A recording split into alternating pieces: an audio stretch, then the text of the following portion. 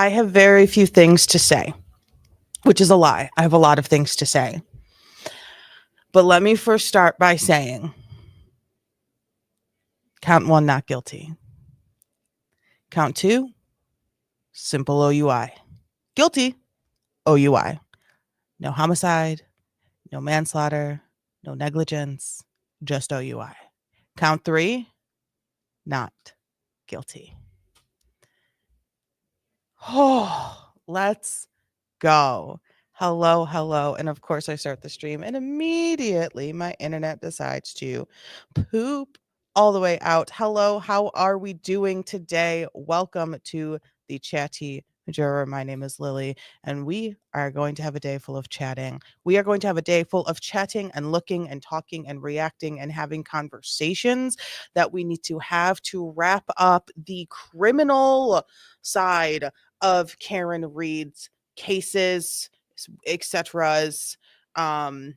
Big on the not baby, not guilty.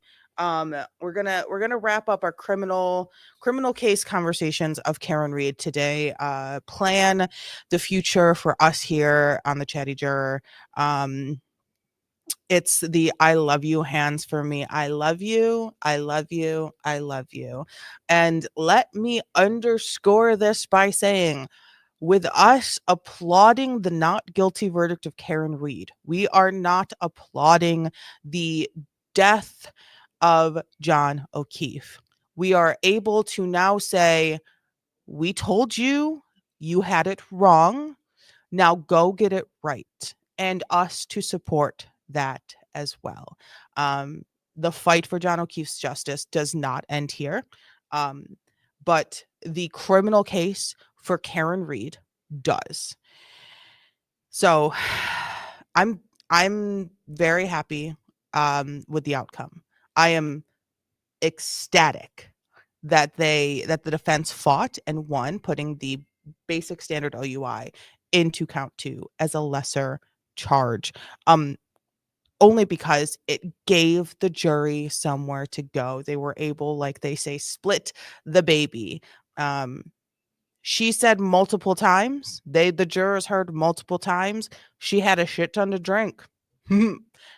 Point blank period. And she drove. Do I like that she was able to be punished for drinking and driving when no one else is able to be punished for drinking and driving? Absolutely not. Absolutely not. Absolutely not. I don't like that. I don't like it at all. But it is what it is. And we pulled through. I am so freaking I just went shopping. I got some cute tops. I needed some. It allows me to wear like the 4 same tops every stream, and that is what I like to call embarrassing. So hello, if you are new here, my name is Lily, and I am the Chatty Juror. I am the foreman of the Chatty Jurors, and we talk all things. And today, once my internet decides to give me a little bit more energy, we're going to dig back deep into Karen Reed. Let's do a full debrief. Where are we? Where are we feeling? Where are we sitting? How do we think everything went down? We're gonna start from verdict is in. And we'll just talk. I'll just tell you about the verdict is in JK situation. And then verdict is in, and then we shall go from there. A lot of things have been happening. There's been floods of content that I think we all need to see. I'll give you a quick rundown of what we're going to watch. So if there's anything else that I am not aware of, feel free to let me know. We have 2 jurors having conversations on camera. We have an interview. Let me just click on through. We have the verdict. We have Karen Reed's father, and then we have Karen Reed's father and brother. Then we have the McAlberts and McCabe's.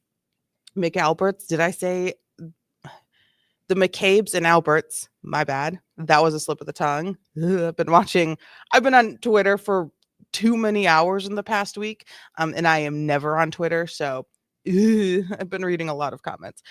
The Alberts and the McCabe's having a conversation with ABC News, an exclusive that we will use. We TMZ had the first scoop with a juror.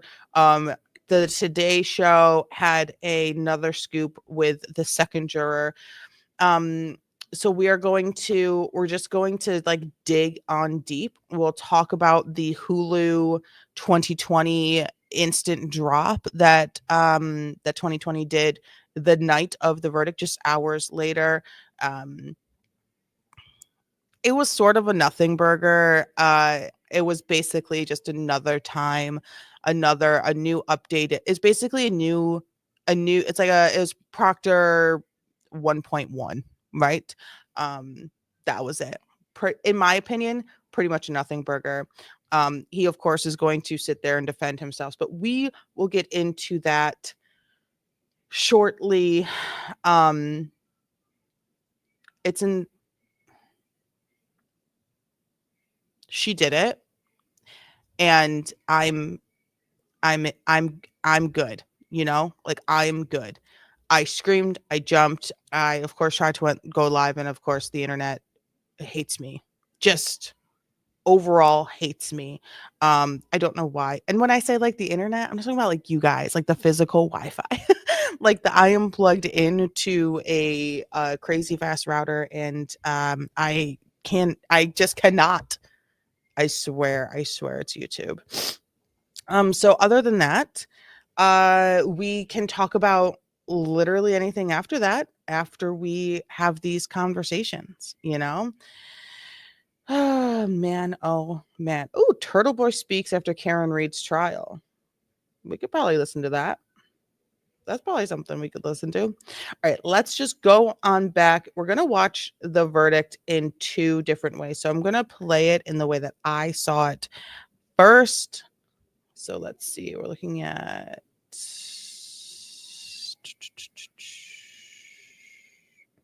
I believe it's this one.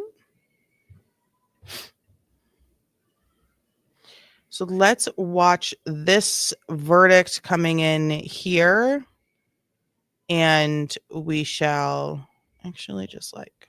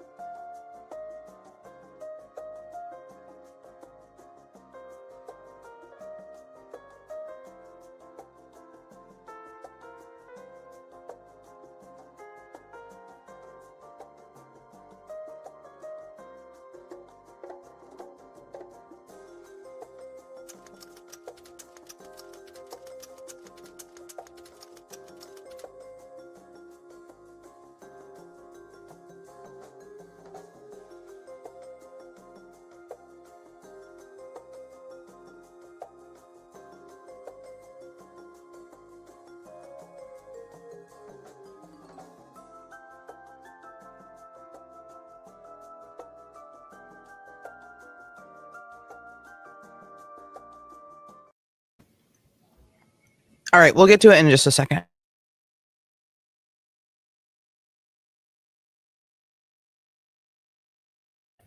Once my internet decides that it doesn't, I don't know. I don't understand. But how are those who found and believed throughout the trial, the first and second one, believed her to be guilty, feeling? I've been seeing a lot of things, and I really do not like how I really do not like, we have to play my intro. I really do not like how they and by they, it's just like I don't know how to talk about those who disagreed with the verdict. Those who disagreed with the verdict, there's been an overwhelming the loud ones who share their opinions on the internet in all different forms. Lots of us do. Basically implying that because the majority of the folks who thought Karen Read to be not guilty or did not think that the prosecution of the Commonwealth proved the case enough to find her guilty don't care about John O'Keefe or justice for John O'Keefe or are happy about John O'Keefe. There have been a lot of reports, a lot of conversations. This was even a personal conversation that I had, was that some of the free Karen readers, those in pink outside of the courthouse day in and day out, there have been multiple reports of them sort of interrogating family, especially John's parents, screaming awful things at them. I don't condone that. Never condoned that. I was never in support of that. And I think that is absolutely way too far. Do I think that the entire Karen Read situation blew up bigger than it should have? Quite possibly. Because with how big it gets, you get the radicals on all of the sides, north, south, east, and west, and everything in between. You get the radical I don't want to say activists because activism is good. The radical perpetrators of just bad behavior. And I think that was a massive issue. And there were steps taken by the court to remove that from not just the case, but from just the vibe, the energy, the space outside of the courtroom. And I don't know how it all went down, but I know that there were thousands of people there. And I really do hope that John O'Keefe's family and anyone who does still appreciate the fact that justice for John O'Keefe can be acquired, to also respect the court's decision with a not guilty verdict. We'll get to it. I just want to pull it up. Just give me 1 second. This is the one thing I forgot to pull up before we started. Where did there's that one. Okay. There's a statement that we'll get to when we get to the family members and the other folks, but we'll get to that in just a hair of a second. I want to cover all of the things, and if I miss anything, y'all please let me know. Tell me what is going on. I'm not everywhere, I don't see everything, so if I miss it, you tell me. All right, so let's watch the verdict come in.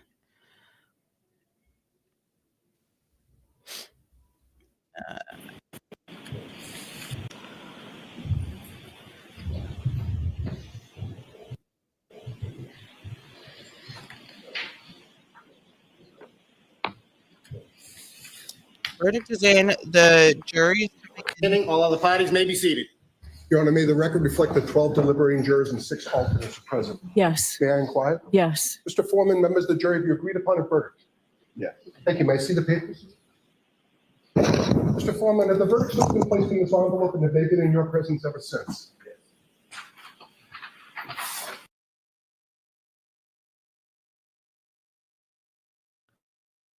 I was muted. About 15 minutes before this happened, we all got an alert that there was a verdict. The jurors knocked on the door and they said, "Hey, here's our verdict, signed, sealed, delivered. We have a verdict." And then very shortly after they were like, "Hey, we have a verdict," they knocked on the door and they were like, "Hey, by the way, we don't have a verdict. 1 second. Give us a quick minute. So sorry. We just want to double, triple, quadruple check that we actually do, and everything is good and everything's sorted." So that was a major moment in the day. And we all got like a oh God, gross. We got a pre-adrenaline rush because we were told there was a verdict. The Judge Canoni entered the room, sealed envelope in hand, and said the jury had a verdict. This will be admitted into evidence. It will stay sealed. And once the jury actually has a verdict, we will read that one. But this one will be admitted into evidence under jury. So that was quite interesting. It doesn't happen often, but it happened. And were there really any differences to the verdict? I don't believe so. I don't believe so. I think someone may have just said, I don't know. I can't, I just need to make sure. And they said, okay, we can make sure. Like let's just go through it one last time. And that's what they did. All right. So he is reading through it. I'm going to oops, wrong button. I want you guys to see everything. If you haven't seen it, I know you have. We're going to watch it, and then we're going to move on. This felt so surreal when live verdict time. Mr. Foreman, on docket number 2282CR117001, murder in the second degree, what say you? Is the defendant at the bar guilty or not guilty? Not guilty. So say you, Mr. Foreman? So say you? No. Do you agree? Yes. Do all of you agree? Yes. Thank you. 002, what say you? Is the defendant at the bar not guilty or guilty? Not guilty. Of. Is not guilty or guilty about that charge or any lesser included charge? Thank you. Specifically, number 5, operating under the influence of liquor by operating a motor vehicle with a blood alcohol level of 0.08 or greater. Correct? Yes. So say you, Mr. Foreman? Guilty. So say you all? Yes. 003, what say is the defendant at the bar leaving the scene after accident resulting in death? Is the defendant not guilty or guilty? Not guilty. So say you, Mr. Foreman? So say you all? Jurors, hearken your verdict as the court records that you upon your oath say the defendant on 001 is not guilty, on 002 is guilty of operating in the influence of liquor, and 003 not guilty. Thank you. All right, jurors, everybody please be seated. Jurors, we thank you for your service. We're going to send you back. Your service is complete. I'd like to come back and talk to you for a little bit afterwards. So thank you very much. All rise. Jurors, follow me.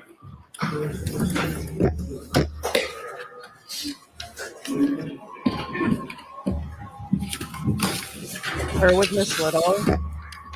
This is a different kind of hug. Oh, then the shaking sets in.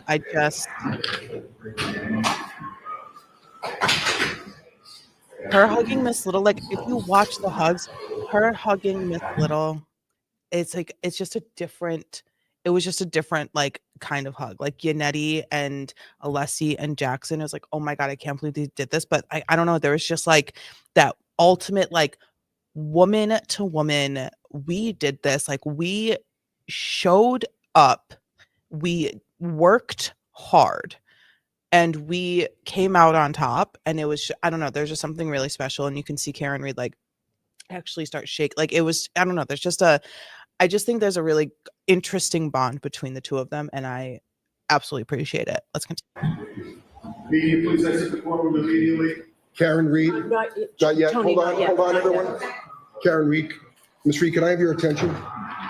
As required by statute, I must inform you that the records regarding the charges that you have been found not guilty will be sealed by the Commissioner of Probation by the court unless you notify the Commissioner of Probation in writing within 10 days that you do not want these records sealed.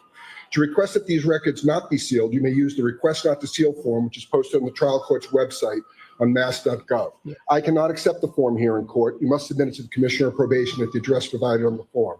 Please be aware that if the records regarding the charges which you have been found not guilty are sealed, you will be unable to access the sealed record of the not guilty dispositions or any other records regarding those charges. If you want copies of any documents regarding those charges before the records are sealed, you should request copies from the court within 10 days. Do you understand?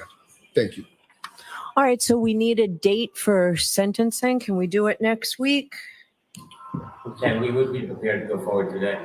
This was a Okay. shock. Okay.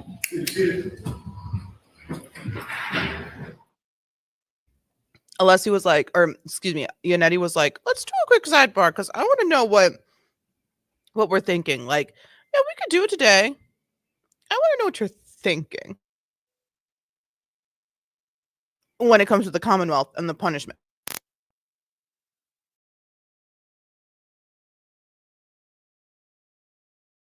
Just happened. Karen's life changed in the way that I think she was not actually expecting. I do not think she was actually expecting to be found not guilty on the majority of charges. I think she was expecting something a little harsher on charge number 2. Which honestly, okay, honestly, I would not have been surprised if a harsher punishment, a harsher guilty verdict on count number 2 and the lesser includeds showed up. I would not be surprised, but I think that there were some really just sort of humble minds on the jury, and when it came to proving the collision, there were too many questions left unanswered for the jury. So they went through all the charges. There was a fumble at the top. It's an issue. The court needs to make changes to how the jury reads out verdicts, how the court reads to the jury what the verdicts are, prepare them to not have these issues on record, et cetera, et cetera. Not everyone knows what "so say you" means. So, also probably unable to hear. It was a hot day. Um, there's crowds everywhere. There's thousands of people outside. And we heard the crowd chime in with their cheers, a little delayed because the video's delayed. There's a delay. There's like a 5, 6, 7 second delay. And everyone's outside using up all of like the data. So everyone's like using up all of the air time. I don't know what it's called. Service as well. And so they move forward, and All right, so Mr. Yannetti, you're ready to go forward today as well? Yes, please. Okay, Mr. Brennan, what's the Commonwealth's recommendation? Your Honor, the Commonwealth moves for sentencing. We recommend probation, 1 year, 24D program. So the standard that everybody else gets on a first-time OUI? exactly the standard that everyone else gets. 99% of first-time OUIs not resulting in any sort of victim or crime or death in any way, shape, or form. You got pulled over. You blew over 0.08. You can't walk in a straight line. This is your first time ever. Your probation. And I think it's like a 40-hour course or something like that. Boom. Boom. I think you also lose your license for 45 days, but that may not apply here because Karen Reed has not had her license for over 3 years. Certainly. Okay. We ask that you be treated no differently, no better. So I'm happy to do it. All right. Thank you all. Yannetti was ready to fight. Yannetti was ready to fight. If she said anything else. He was ready, and then she said, I'm happy to do it. And he was like, oh, thank God. All right, because I was about to physically fight you, Judge Kina. Like, he was like ready to go. He was locked and cocked and ready to go. Not that I'd step foot near Canton, Mass, but to be in that crowd would have been incredible. Would have been mind-blowingly incredible. Like, I literally sent like this message to so many people. It's like, I've never been happier for a random white woman before. Like, I've never been happier for a random white woman, but like, she was a random white woman who was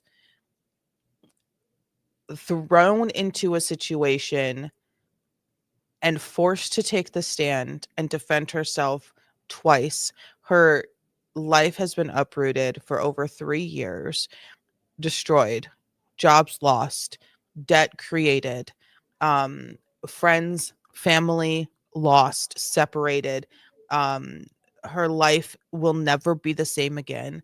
And I think it's I think it is absolutely fair to say this is what the judicial system decided, and I'm happy about that. I like the outcome. It's what I personally wanted. It's what I believe should have happened. Do I think Karen Reed is innocent?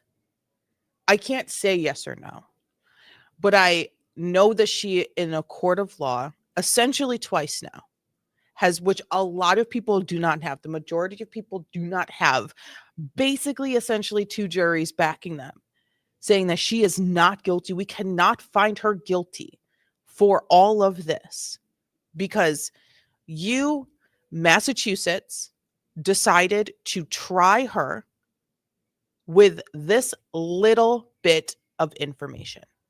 There's not enough. You did not tell us enough. You did not prove it to us. And so that goes all the way back to making the decision to try her in the first place. Why did they think they had enough? Why did they think they were going to be successful the first time and the second time? Why did they think they were going to be successful the second time after not being successful the first time? Right? Because they have, Lally, the district attorney's office, has access to the same internet we have. So we saw the interviews, we heard the conversations, we saw what's going on. So did they. There are humans hired, or at least should be hired, in the district attorney's office to just be online all day as your job, to get a vibe of what the hell is happening. What are people feeling? What are people thinking? What are people talking about? Because those feelings, those conversations are probably what the jury's going to have when they go back to deliberate. Here's this information. How are you guys feeling? What's happening? You know, I don't know. But to know that Hank Brennan was making, I think, allegedly, this is all alleged, $250 an hour to try this case as a special prosecutor. So he's probably close to the $1 million mark, at least bare minimum $500K, right? On top of the $400,000, on top of the jury fees, the food, the lunch, the this, the that, the securities, the this is the cars, the drives, the extra pay, the overtime, all of this taxpayer money went to wanting to put Karen Reed in jail for a very long time, if not the rest of her time. And it did not work. So going to be a lot of conversations at that district attorney's office, a lot of conversations. And I really hope, I really hope that the locals look at this and say, is this how we want our judicial system running? And vote. Research and vote. Go to the polls and tell them your thoughts. Reach out and talk to people. Have these local conversations. Go to town meetings. Go to town halls and go watch courts. Go watch court. Go and say, hey, is there a trial today? I'd love to watch. Okay, yeah, here you go. There's 3 happening. Go ahead. Go watch. Go see these judges and these courtrooms in action far beyond just this Karen Reed case. Like, go see what's actually happening in your town, in your city, with your money. Go see it. Read the newspapers. You know? Look closer to home than just the big news of it all, because it's really important. It's really important. So she gets 1 year probation, has to do that course. And let's continue watching as the camera will shift to outside and you see the sea of people. And this is just an incredible moment. Let's just share it again. I know we've all probably seen it 18 million. 1 year probation on docket number 002, the lesser included offense of operating under the influence. 1 year probation. Thank you. The 24D program is. Thank you. Immediately. Please exit the All right. courtroom immediately. Everyone get the fuck out.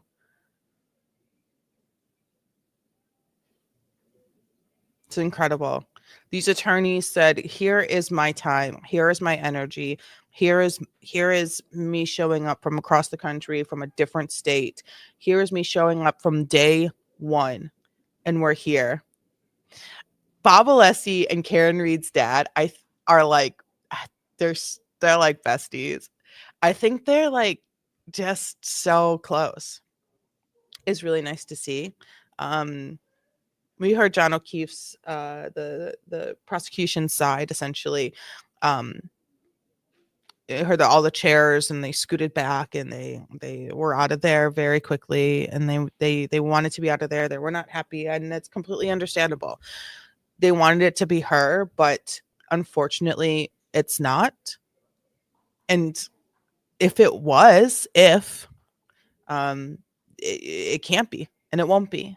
And you know, that is unfortunate, but I do not think that Karen Reed is down to the very bottom responsible for the passing of John O'Keefe.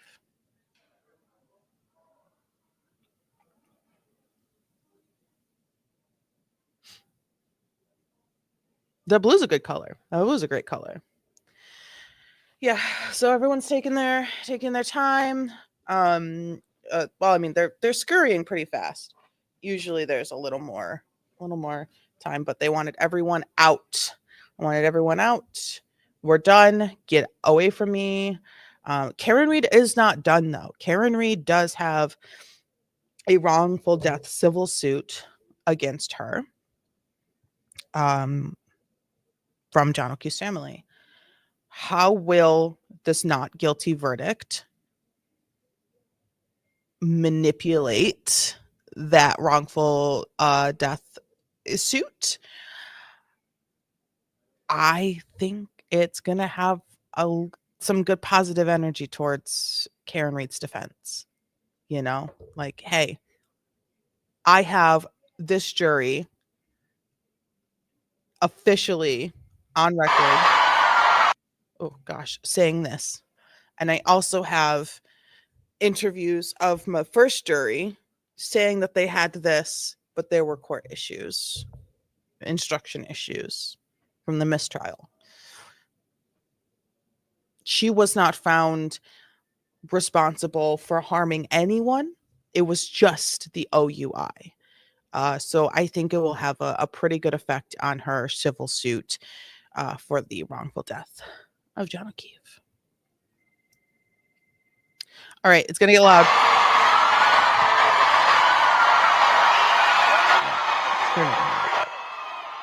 So this is everyone just, this is the camera. This is not my internet this time. That's the stream quality.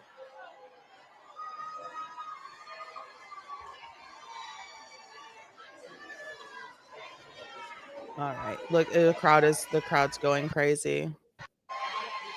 Everyone's coming out.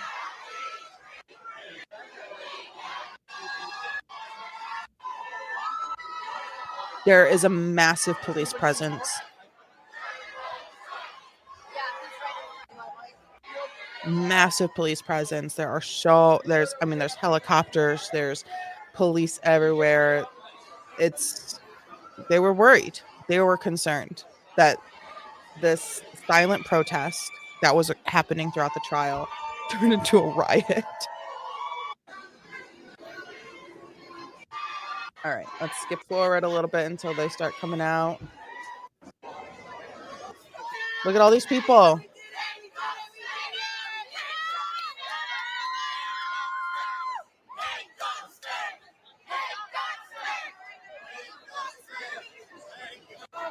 I don't know what they're saying. It's like an episode of Law and Order. So wild.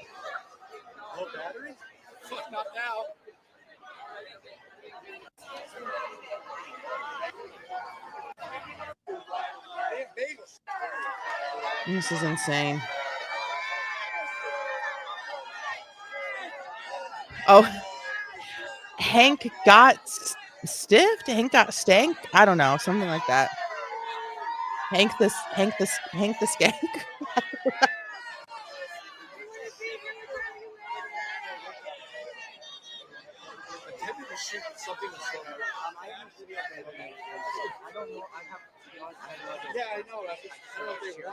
All right, let's Hank the skank. Hank the skank. Hank the snake? I don't know.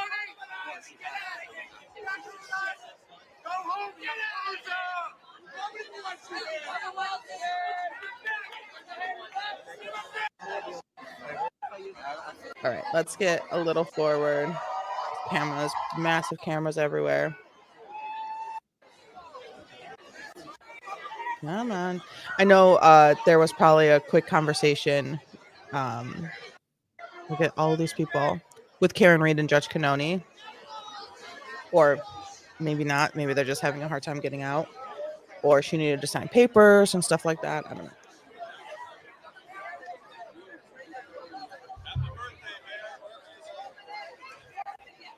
Look at this crowd.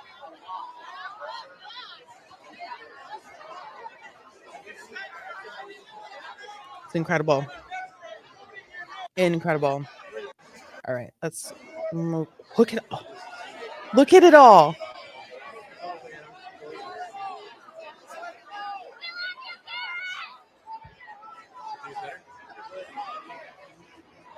I mean, I can't sit here and say I love Karen Reed. I don't know Karen Reed, but I'm glad someone who was unable to be proven guilty was found not guilty.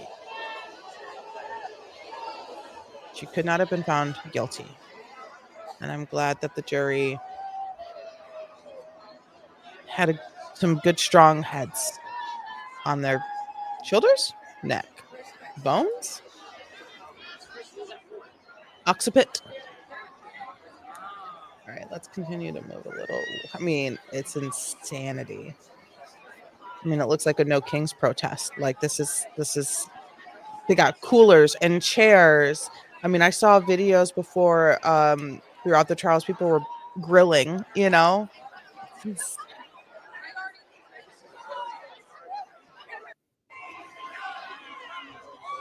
wild. This is absolutely wild. And this is on top of the millions of people watching online.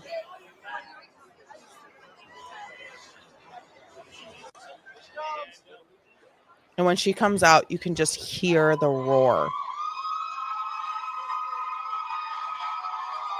This is really important. This is a really important case. A really important trial. For a lot of reasons. Jackson, Minetti, Alessi. Where's Miss Little? Where is she? There she is.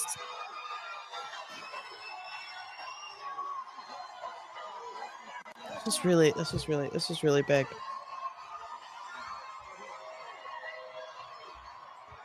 All I'm saying, a really great time to go do some crime is when something big like this happens in your town, because every police officer everywhere, from like the reaching 5 towns over are going to be here. I'm not saying go do it, but that's when things happen, you know? So that's a struggle when it comes to police officers as well, is that like, okay, well, we need all of the police officers here at this really big thing, and it leaves everywhere else vulnerable. So don't do crimes. I think I have to say don't do crimes, but I wonder how many crimes happen. Number one is I could not be standing here without his amazing supporters who have supported me and my team financially and, more importantly, emotionally for almost 4 years. And the second thing I want to say, I know it's hard to hear her, but she's just saying, like, basically saying thank you for supporting me emotionally, financially. for John O'Keefe, This has been a statement that's been created a little bit of buzz and some conversation. No one's fought harder for justice for John O'Keefe than me, is what Karen Reed is saying. I have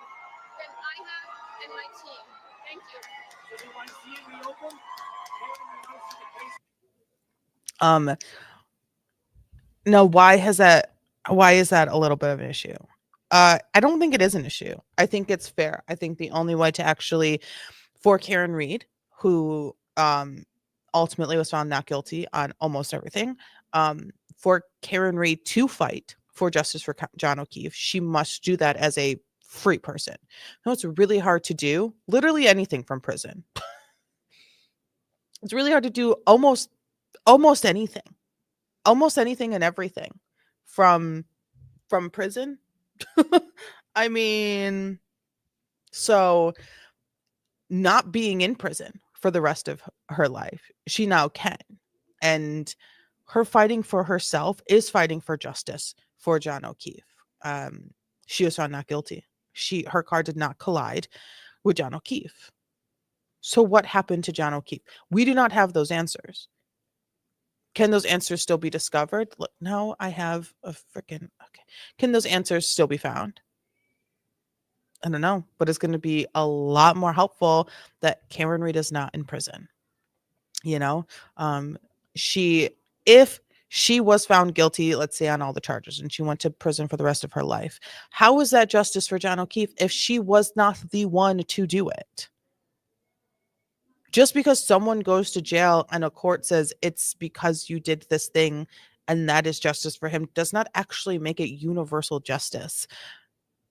You know, the universe isn't going to be like, well, I mean, someone went to jail, so it doesn't matter. No, like it needs to be the right person, you know, or people or thing. I don't know. I don't know who it was. I don't know why. I don't know. I don't have those answers.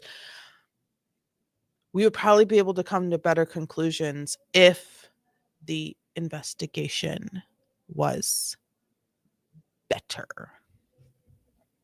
Was better. Do you think it was? Do you think what? I mean, is that a wild sentiment? No, it's exactly what the jury felt.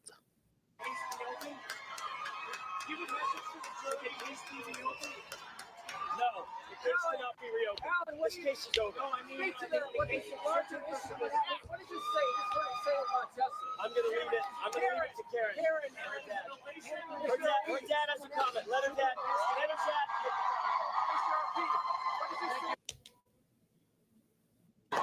This is a video, not my internet.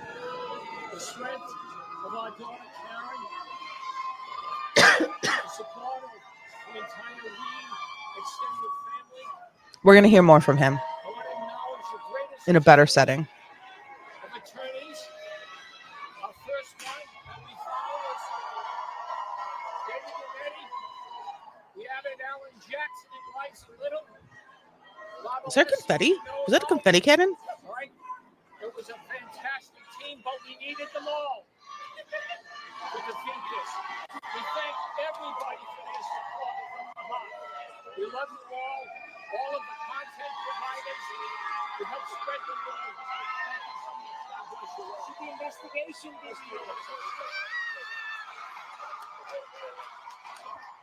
Watch as they just try to maneuver the crowd. And this is just a crowd of reporters. Like all the other people have been pushed backwards. This is absolutely incredible.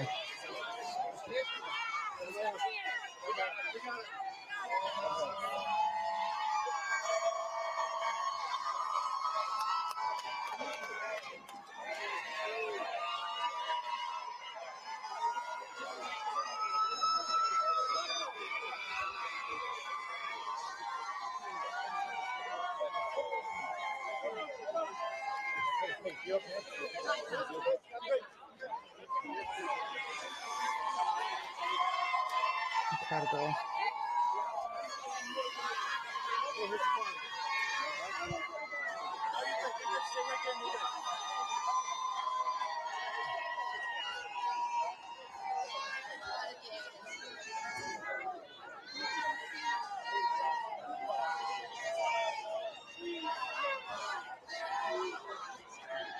It's wild. I couldn't even imagine.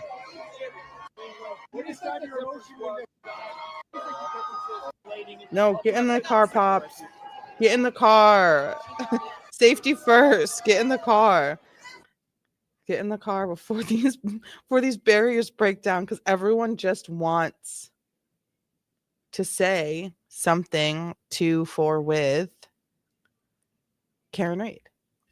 All right, so that was the verdict. The verdict happened, and uh, and everyone went, "Oh my god, it's done. We did it. That's incredible. What do we like go to sleep now?"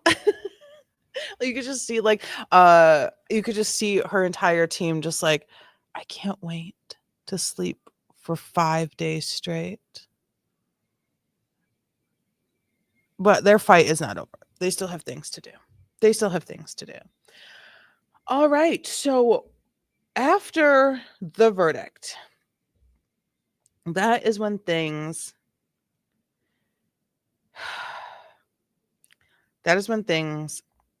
sort of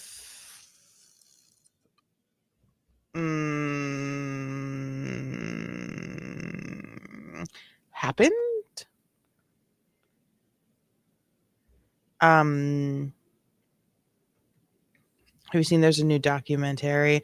Was it the Hulu one? Was it the Karen Reid not guilty one? Or is there another one? Because I feel like there's probably there's so many. I need to. Okay, here it is. Oh no, I want the.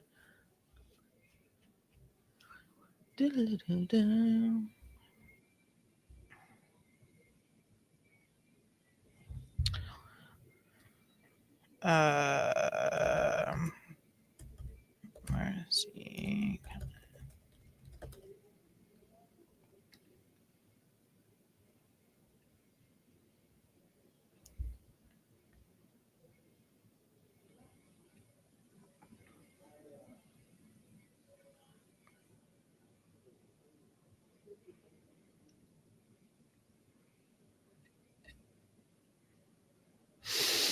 Yes. Yes. I'm not sure where, but this one included an interview with former Trooper Proctor. Yeah. Yeah. So that was the one on Hulu. Well, I saw it on Hulu. I think it was a 2020. Is that ABC 2020? And they, yeah. So they were like, "Oh, we're releasing this literally tonight." Like we got the verdict. What was that on Wednesday? And it was like, "Hey, yeah, this is happening tonight." So they've been sitting on this interview. Um, and he looks like all the things that he called Karen Reid. But there are some great conversations and there's some great questions, I should say, in that to Michael Proctor about his words, about his actions, et cetera, et cetera. No one wants to hear it. It was, yeah. He did try to play the "oh woe was me," and I have turned into a victim because of the case. And he tried to do the whole "I fell to my knees when I was fired, and I, blah blah blah, blah. I have to suffer the consequences of my own actions. Oh my god, I can't believe it." Whoa, dude, no one cares. That type of garbage that is garbage. It's garbage. It's garbage. Morrissey. Okay, this is an article from CBS News. And I think this came out. Oh wow, 11 a.m. Updated on June 20th, 2025. Today at 11 a.m. I can present it because we're just gonna go through his head looked like a weird colored balloon in the promo, which is the most pristine description. Michael Proctor 2020.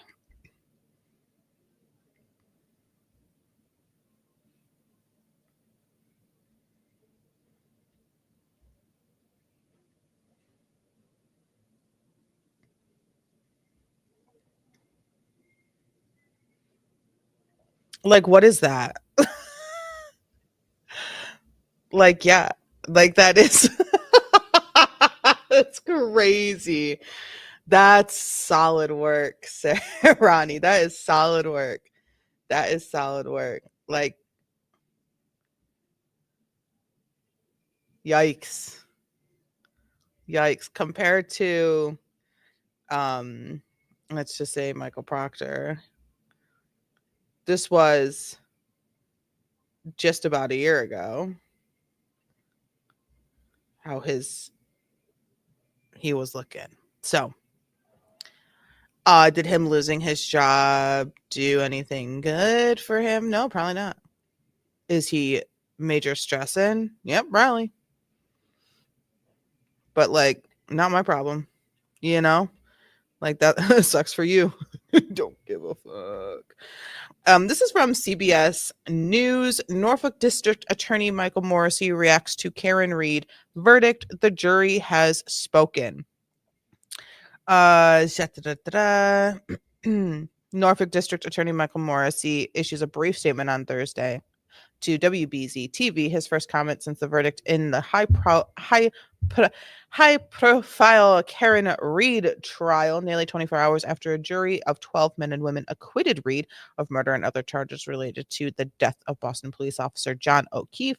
Morrissey addressed the unsuccessful prosecution of the case for the second time. For the first time, briefly. The jury has spoken, Morrissey told WBZ. Reed was only found guilty of OUI. WBZ had reached out to Morrissey and the DA's office 5 times since the verdict was handed down just before 3 p.m. on Wednesday by email and attempting to reach him in person, but had not heard back until just before 2 p.m. on Thursday. A little side note, let me just click off because of the flashing. That's so annoying. If the first verdict was read when it came out, if that first verdict was read, it have most likely have been time-stamped almost exactly or super duper close to 2:27 p.m. Which the irony and the coincidence is not lost on me, nor almost anyone who has been following this case. If her verdict was read, yes, albeit 2 p.m., if her verdict was read the first time that the slip was delivered and the jury came in and they did all the things and the hear ye's, it would probably have been almost to the T 2:27 p.m. Eastern Standard Time, which I think is hilarious and quite unfortunate that it happened the way that it did not happen. There will be no statement from the DA or the office regarding Commonwealth v. Karen Reed, Morrissey spokesperson said. In 2023, Morrissey released a video statement regarding Reed's case. In the statement, which came before Reed's first trial, the district attorney called for the end of absolutely baseless harassment of witnesses in this case. Conspiracy theories are not evidence. That's crazy. I'm not on board with the conspiracy theory. I've never been a conspiracy theorist for the Karen Reed case. I just want the truth and the reality. And do I think there was a 50-person conspiracy and cover up and police have been planning this? No. And I've said it throughout the trial, throughout the case, that I think this is just negligence and laziness that can be described and defined as collusion and corruption. You're lazy. You're not doing your job. And guess what happens? This. You not doing your job in the first place can very easily get twisted into, hey, I think there's a conspiracy out here. You know, there's a lot of people involved in making sure that this doesn't actually get solved. The idea that multiple police departments, EMTs, fire personnel, the medical examiner, and the prosecuting agency are joined in or taken in by a vast conspiracy should be seen for what it is, completely contrary to the evidence and a desperate attempt to reassign guilt, which is a quite burdensome statement. And this was before the first trial. Adam Lally prosecuted Reed's first trial for the Norfolk DA's office. It ended in a mistrial due to hung jury. Brennan was hired as a special prosecutor in the retrial, funded by taxpayer dollars. Underline the taxpayer dollars. Underline it, underscore it. This is what's happening. This is what's happening. Okay, give me just 1 second. I'll be BRB literally less than a minute.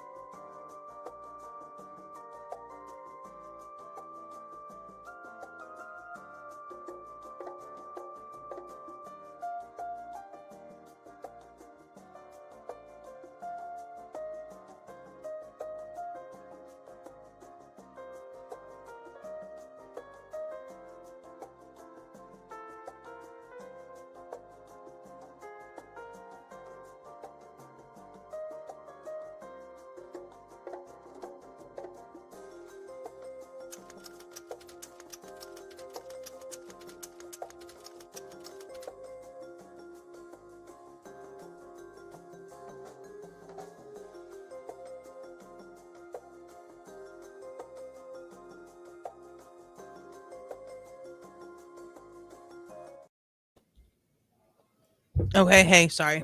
I just needed to take a bite of food. So this comes next. This comes next. Oh shoot, let me pull it up. I saw it and I had it. Where did it? Oh, yes. Okay. Okay, here we go.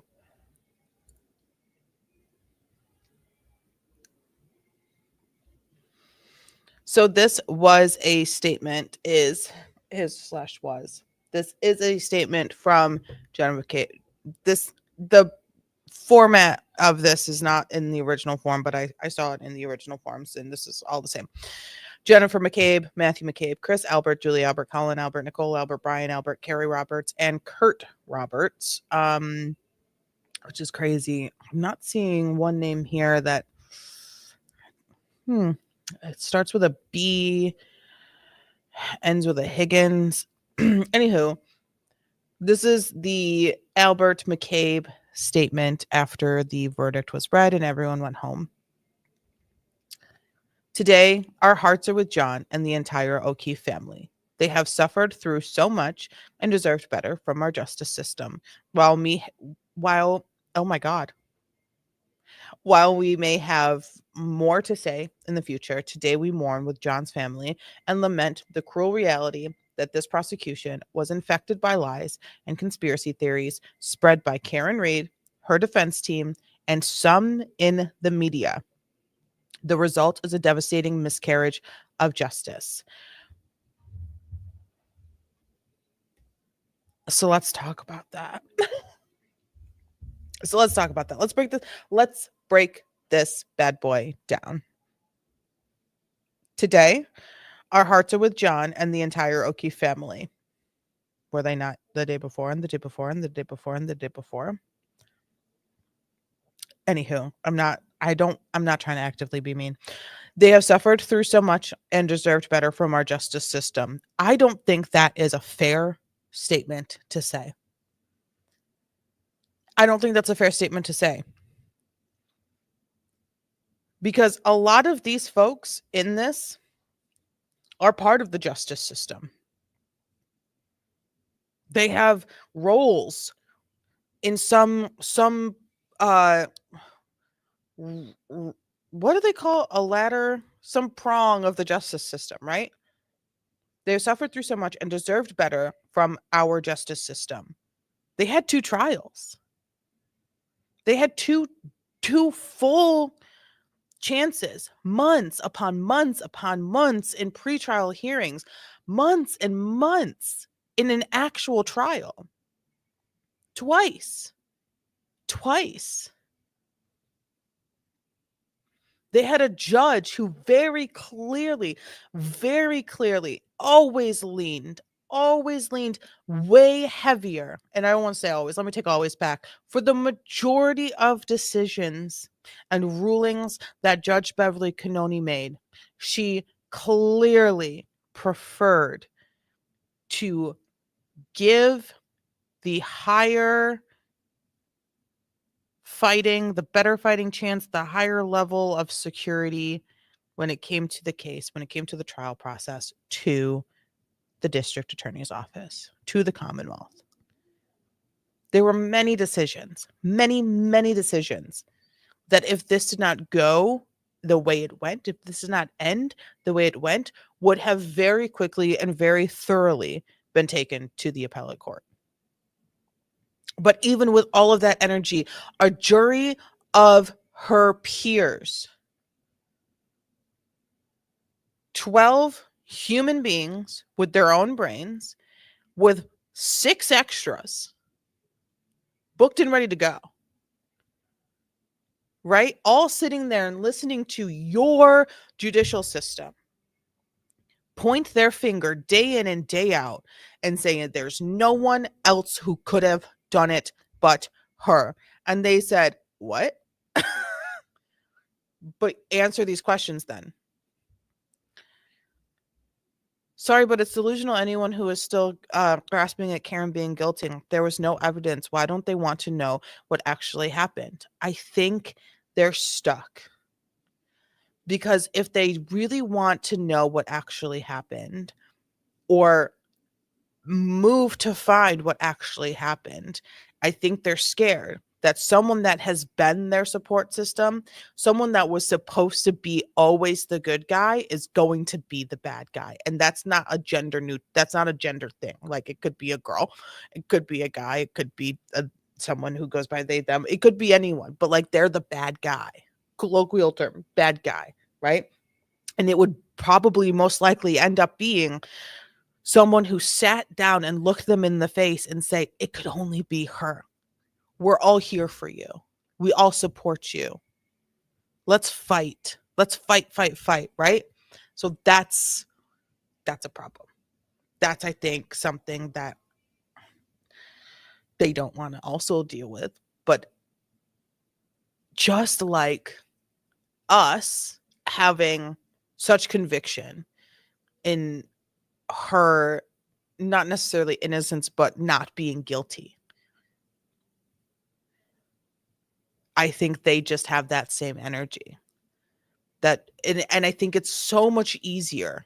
I think it's so much easier to say she did it, right? And for many of the things that Jackson said, right? For many of the things, she's not from here.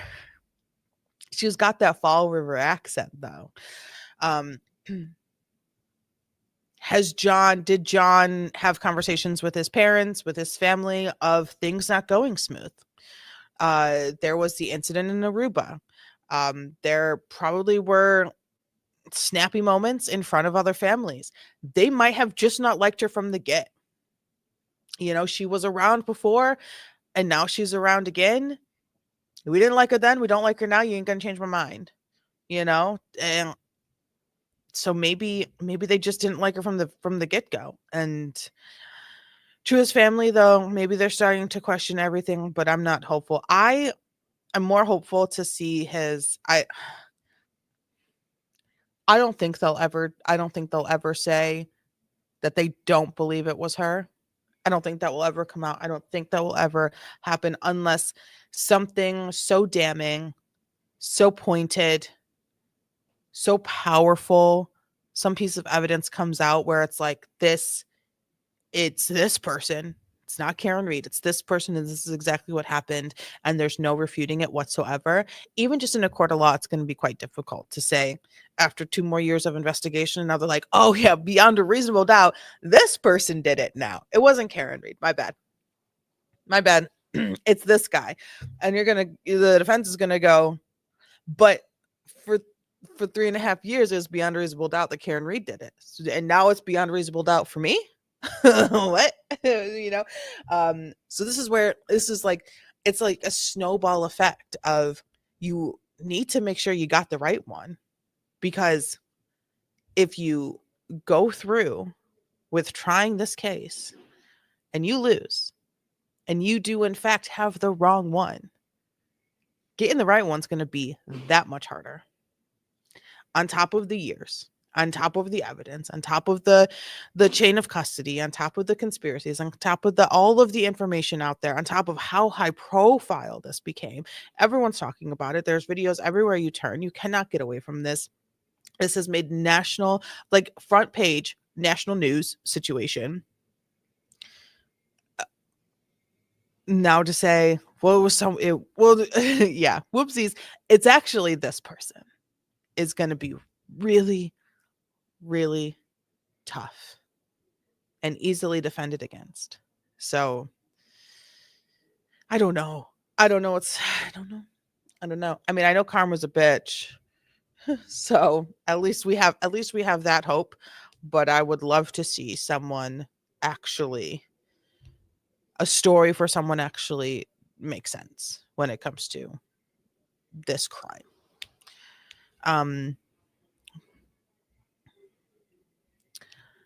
Okay. While we may have more to say in the future, I'm sure you will, today we mourn with John's family and lament the cruel reality that this prosecution was infected by lies and conspiracy theories. Let's just stop there and take a moment. Let's just take a breath. That this prosecution was infected. Who was infected? Who was infected? Because District Attorney Morrissey wanted, the very second a mistrial was called, said, we're doing it again. Lally gave up years of his life to be tortured and tormented online to try this case, and then to have to sit there like a noob during the second one. They hired a rando. And when I say rando, he's not a rando. Hank Brennan has a fantastic litigation history. He has a fantastic history in law. But for the essence of the conversation, they hired a rando that they thought could stand up and stand strong against the entire defense team. Paid him money. Your money. Paid him your money. And said he's got this. But they were infected by lies and conspiracy theories. Let's just take that little bit. Who lied? And what conspiracy theory? What conspiracy theory? If you are sitting back there and you were on team she's guilty, and you are going to sit and argue to me and say they were infected by a conspiracy theory, well, disprove it. Disprove it.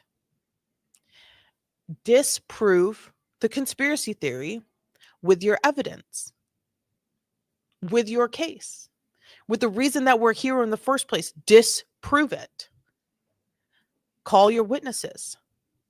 Ask them questions. Open them up to being asked questions from the defense team, knowing that there's no way they could rock them, because there is no conspiracy theory. There are no lies. This is all truth. If you are sitting on that side of she is guilty, disprove the lies. Disprove the conspiracy theories. But the problem is you can't. And as day after day after day since the very beginning, and more information and more information and more information and more information is coming out, the less you were able to disprove the conspiracy theories. Not saying that conspiracy theories were super cool, and I was super on board, but you couldn't disprove them. So there was a chance, there was an option. And I'm sure the jury sat back and said, we heard so many names and we didn't see anybody. What's going on? Are they all dead? Is Brian Albert, Brian Higgins, whatever Brian Albert's wife's name is, and Michael Proctor, are they dead? Did they all die somehow? It's like some tragic car accident or something. Where are these people? Why are they not talking to us? You know what's going to kind of fuel a conspiracy theory? Not actually showing up to the one time you can say that's not a conspiracy theory. Like, it doesn't work. It doesn't fit. The math ain't mathin'. So not good decisions.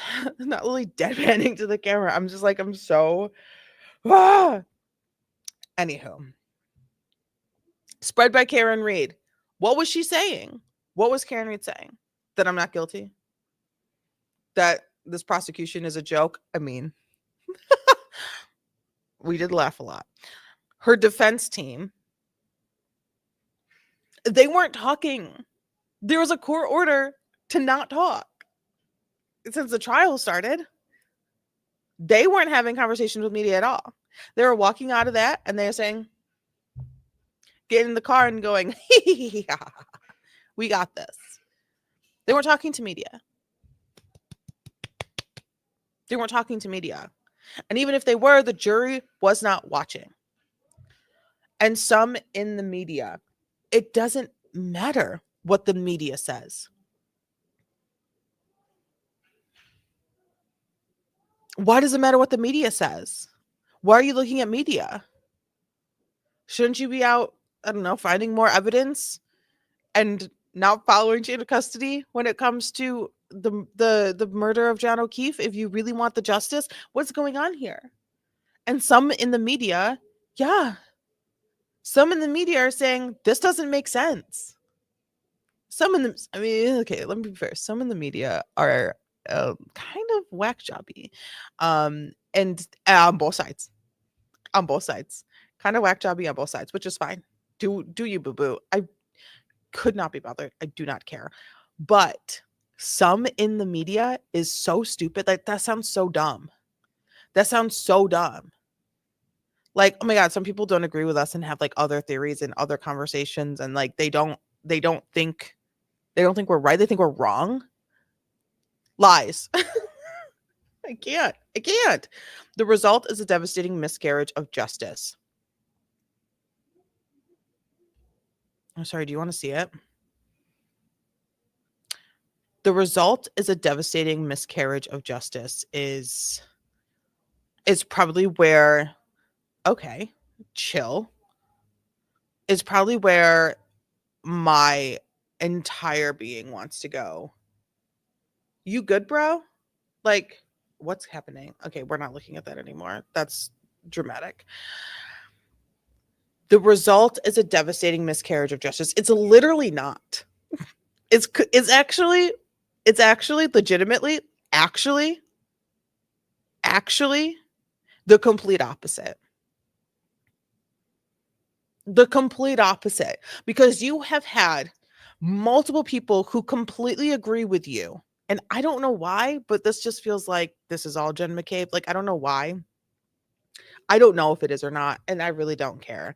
But the statement in general, for someone to say, hey, I think Karen Reed is guilty, and this result is a devastating miscarriage of justice, is absolutely bonkers. Like, the delusion is so powerful and so strong within you. Who gets two trials? Who gets two trials? Now, if we were sitting here talking about OJ, different convo. Different conversation. This is way more than the glove don't fit. Right? This is way more. There's so many pieces of taillight that half of them don't fit the taillight, and then you could basically build another taillight with all the pieces, but they don't fit the there's so much going on. There's so much more going on than that. There's so much more actually happening than that.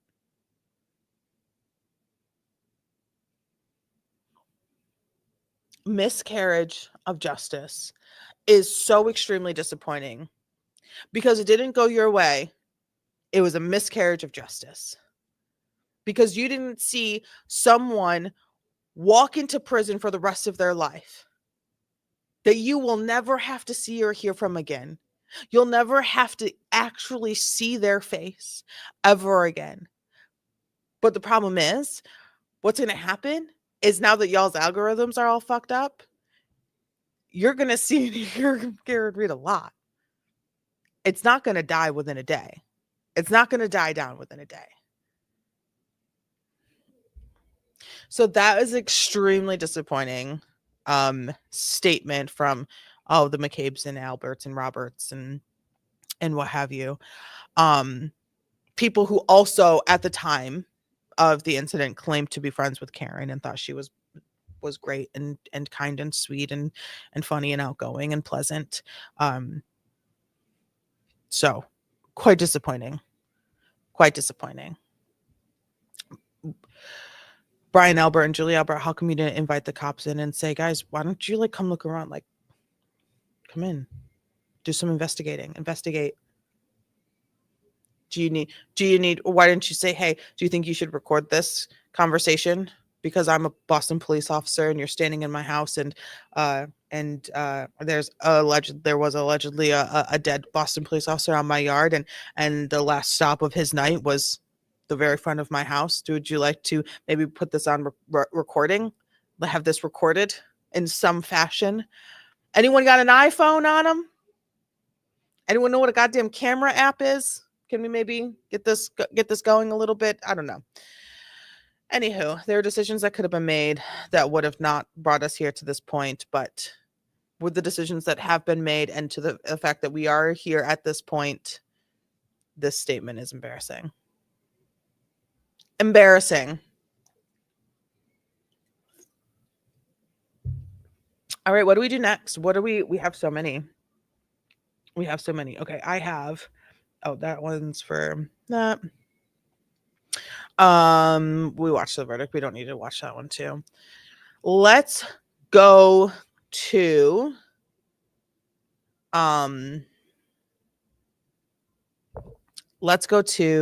the Karen Read juror speaks out after not guilty verdict from TMZ of all places.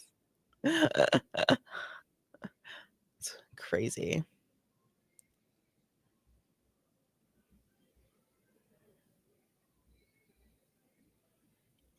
Okay, so TMZ got the hot scoop. I think TMZ pays for these type of exclusive interview situations. I think they might have paid this juror a little bit of something. Now, there's my very first thing was, he just made a couple of bucks pretending to be a juror. Very funny. I don't like it, but I can still giggle.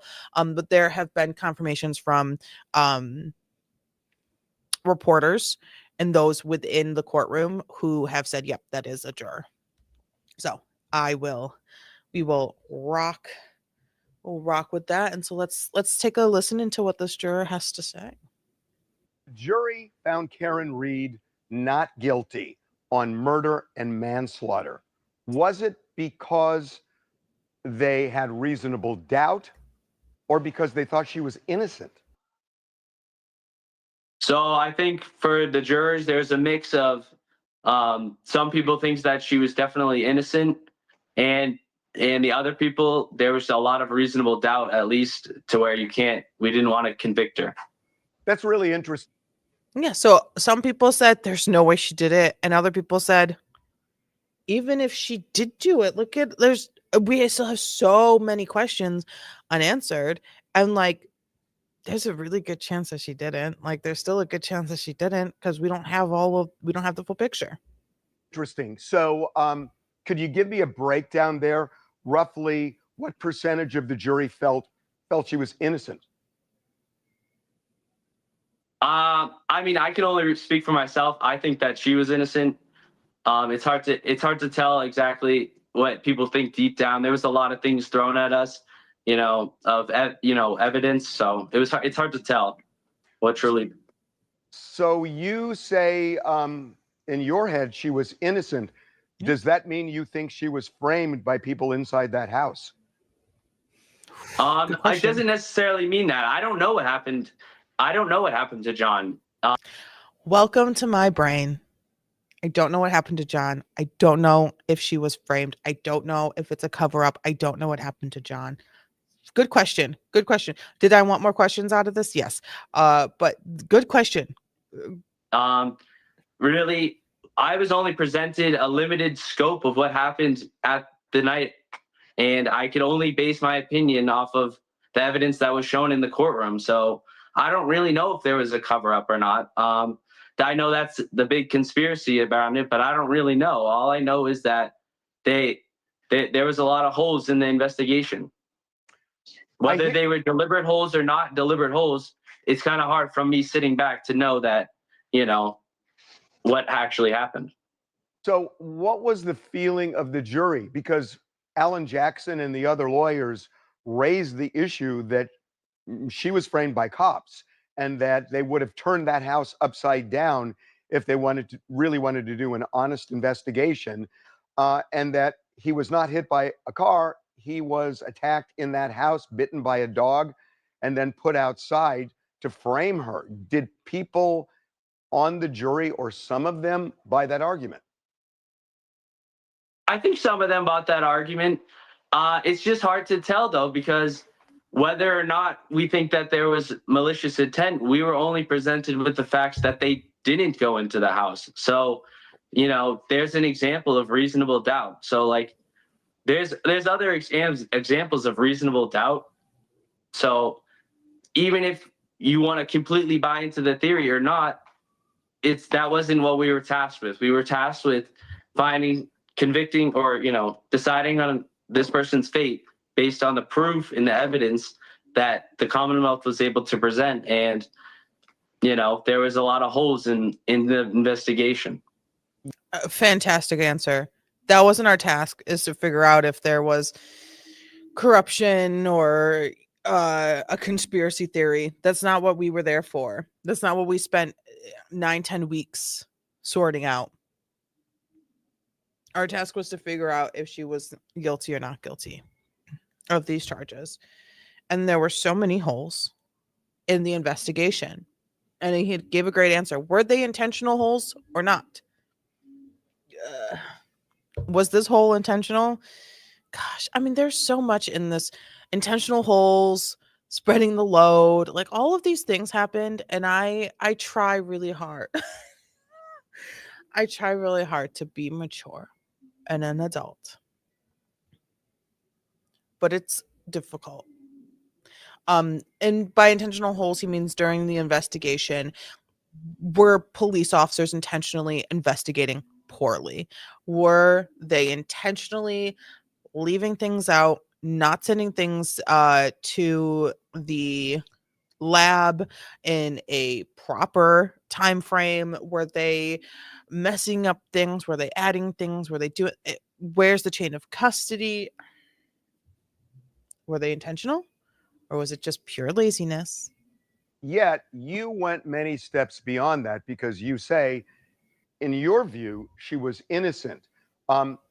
What compels you to think that? Well, one thing that I brain. think that compels me is we did a lot of review of the tapes, and it seemed to me that the videos that we could see from the car after the alleged incident happened, that when we could see the taillight, it was lit up red where it shouldn't just have been red. So that leaves to me.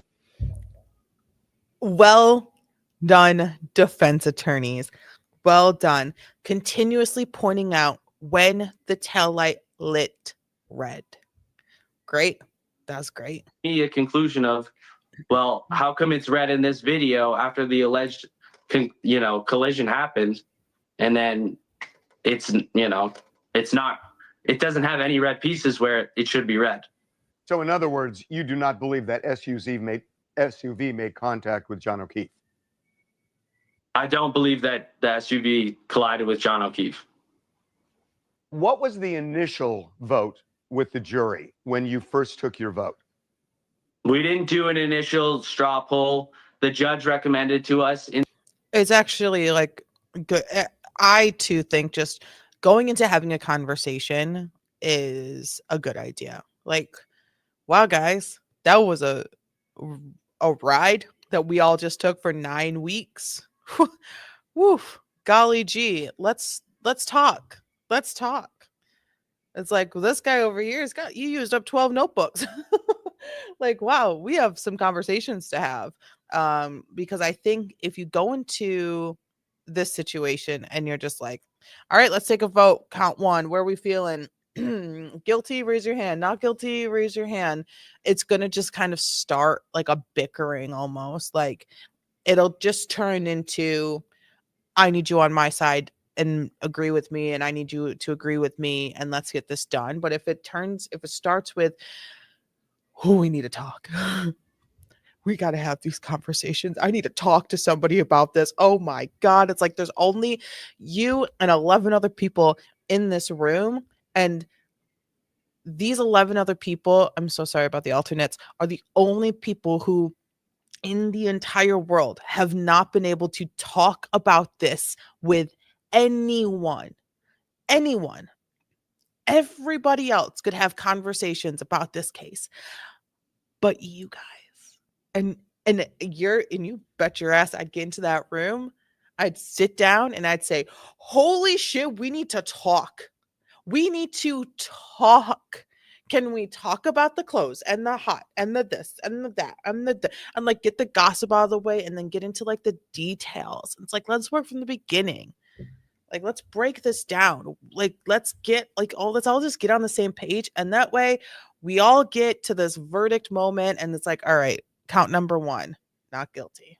Like, we're all like, I don't know. I just think having conversation creates a safer space than, all right, let's vote. In the courtroom that is not a good way to do it. We broke down what we did is we broke down each charge and we went from top to bottom and discussed everything thoroughly and, did our best to do right by it. So instead of just talking about it through, they said, okay, so let's look at count one. Like, this is count one. Let's figure out where we're all standing on this specific count. That's a good way. That's a good way to do it. The Karen Reed and the Commonwealth. I like that. Was there a division initially? Yeah, there was a division.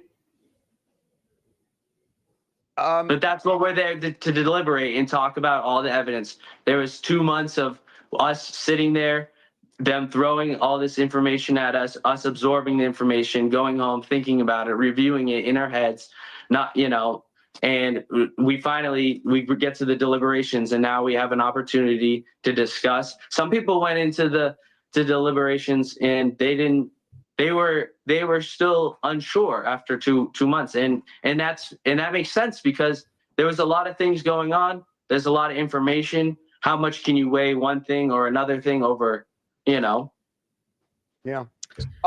What about him saying that there were people that went to the deliberation room still just unsure? Well, we call that doubt. We call that doubt because we gave you all of it. You got all of it. You could have got more, but Hank Brennan decided, no, we don't want to give you more. But yeah, you got it all. And you still don't. You still don't even have like an initial sort of, you're just in the middle still. Like, I just don't know. That is doubt. Jurors who felt initially she was guilty? Were there any of them?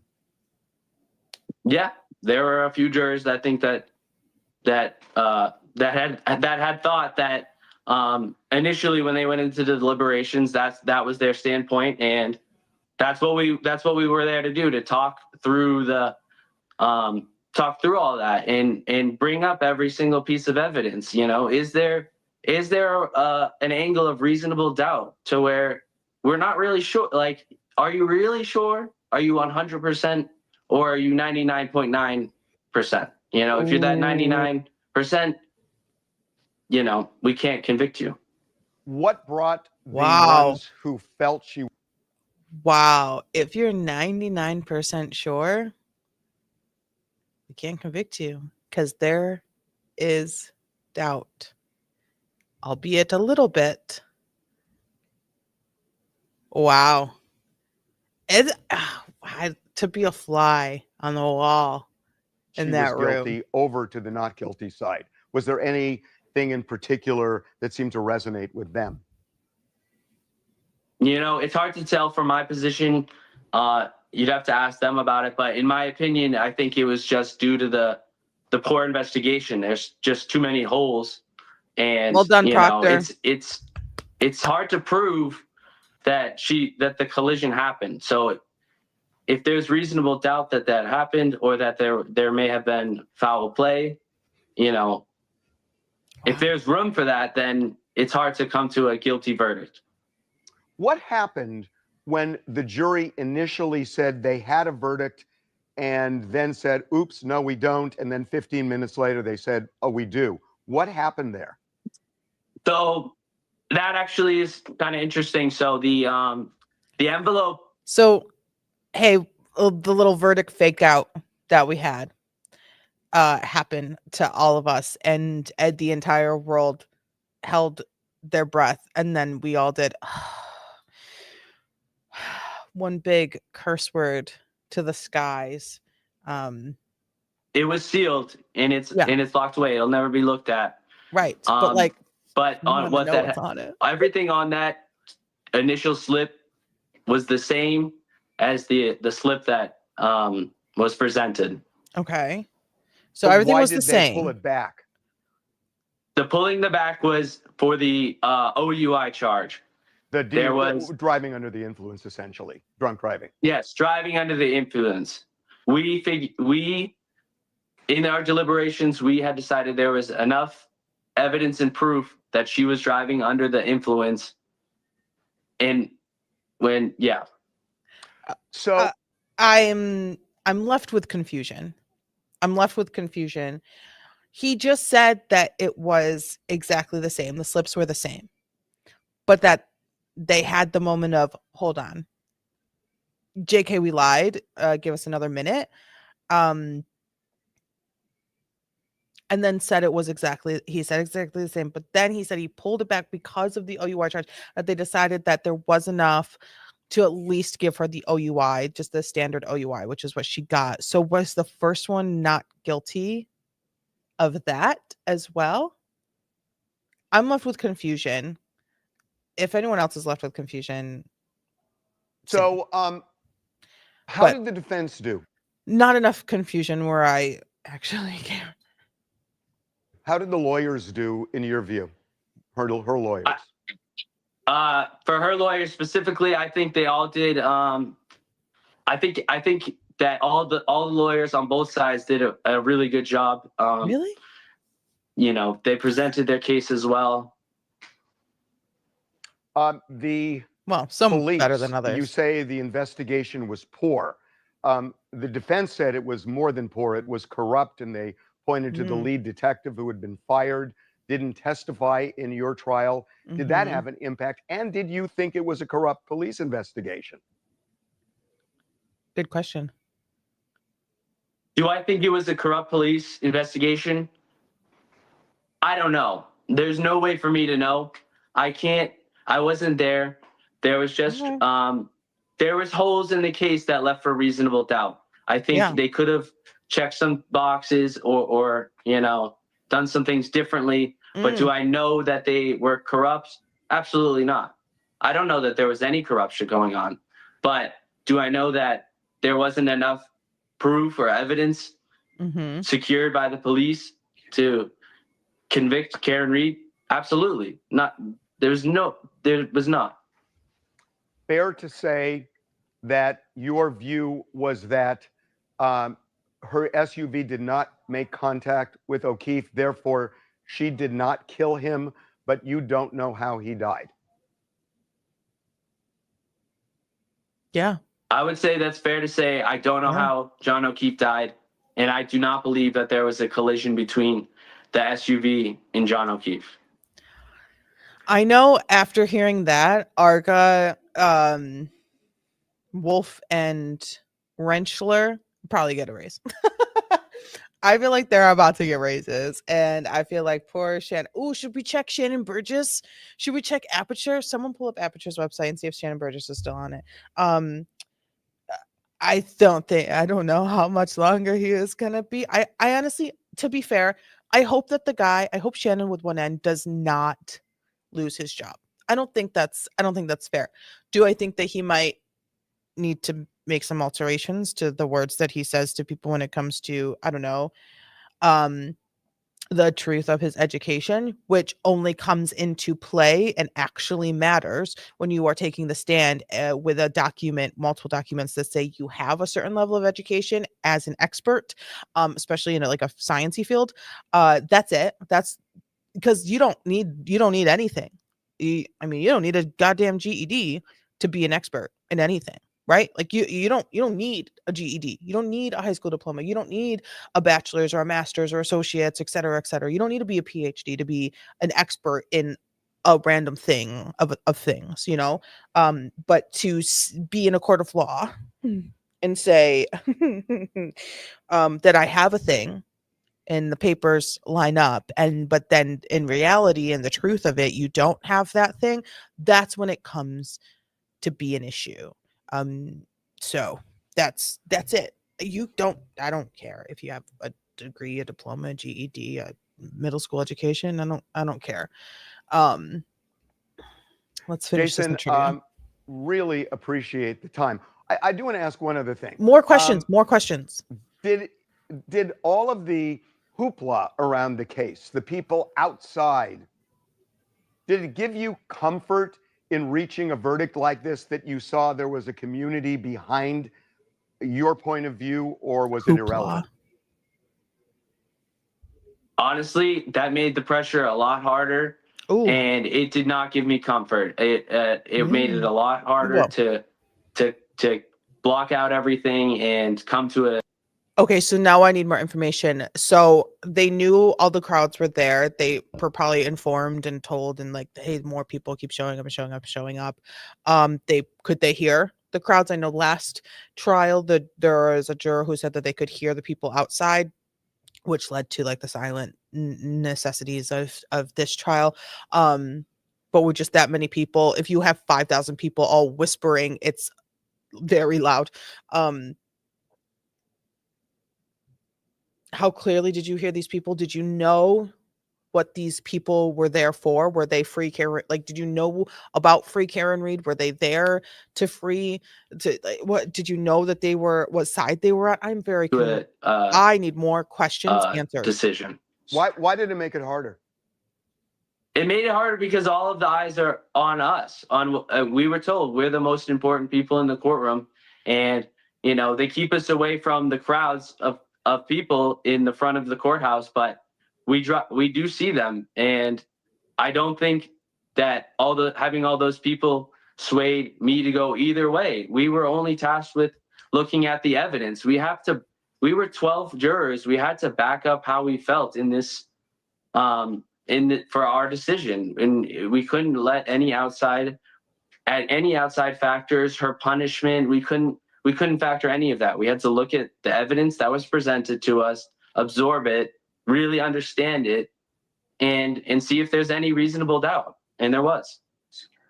Jason, thank you so much for spending some time and breaking this down. Appreciate it. Welcome back to the Emily Show. No, I'm sorry. I love you, but I'm not reacting to you.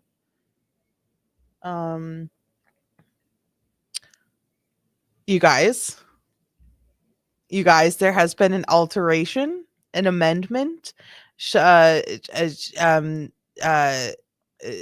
been an amendment to, and then I'm going to show you this, and then we're going to take a little break. To Aperture's website for the one and only Shannon Burgess, Shannon with one N. That picture is wild. Okay, Shannon Burgess is on the Aperture app, aperturellc.com/bio/Shannon-Burgess. Shannon is with one N. Shannon Burgess, forensic expert, digital forensics. I guess that's a phone number. I don't know. Don't call it. What are you doing? Digital forensics. Shannon Burgess is a digital forensic expert for Aperture for over 8 years. Shannon has forensically investigated litigated cases involving distracted driving, fraud, employee misconduct, data exfiltration, criminal investigations, damaged devices, and other issues involving digital devices. He frequently speaks at industry events, maintains bylines in industry publications, and enjoys sharing insightful content relating to digital forensics and cyber security, etc., etc. Before entering, I don't want to give it away, but I just did probably. Before entering the forensic science field, Shannon spent time in the automotive manufacturing industry, gaining in-depth knowledge of industrial robotics and control systems. In 2008, while attending college, Shannon was employed at the University of Alabama Huntsville's Systems Management and Production Center, SMAP, working on various engineering projects, including the testing of small unmanned aircraft systems, UAS, for data collection purposes. First little subsection, education, AS, computer networking. Full stop. Full stop. See what his capabilities are. He still has expert testimony under his capabilities. Very interesting. Very interesting. So that is the Shannon Burgess update. He is still on the website. His education has been amended, and he still can be hired as an expert as of right now. As of right now. Okay, let's see. It's been like an hour 45. Let's take a little breaky poo. Give me like 15 minutes. Are you back at like 1:30? Cool.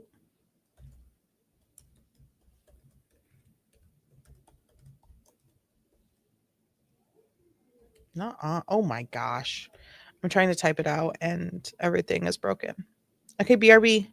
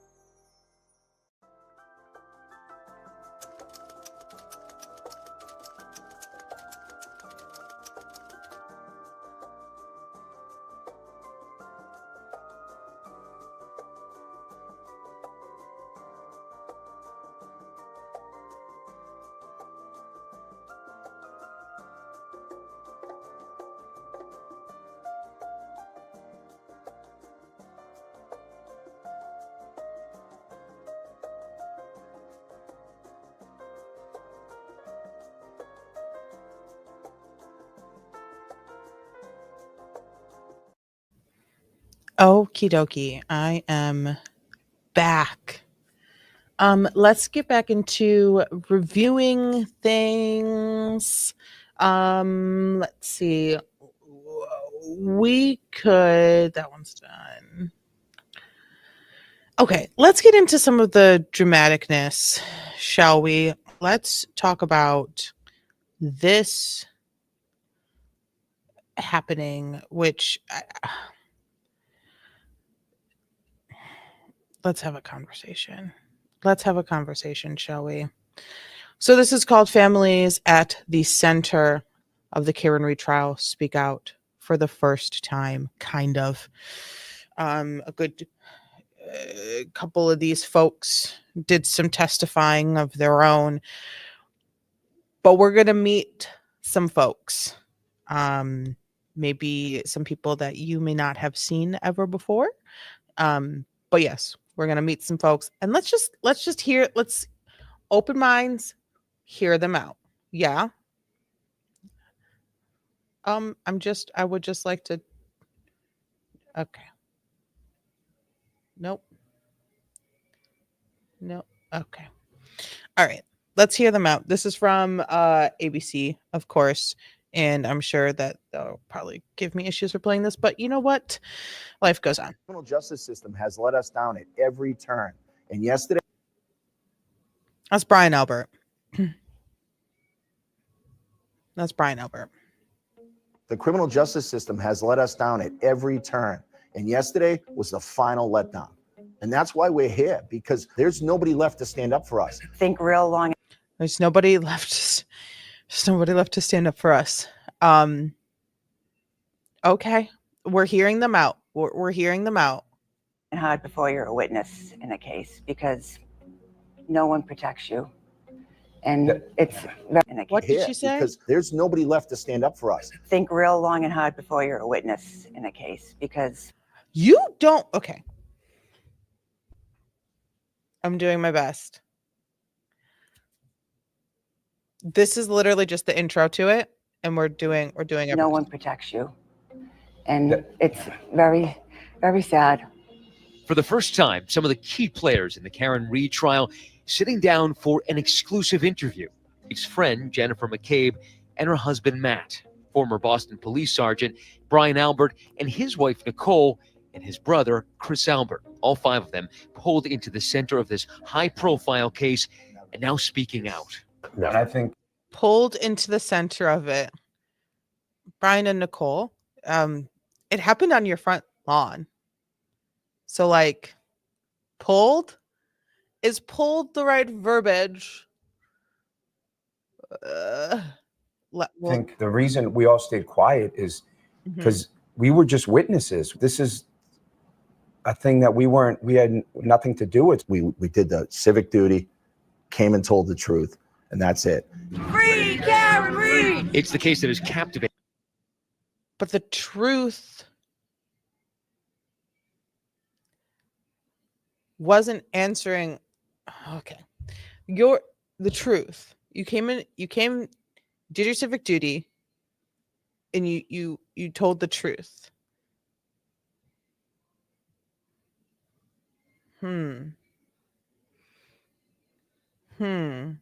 My brain's going. My brain is going.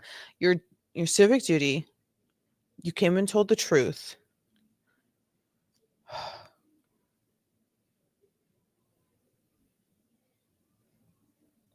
But if your truth was, he never came into the house, you were asleep, and by the time you even were woken up, he was off of the lawn. You have no idea what happened. That doesn't answer any questions as to what happened to John O'Keefe, right? That doesn't say Karen Read did it. And that does not say someone else did it. And also, what about all of the phone calls? What about all of the phone calls? Activated the country and divided a town. Karen Read, accused of killing her Boston police officer boyfriend, John O'Keefe, hitting him with her SUV and leaving him to die in a blizzard. Not guilty. Not guilty. Now, after a second trial, a jury acquitting her of the most serious charges, second-degree murder and manslaughter. Right. and hundreds of supporters in pink, Karen Reed's favorite color, cheering as the verdict came down yesterday. I could not be standing here without these amazing supporters. Cornhole, cookouts. This is a guy that was murdered. And it's atrocious for that family. While the prosecutors blamed Reed for O'Keefe's... It's atrocious for the family that the investigators did not actually investigate. Yes, agreed. I agree. It is atrocious for John O'Keefe's family that the investigators did not actually investigate, and they just said, don't worry, Brian Albert, you're a Boston police officer too. You will catch no heat. And that Karen Reed is a see you next Tuesday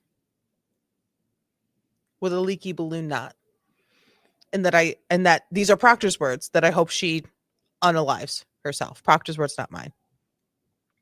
Proctor's words, not mine. I don't hope that at all. Quite the opposite. I hope she thrives. Girl, you better write that book. You better get that movie deal. Girl, come on. But anywho, enough about my opinions. Let's go back to the family that got dragged into this. O'Keefe's death, the defense said this group of family members framed Reed to cover up what really happened that night. Ever since, their lives becoming open season for endless conspiracy theories. What they've done is they've dehumanized us to the sense. I'm gonna very quickly stop you there, Chris Albert. I'm gonna very quickly stop you there with you saying on an ABC Nightline that what they did was dehumanize you.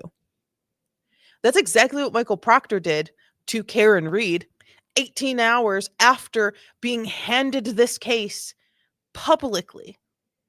And by publicly, I mean directly to his superiors and besties that call him Bear. Okay? Like people who give him nicknames, he dehumanized her. Immediately. He said, we don't need to go investigate. Let's go get some food in a blizzard. Okay? We don't need to investigate. We don't need to take any pictures. We don't need to record any of this. I'm hungry. And she's a see you next Tuesday. Proctor, where were you dehumanized? Show me. Show to me. Because we have Proctor's words read into evidence in the first trial with his own voice and in the second trial with Brendan's. And then reused with Alan Jackson, of course. But come on. A nickname is an insult to bears everywhere. Yes, the animals and like the people bears, like they don't want that association either. You know what I'm saying? I love bears. I love all of the bears. I had a little polar bear, Thai Beanie Baby when I was a kid that I would never let anyone ever touch else. No one ever touched it. It even had a hole, and I threw a fit. I was like, there's a hole in my Beanie Baby. It's a little polar bear, and everything's going to end if it doesn't get fixed. And my mom's like, okay, we're going to fix it. I promise. So yeah. So I love me some bears, and never one with the last name Proctor. Okay, that's insane. That is so insane to sit here on national television and say they dehumanized me. Chris Albert says. No, I'm so sorry. I don't want to be the person who sits here and laughs in your face, but that's bold. That's bold. Sense where we're not real. What they've done is they've dehumanized us to the sense where we're not real people. We're almost like caricatures. We're pawns. Have each of you been called murderers? Oops. Don't add that to watch later. My internet decided to kick the bucket. And we're gonna go back. So Chris Albert has just said that they've been dehumanized and they are no longer real people. They are caricatures. That I think partly is your fault as well.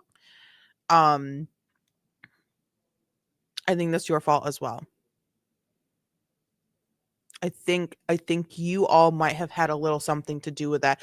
And I don't want to say it's Jen's fault, but a lot of, so there was definitely activity. There was energy, there were bad words, there was harsh language, there was negative energy from folks, humans, people who were familiar, have been familiar with the case before the first trial towards Jen McCabe, McCabe's Alberts, all of them, right? There was stuff there. There was happening. There were tweets, there were words, there were comments, there was probably letters, and there's probably people going way too far. I do not pay attention to that. I can't. I'm not about it. But Jen McCabe in trial number 1 did you no favors when us looking at the characters, these are air quotes, characters within this case, the folks involved, the witness list. Jen did you no favors when it comes to us seeing you as people versus caricatures. Because Jen McCabe trial 1 was a complete caricature. She was cartoonish.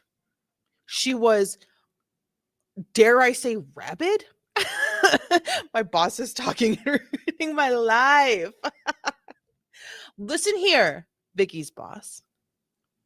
We have very important conversations that are happening right now, right? And the thing is, we're probably not going to have these conversations very much anymore because we're pretty much done. We're wrapping this up. So Jen McCabe did them no favors with how she acted, how she reacted, how she portrayed herself on the stand in the first trial. Do I think it was wrong of her to be so animated? Not necessarily. It's not, you didn't do anything wrong. I mean, physically,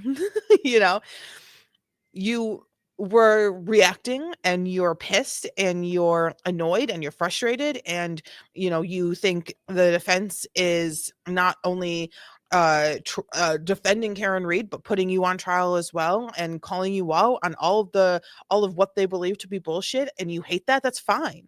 You can react however you want to react, but there are still consequences for that, especially for such a high profile case. You knew this was going to be streamed online. I'm not saying she should have changed how she reacted in the first trial, but I'm just saying what happened because of how she was in trial number 1 did them, the Alberts, the McCabes, the brothers, the sisters, the in-laws, the kids, did them no favors. It did not support them to not be seen as a caricature, a caricature.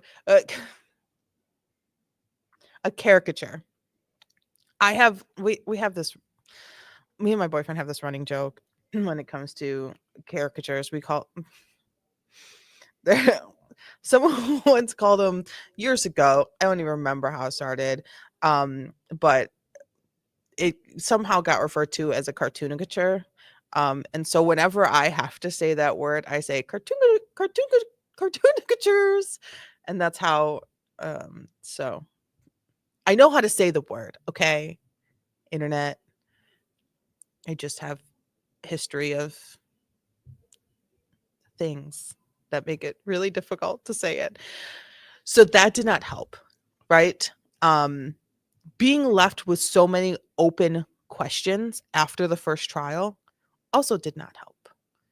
And also, I think it really ultimately comes back down to the shittiest investigation quite possibly known to man. This was 2022. This was 2022. And I am just absolutely stunned.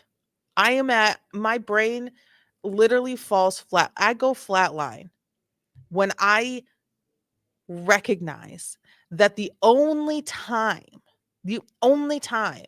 a camera was pulled out, a phone was pulled out to record the actual investigation was when they were either photographing the pieces of evidence when they had an actual crime scene photographer there, or when someone used their phone to record the leaf blower blowing snow all over the place, all around, with all the snow and the leaf blowing and all of the snow, right? That's the only time someone decided we should record this. Let's memorialize. That's a big ass German Shepherd. Chloe? I'm just kidding. That's crazy. That's crazy. I do live near Vermont. That's crazy. The only time someone was like, let's memorialize our activities when it comes to the investigation of this case was when there was a leaf blower put to snow. Not when there was picking up a car. Not when they were loading a car up in the middle of a blizzard to a tow truck to have it towed another 40 miles back. Not when it's being loaded into the Sally port, knowing that those cameras are absolute trash, because you're telling me no one in the last decade has needed footage from the Sally port. No one from the last decade has needed footage from the Sally port, and no one in the last decade that has needed footage from the Sally port has ever said, wow, we really need to update these cameras because this is garbage. This is garbage footage. Garbage. So the dehumanizing does not just happen unless you're Michael Proctor, because he was able to very quickly do that to Karen Reed. Is that where we were? I'm just ranting now.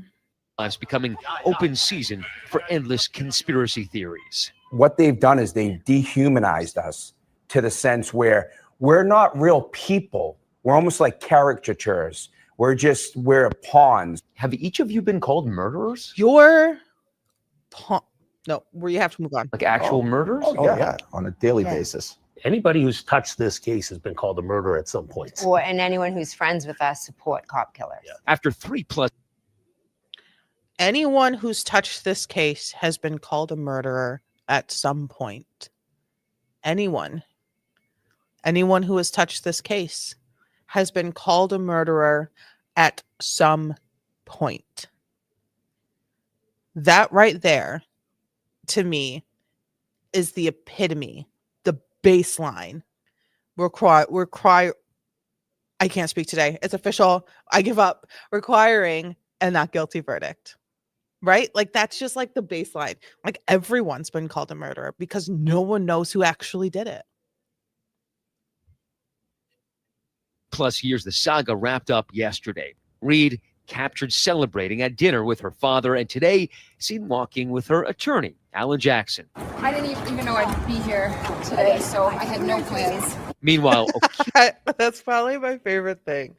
So yeah, they're like, you know, what do you like? What's the plan now? And she goes, I didn't even know that I'd be here today, so there's no plans. I didn't make plans because one of the sides of the coins was prison forever. So I didn't actively make any future plans of what to do, of what's happening now, because one option was me in jail for many, many years.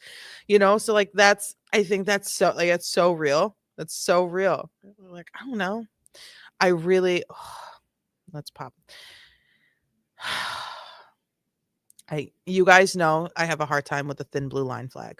You guys know I have a hard time with that. Keeps family and friends struggling with the verdict. I'm just sad for John's family and what happened yesterday, and I feel like they didn't get justice for him, and our lives just changed forever. Why speak out now after the verdict? Feel like they didn't get justice for him. No, they did not get justice for him. Nope. No. And that's recognizable. And I think everyone is able to recognize that they did not get justice for John O'Keefe yesterday. But Karen Reed got justice for herself. So now they can go get justice for John O'Keefe. Now they can. Will they try? It's up to the investigators that did it the first time. It's up to the district attorney's office who spent millions of dollars. I'm probably overstating, but also just guesstimating. At least one solid $1 million, and that to me is quite low. This trial to prosecute Karen Reed. No, there was no justice for John O'Keefe. But was it really about justice for John O'Keefe? You have to ask the district attorney's office that. Was it really about that? Was it really, really, really about that? Or was it just, we have to get somebody for this crime? Because I have a feeling that deep down, when it comes to this district attorney's office, it wasn't actually about justice for John O'Keefe. It was about getting somebody, just getting somebody, so that all of this can finally just be done. That's what I think. But I think Karen Reed being able to stand there in a room full of cameras, well, one camera, all eyes on her, and getting that not guilty verdict on the thing, on the counts that really, really mattered, is just a step in the right direction when it comes to justice for John O'Keefe. If the district attorney's office, if the federal investigators, if the state troopers take it seriously. But they need a lot of change. They need a lot of updating. They need a lot of figuring out what the hell they actually need to do and investigate this case like actual adults. You know, like actually investigate and not look for nudes. Oh, I'm furious. We took what we thought was the high road. Right. Let the court do its job. After a night of hanging out at a local bar in a We took what we thought was the high road. Okay. You know what? Fine. If you thought you were taking the high road, cool. And we are going to put our faith, our trust, our energy into the court system that's already very biased towards us, for us. And we'll let the courts figure it out. We'll let the court, the judicial system that we all know and love and trust, and a lot of us work for and work with, and they'll figure it out. They'll get it right. They'll get it right. Twice. They did. Brutal 2022 blizzard, Brian and his wife Nicole hosted a late night gathering at their home. An invitation had been extended to Reed and O'Keefe, but Brian Albert says neither of them ever entered his home that night. O'Keefe was found lying unconscious in the snow of Albert's front lawn. He was pronounced dead at the hospital hours later. The defense's theory? A violent altercation at the Alberts' home, possibly involving other members of law enforcement. Did John ever come in the house? Never. No.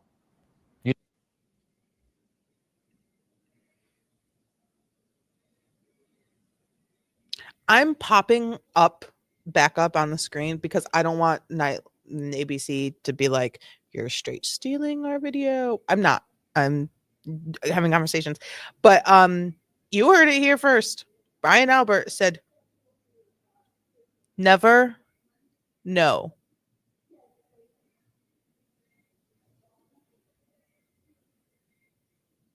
So what happened outside?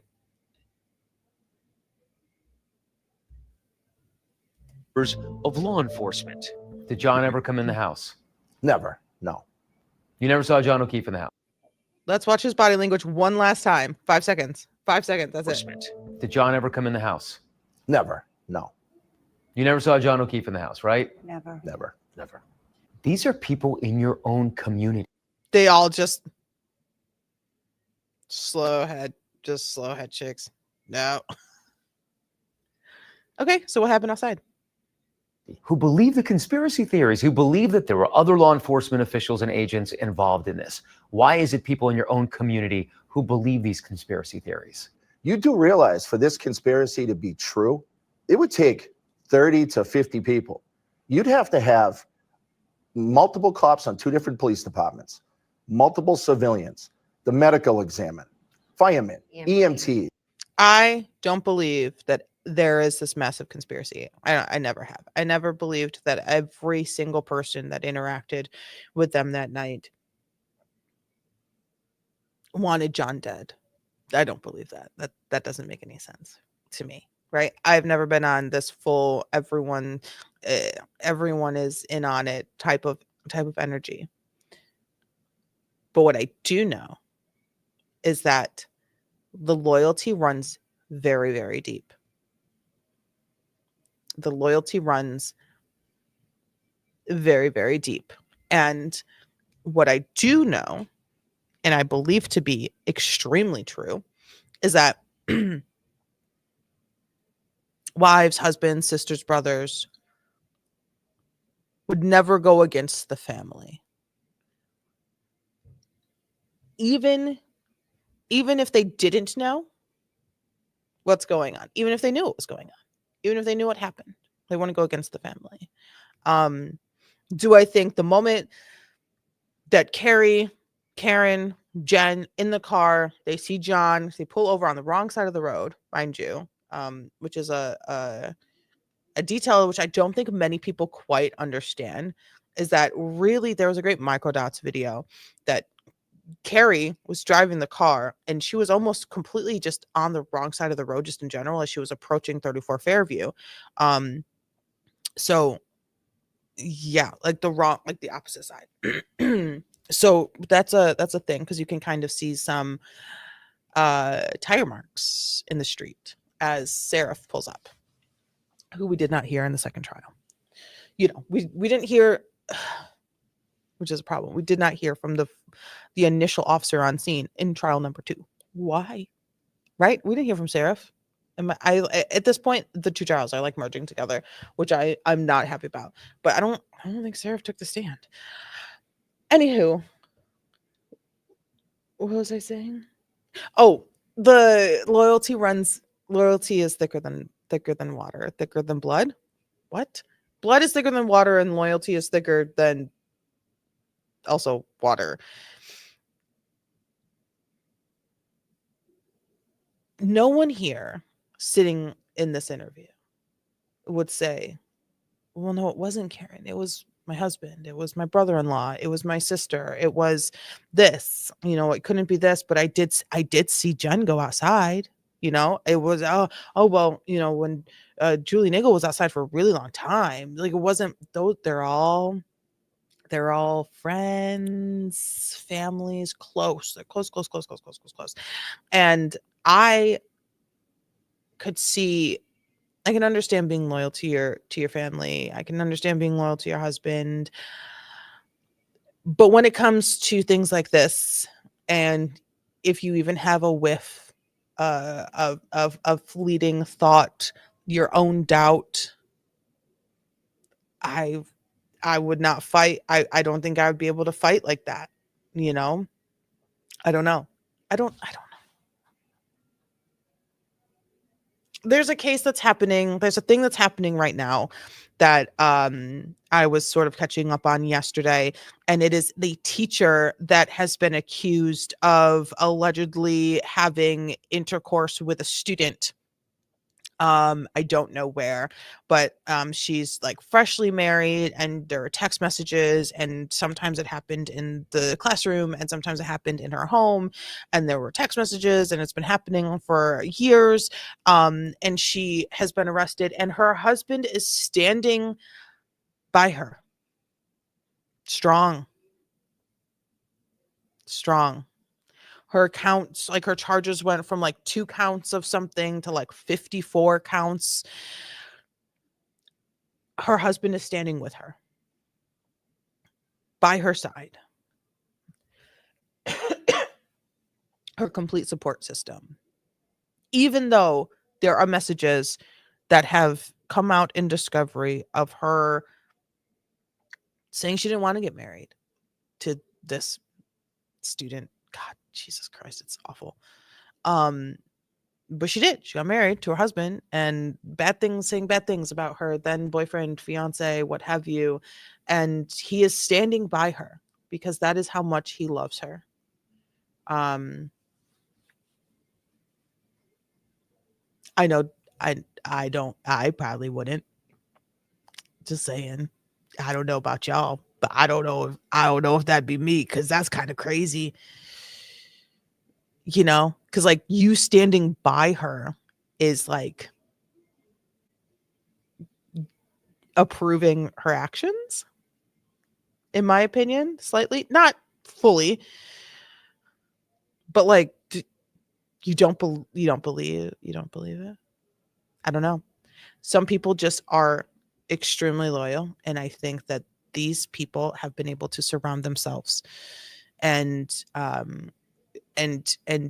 maintain some semblance of power in the community, surround themselves with people who are so loyal to the ultimate fault, that even if one of them thought that it wasn't Karen Reed, they would not change their viewpoint, because if it wasn't Karen Reed, it would lean more towards someone in the house, someone from the Waterfall Bar and Grill, someone who also traveled to 34 Fairview, and that's a loved one, that's a family member, that's blood.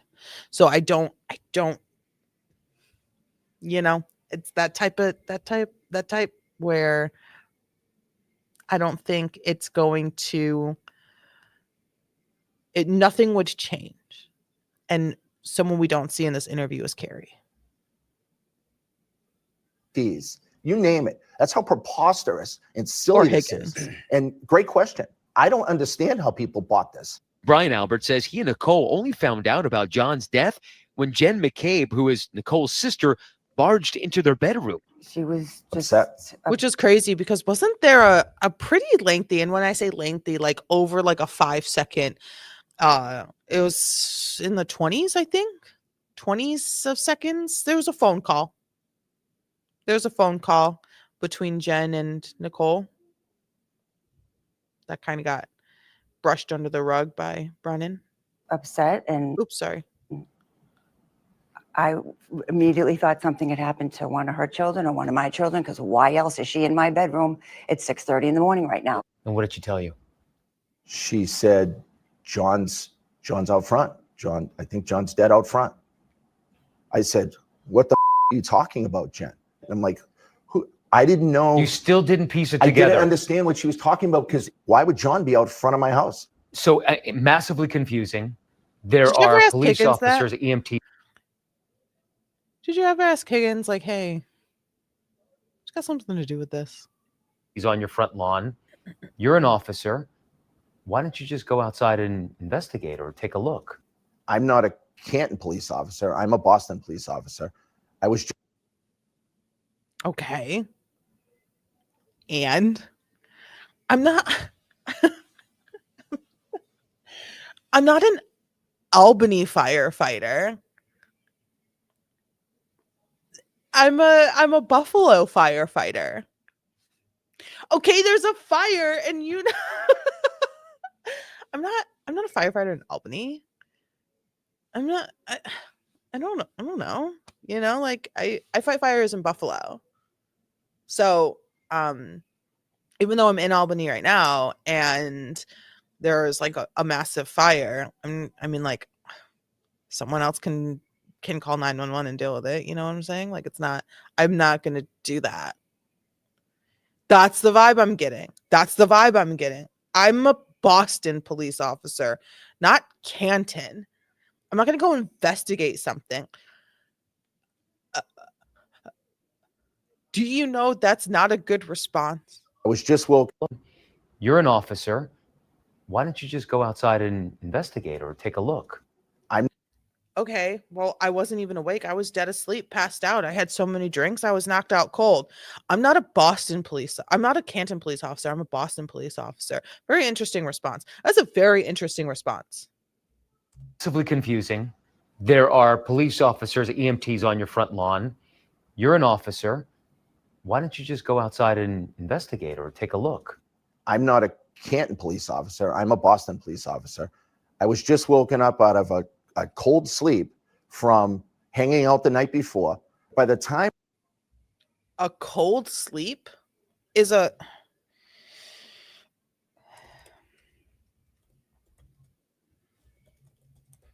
is that a phrase that I'm not waking up from a cold sleep?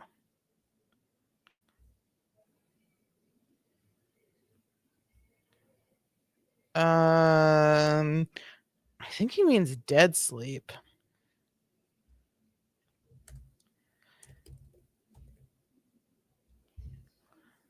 Colloquialism.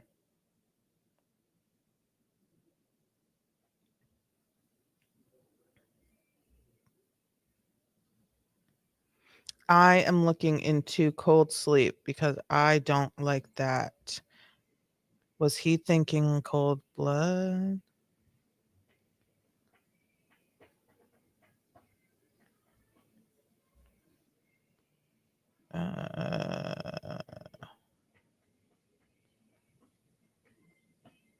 I'm not seeing anything sort of immediately pop up as that being a common colloquialism. She's just woken out of a dead sleep. Why are you thinking cold? Because it was cold outside? up out of a cold sleep from hanging out the night before, by the time I came downstairs, the police were already in my house. John was already gone. There was nobody to save. I would have taken a bullet for John O'Keefe because he was a fellow cop. That's the most ridiculous question that people always ask. It makes zero sense. What am I supposed to do? Run out front in my underwear and start running yellow tape around the fire hydrant? Over the course of the night. No. No. No. No. I think the dramatics are a little too powerful right now with this. I think that's a little too dramatic. I think that's a little too much. I think that's a little too big. No one asked you to solve the mystery, right? We're not asking you to be lead investigator of the case because that would just be inappropriate in the first place because the crime happened on your front lawn. But since you are the owner of the house, you are a Boston police officer with way more years on the job than John O'Keefe at the time.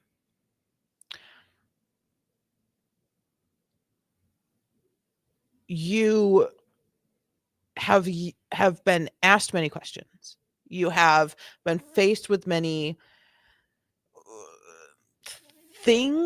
instances, moments in this case where you just being asleep doesn't really fit as the puzzle pieces that are missing from this conversation, right? There were phone calls.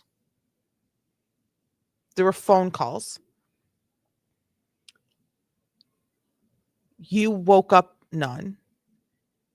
Jen McCabe heard Karen Reed in her front yard screaming essentially minutes before they were at your front yard. Jen McCabe was able to hear just singularly Karen Reed hollering, hooting and hollering, going on about in her driveway from inside of her house. Adding two other voices, multiple vehicles and lights, and then also other multiple peoples as well. It makes it really difficult to believe that you were asleep through all of that nothing woke you up. That activity outside did not even get you rustling about. So that's the issue. Because a lot of people believe that you were awake and y'all just kept the lights off. Y'all peeked outside, but y'all just kept the lights off. You knew what was going on, but y'all just kept the lights off. The front door was unlocked. The front door was unlocked. I don't know what world everyone else lives in, but I lock my front door. Like a lot. Night, Reed called and texted John 52 times. She then called Jen asking for help to find John. Karen previously telling me she and John had gotten into an argument that night. Would you say that you were angry with John that night? Yes. Could you have been angry enough and slightly drunk because he had annoyed you that in a fit of rage you just backed up and Never. tried to tap him? Would Not never to try to kill him, but try to... tap him with my 6,000-pound full-size SUV. To hit John's body with my car. No. Her exasperation to tap him with my 6,000-pound SUV that I just bought. That's new. So remember that's new. Like still paying for it new. Like what the hell? No. No. I spoke with a juror tonight who told me she believes a collision did not occur. Overall, a lot of the evidence had caused reasonable doubt, and that was enough for us not to convict. I need more information. Was this a juror from trial number 1 or trial number 2? Because this came out yesterday, I think. A little after 6 a.m., Karen found John's body in the snow. Jen called 911. 911, what's emergency? There's a man passed out in the snow. Hello? But what raised eyebrows at Reed's trial was a defense theory about a Google search Jen had made about how long it takes to die in the cold. Yeah. The defense claiming she searched it before O'Keefe's body was found. So much has been made about that Google search. Right. So let's talk a little bit about that Google search. So Google search allegedly 2:27 a.m. or 6:30 in the morning or something around there, depending on when what science person you speak to, and I don't know. In the grand scheme of things, it doesn't when it was searched doesn't really matter to me. We did have some conversations on this channel about being able to hear Karen Reed ask Jen McCabe to Google hypothermia through one of the voicemails that Karen was leaving John, which was before or like right during, I don't know, before, during, as they were looking for him, from Karen Reed's phone to John O'Keefe.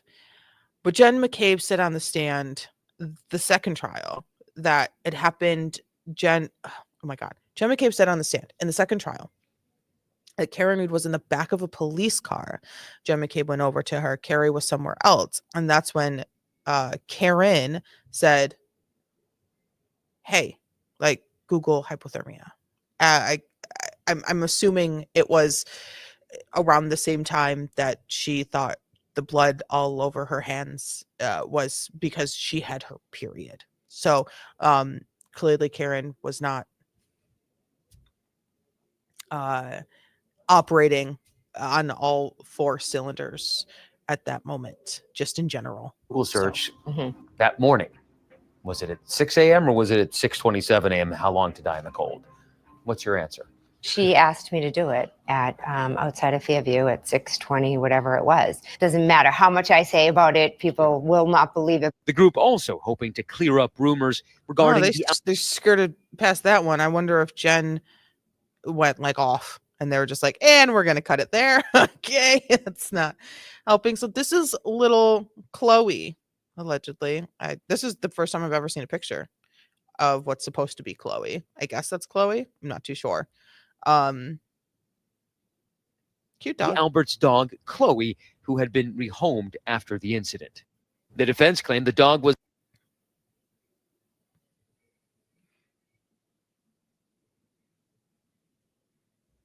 just saying involved in O'Keefe's death. Those wounds were inflicted as the result of a dog attack. Those marks are from teeth. They've known for 2 years where Chloe is. The state shared it with them. So if they wanted to take DNA evidence from Chloe the dog and match it to possible DNA evidence on John O'Keefe, they could have matched. Absolutely. But now with the trial behind, I love that. I love that. They're like, but they didn't. They knew all along. They could prove that it was the dog. They could have done that.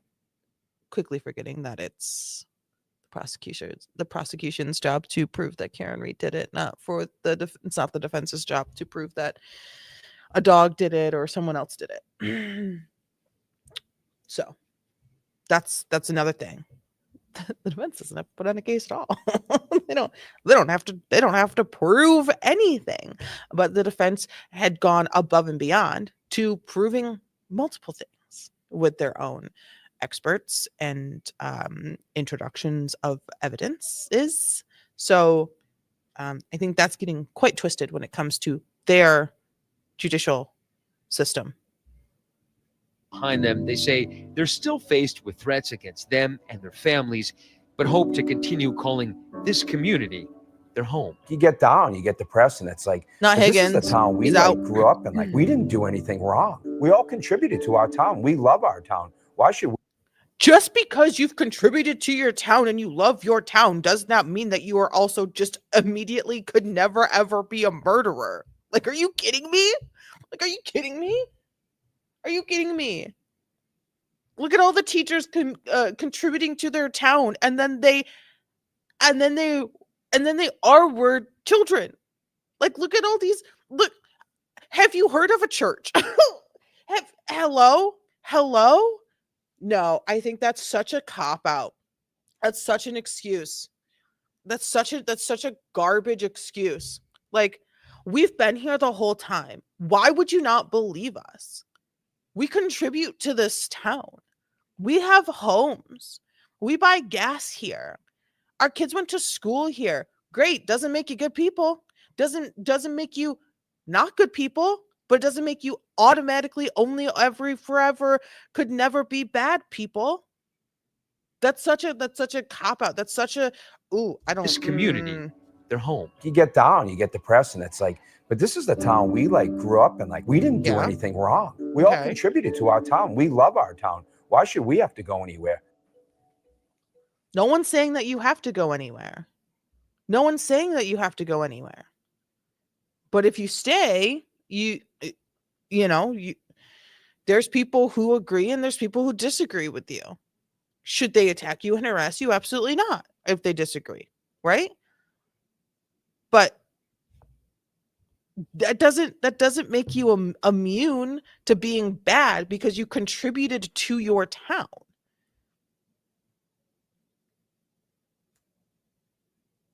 Catholic Church much? Like, Jesus, like, I don't understand.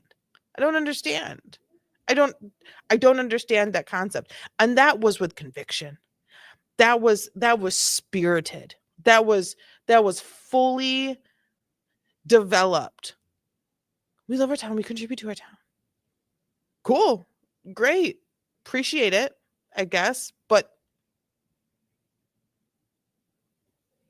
that just adds fuel to the fire of Karen Reed was not from here.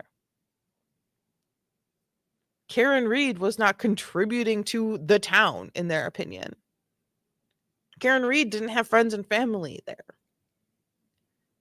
She's the out-of-towner. She's the odd one out. One of these things is not like the other energy. He said it right there. He said that. Chris Albert said that. We're not bad. We live here. We grew up here. We went to school here. Our kids go to school here. We contribute. So who is bad? The one person who does not contribute. The one person that did not grow up here. His opinions, not mine.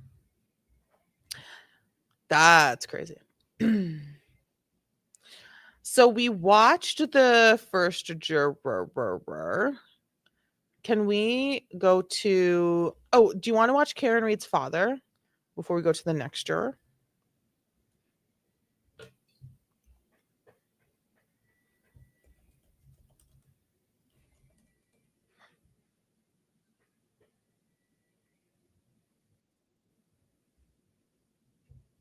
Cool beans. I'm just pulling it up.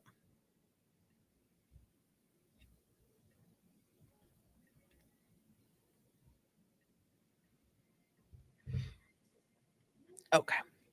So this is Karen Reed's father speaks out after found not guilty of murder. Feeling very elated, grateful to God for this ending. It's been a long 3.5 years. Long time coming, but while we've seen the worst in humanity over the last 3.5 years with the corruption, we've also seen the best in mankind, particularly the women. So many women out there, standouts at the courthouse over this week, in the hundreds. I know state police estimated there were about 3,000 people there today. And so many women identify with Karen because at some point in their lives, you know, they have been objectified and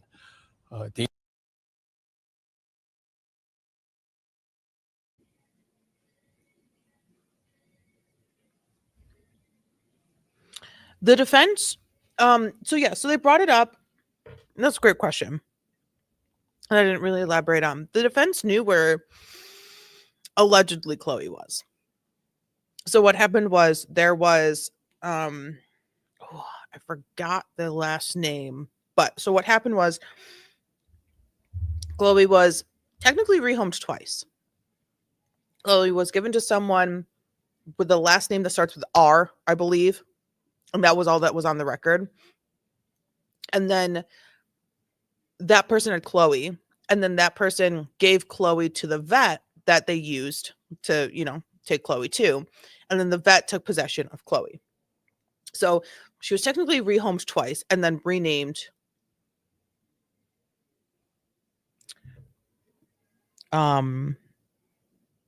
Cora. I remembered my brain. Then renamed Cora. You guys know I have the worst. I can't. Names don't work. Names don't work at all. One second.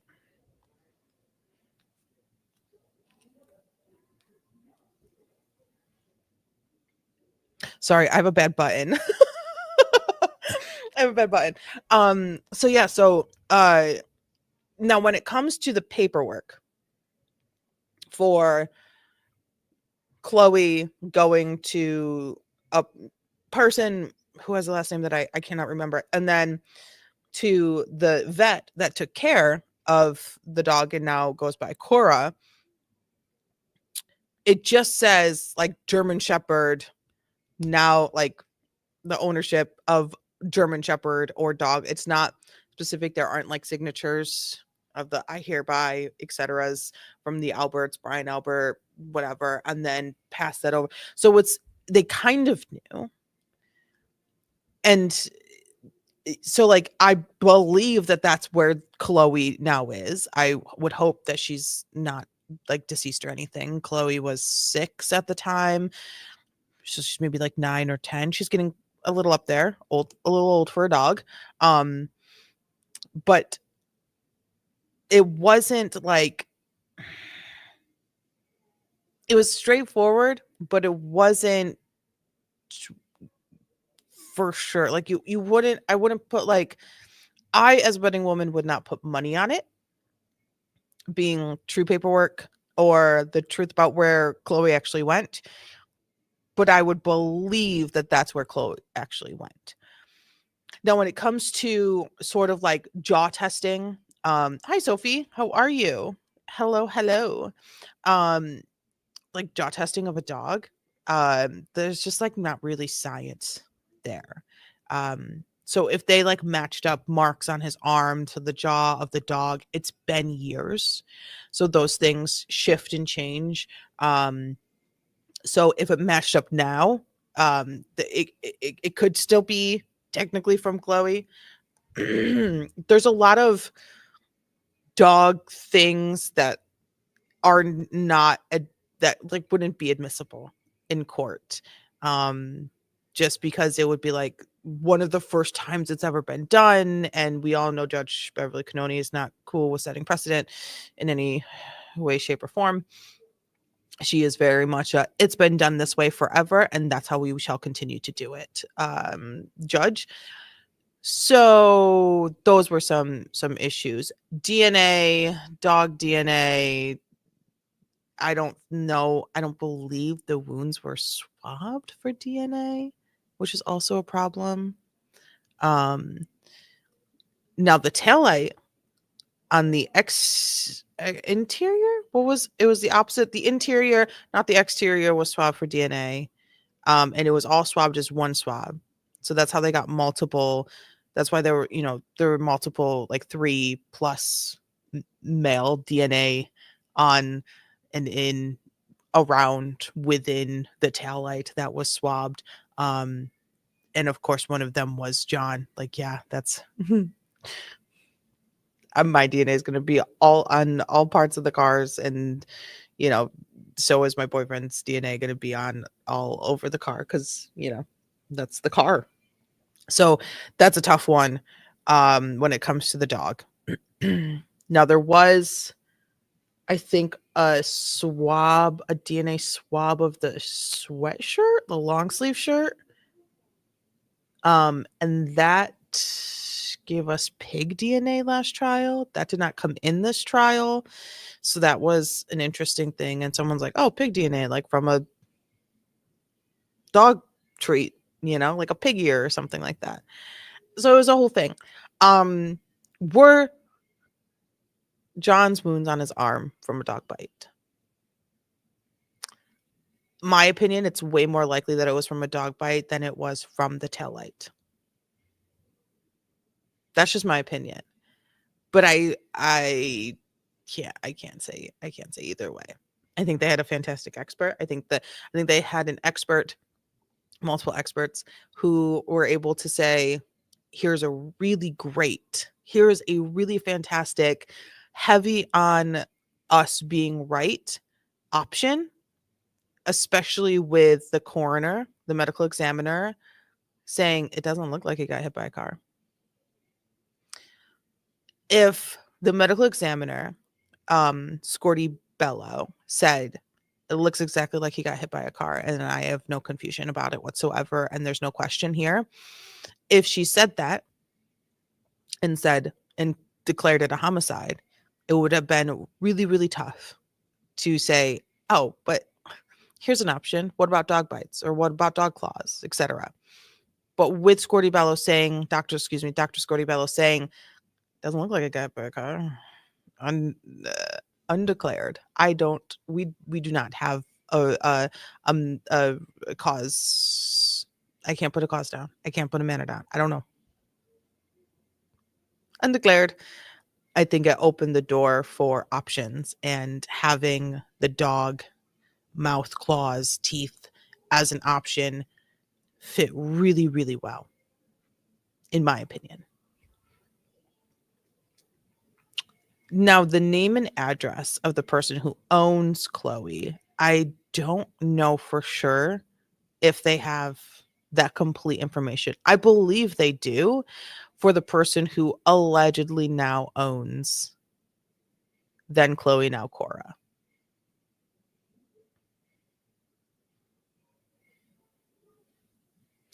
But in my opinion, that should have been something that Brennan did to disprove the dog bite theory. He could have worked that angle. He could have said, don't even let them try to fool you with this nonsense. And here's why. Here's the info why. Here's the science as to why. Whatever they're going to tell you about dog bite, garbage. Right? But he didn't do that. Also, I was seeing someone, I was seeing people say, like, Lally must be feeling real good right now. Right? Because just basic OUI was not an option last time. And when first trial, there was the declarations from a few jurors that count 1 not guilty, count 3 not guilty, and they were hung like what, 8-4 on count 2 for guilty. So, Lally people are saying that Lally did a little better than Brennan, but I don't know. I think personally wise, I think Brennan had more energy, which is always good, especially when you're up against some of the most energetic, attention demanding attorneys that you could have possibly come face to face with, defending Karen Reed. And I think that Lally,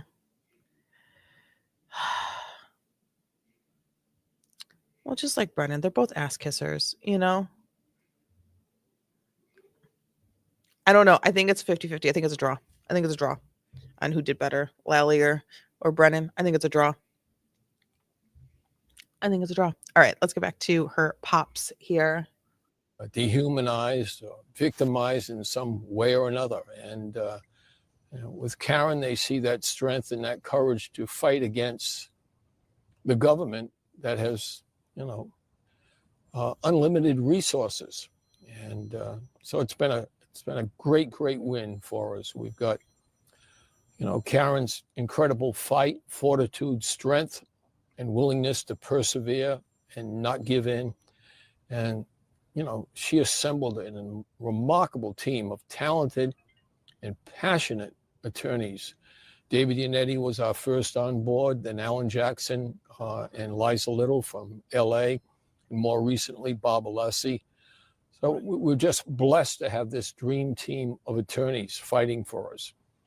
And I think a lot of that passion on their part, that expertise that was unshakable that they brought to the courtroom, was because they knew Karen was factually innocent.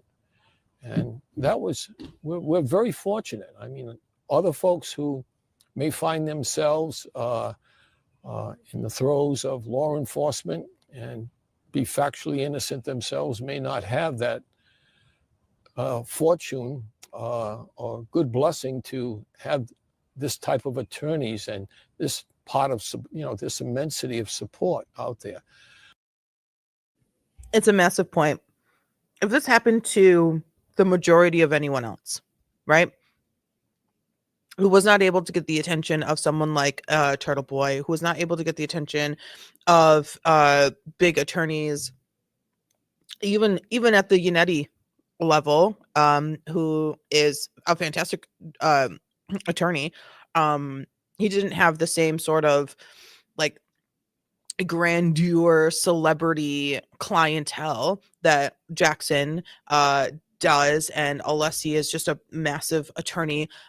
If you weren't able to get the attention of those attorneys, if you weren't able to get the attention of the internet, if you aren't able to get the attention of a few people who are able to get the attention of those people, and you don't have money, and when I say don't have money, I mean don't have a lot of money, like a shit ton of money, like more money that you could even imagine your bank account to have. If you don't have that, you would never receive the sort of the level of intensity from your defense to go up against the district attorney's office. And would this end differently? Maybe not. Would your fears be unable to be subdued, knowing that you don't have anywhere near, like if you're sitting there comparing, like, oh my God, it's happening to me. What happened to Karen Reed is happening to me. And I can't afford anything. I have a public defender. Not saying it would be bad to have a public defender, but you're not going to get the same energy, time, effort. You are going to be faced against way more struggles, different types than what we saw Karen Reed face against. Money was off the table. They took no money from her. Karen Reed went viral in a way that we not really haven't seen before. We've seen like the Johnny Depp case. Someone was talking to me like, "Oh yeah, did you see that?" I was like, "Oh, of course, of course, I watched the Johnny Depp case." That went viral day in and day out. But we were looking at essentially two people. Johnny Depp, who has a lot of money, just like a lot of money. Amber Heard, who she did not have anywhere near as much money as Johnny Depp, right? But she was in a position to have enough money to have a team, to have her people do the jobs they need to do for her, right? If it happened to me, I'd be screwed. I ain't got that kind of money. I don't got Amber Heard money, and Amber Heard money is not a lot of money. She's out of a lot of money now because of the trial, but it's quite difficult. So Karen Reed was able to elicit the attention of these fantastic attorneys who then said, "I want no money from you, and we will fight and fight as if you were giving me 3 times my hourly rate." That does not happen every day. That does not happen every day. That does not happen every day. Again, just the people who have turned out in support for us is just very gratifying and heartwarming. And in a time in my life over the last 3 years, I've lost a lot of respect for what goes on in some of these communities. So I'll leave it at that. How has it been? You talked about the struggles. I'm sure it's been a very tough time. It's 4 years that you and Karen and the family have been fighting. How has it been to fight the accusations, to have to fight that, despite knowing what you and the family felt was true and the defense team? How has that been for you and the family? The accusations really didn't trouble us. I drove that Karen's vehicle home that day. It was parked right here when it was seized by Michael Proctor, the now fired and disgraced Michael Proctor of the Massachusetts State Police. I know the condition One more time of for the that people in the taillight, back. and I know One more seized time for the by people in the Michael back. Proctor, the now fired and disgraced Michael Proctor of the Massachusetts State Police. I know the condition of that taillight, and I know that the injuries to John O'Keefe, including those dog bites, were not the result of Karen Reed's vehicle backing into him. I drove it home in that snowstorm. So when you've got that belief and assurance that your loved one is factually innocent, then you've got to fight with everything you've got to see this through to a just ending. And there have been times it's very, very difficult because law enforcement and the government has unlimited resources through their ability to tax people. And yep. Did it feel so? Are you saying, did it feel to you like it was you against this entity that you guys were fighting, you and Karen and her family? Well, there's no doubt about it. The law enforcement has power, and it's difficult to put down that power. But I think so many folks saw this situation for what it was, a setup, a frame up, and push. I even have a hard time. I cannot say enough good things about seeing parents being so supportive of their child, even their adult children. She's really an adult, like she's a solid adult, but it's so absolutely heartwarming to see parents just say, "I am your parent and I love you more than life itself. I'm going nowhere. You couldn't get rid of me if you tried, right? Especially in a time where you need every ounce of support you can get. But I have a hard time with the words frame up and set up only because I don't know, like there's like planning that goes into it. And I think all of the thoughts happened after. Let's say, I don't want to say all, I think a majority of the thoughts happened after. So that's the only words that I have a hard time with. I love this man. And Push I don't want back. that to change. And when I hate society having that pushes back and you get courageous men and women who are willing to take a stand, a case in point would be Officer Nick Barrows, who was brought here on that Saturday and testified in court that the condition of that taillight was not as what was shown to him in court in the Sally Port of the Canton Police Department. So that's just one example. Yeah. And, you look at the Department of Justice was involved in this case from the early on. They were the ones who hired the ARCA scientists.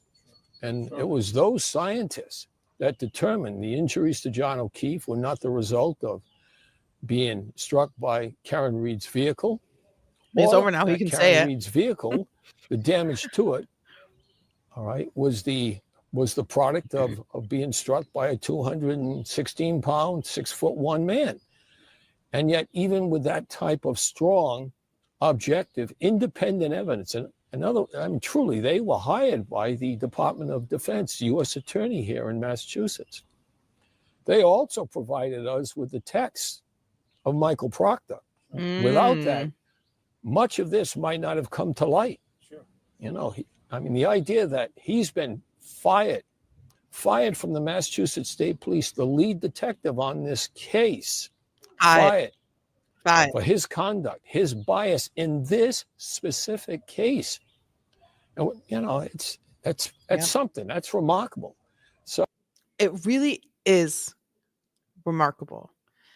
Because I've said it before and I'll say it again, cops don't get fired when they kill people. Right? We've seen cops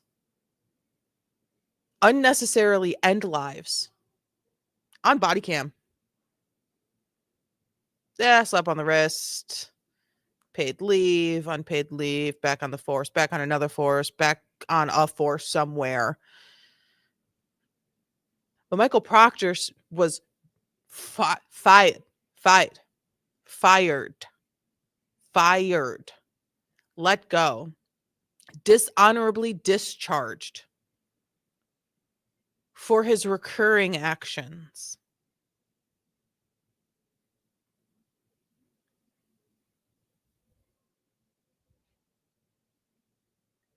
So there are some strong people out there, and some, all right, we're so, grateful to them all. Prayers, all right, from so many.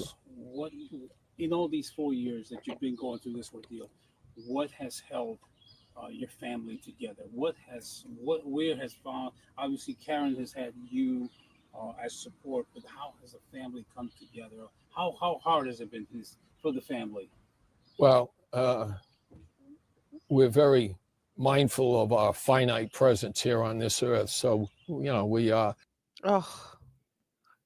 When he said that, it got me. We are very mindful of our finite presence on this earth.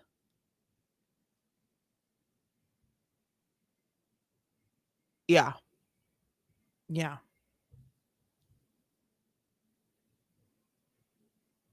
I think he's extremely well spoken. It's powerful. And I love when a man, like a real man, right? Like, this is a man, he has a wife and he has kids and they are grown, and he is there and he is learning and he is experiencing and he's continuing to live and like to use his brain, and he's looking at this sea of pink and seeing majority women and able to recognize that this is more than just they're pointing fingers at someone who may not be guilty, but they're pointing fingers at a woman who was outcasted immediately. And she's standing up and she is fighting, and she hasn't given up, and she continues to fight, and she continues to learn, and she continues to show that she is fighting just as hard as her attorney. She's not sitting back and just letting her attorneys do the work. She is doing work alongside of them. And she's fighting, and she's showing thanks. She's not changing who she is. She's not changing her face. She's fighting against a machine that is for the almost the entire length of our nation, has been actively against you. And I'm saying that about a white woman. Imagine if, and I don't want to be the person like, imagine she was black, but imagine if she was black. Imagine if Karen Read was a black woman. Right? And so seeing this injustice and seeing a sea of women and those who support women and just everyone supporting her and each other, and there was a lot of group support, love, kindness, friendships, memories, just sort of everyone just sort of, we're all here, we all have a reason to be here, we're all choosing to spend our time to support this because it's more than just Karen Read being found not guilty, and him being able to recognize that and see that and speak on that, I think is beautiful. It's beautiful. Churchgoers, we're Roman Catholics. We're believers in Jesus Christ, his mother.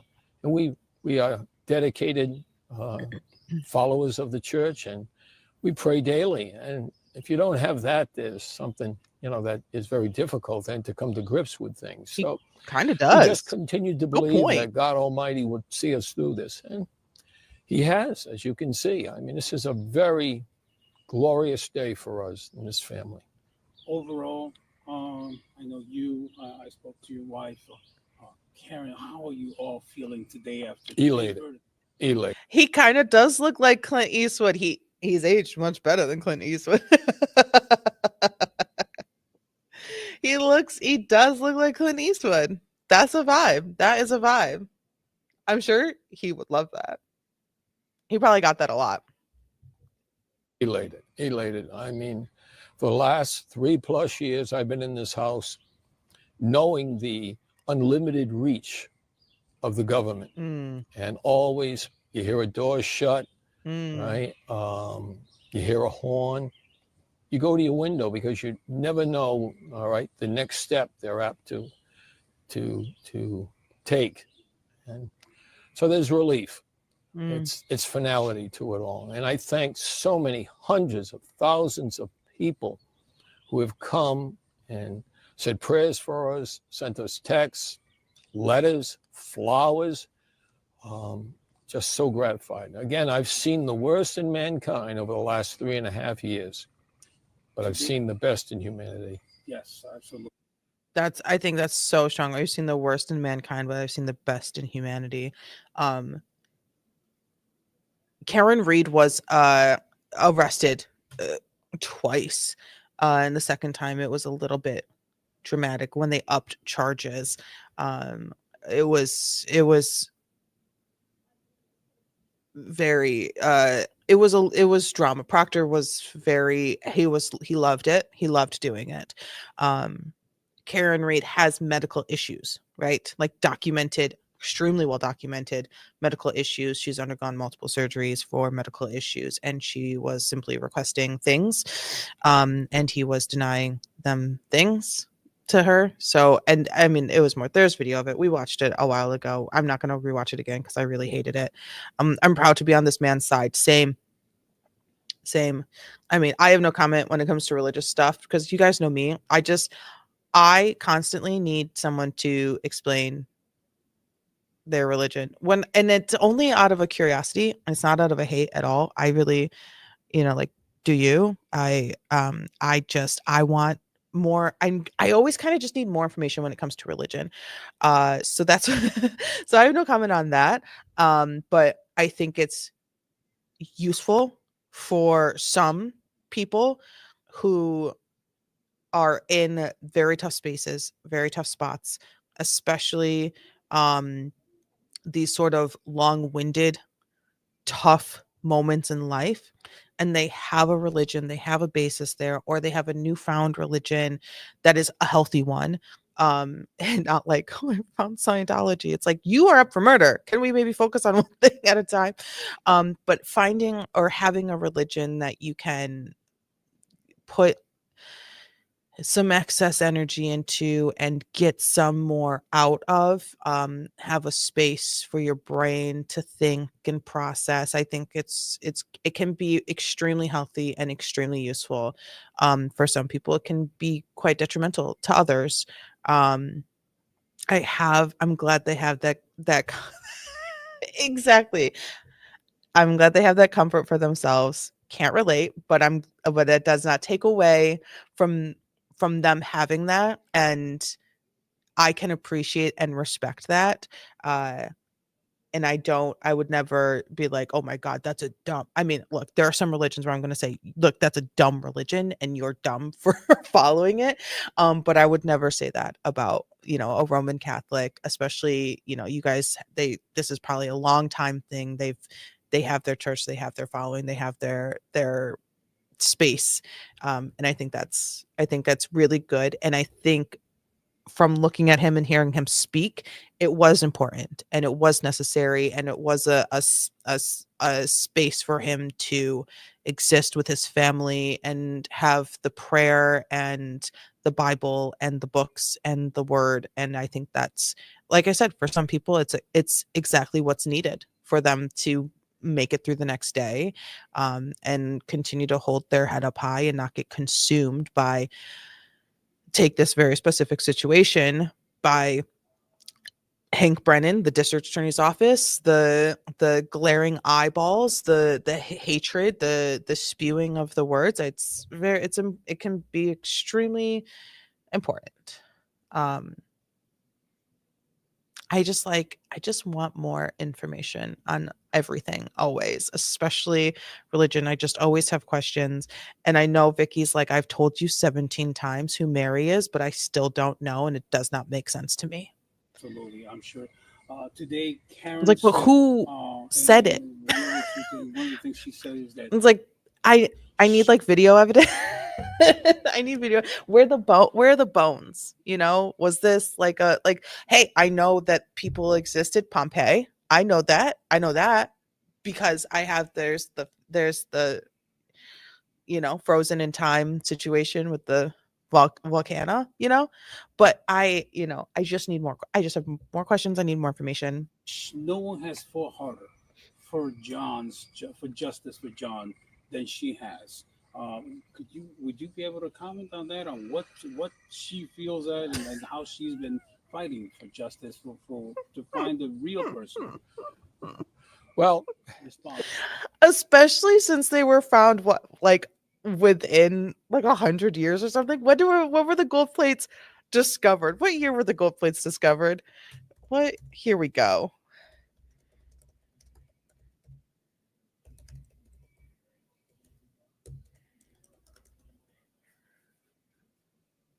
$1827. Miss me with it right now. Google AI said 1827 real quick, and I'm gonna need you.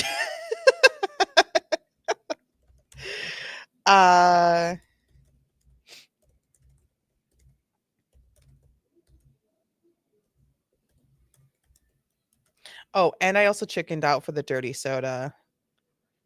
Gold plates of Mormonism were finally discovered in 1827. Joseph Smith claimed to have received them from an angel.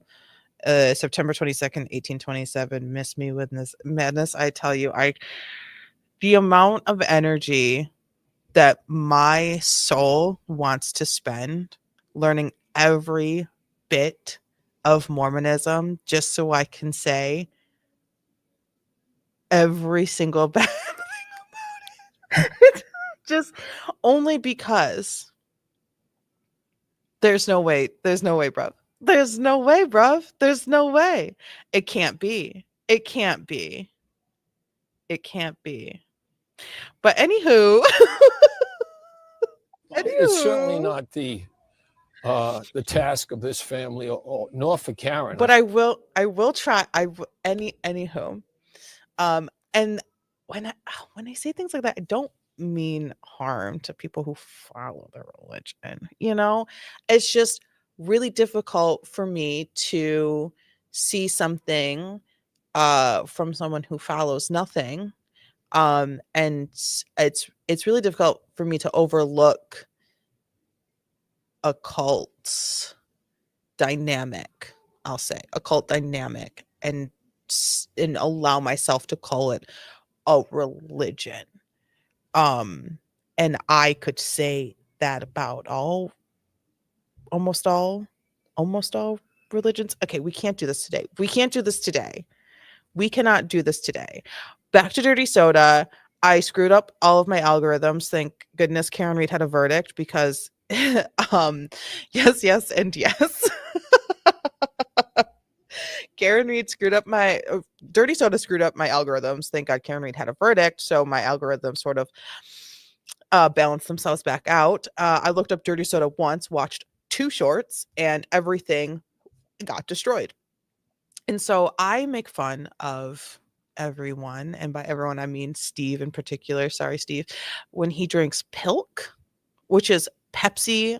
It's like half Pepsi, half milk, to be honest. Like that's so far from a dirty soda. But I was looking at dirty sodas and I was like, oh my God, wait, like a Dr. Pepper situation with like some flavor and like some cream. That actually might be the vibe. And I was like, well, let me try it here so that we all can experience probably my suffering. But I chickened out.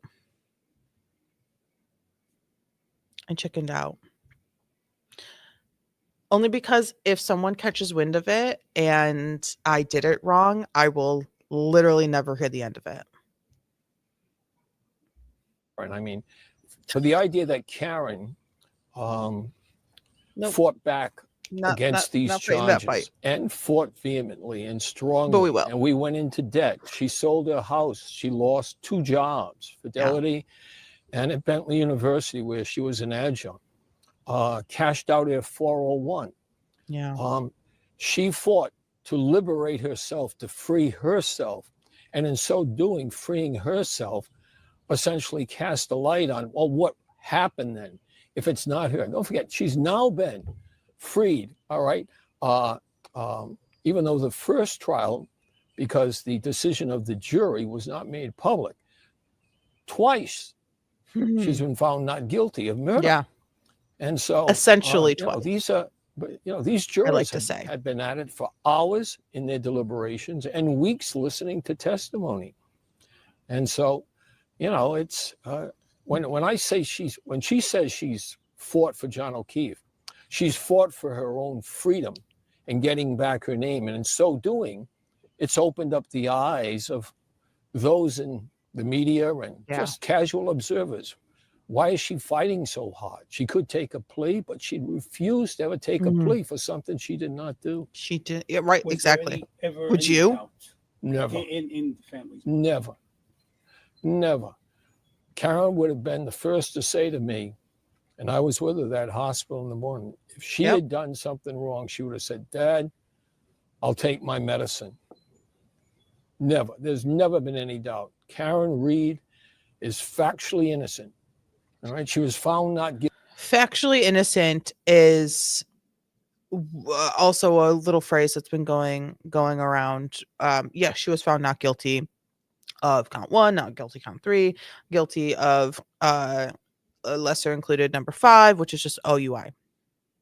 But factually, when it comes down to the facts of the case, the information, the details, the evidence, the timeline, factually she is innocent are claims that people are making.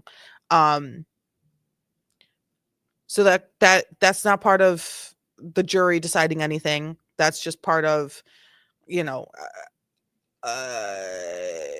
everyone not the jury, the folks that are not the jurors, coming to the conclusion of factually she is innocent because it does not work. It doesn't work. The facts do not line up. The pieces don't fit. The puzzle's broken. The puzzle is broken. Not guilty, but I will tell you she's factually innocent. Look at the body. Look at the wounds or lack of wounds, aside from the abrasions, right? From an animal, from a dog to his right arm, and to the deep laceration on the back of his head. Look at there's nothing else. There's no bruises, broken bones, torn ligaments. If he was struck by a 6,000-pound SUV, which my daughter was driving, you'd see something below the knees, in the torso, around the chest.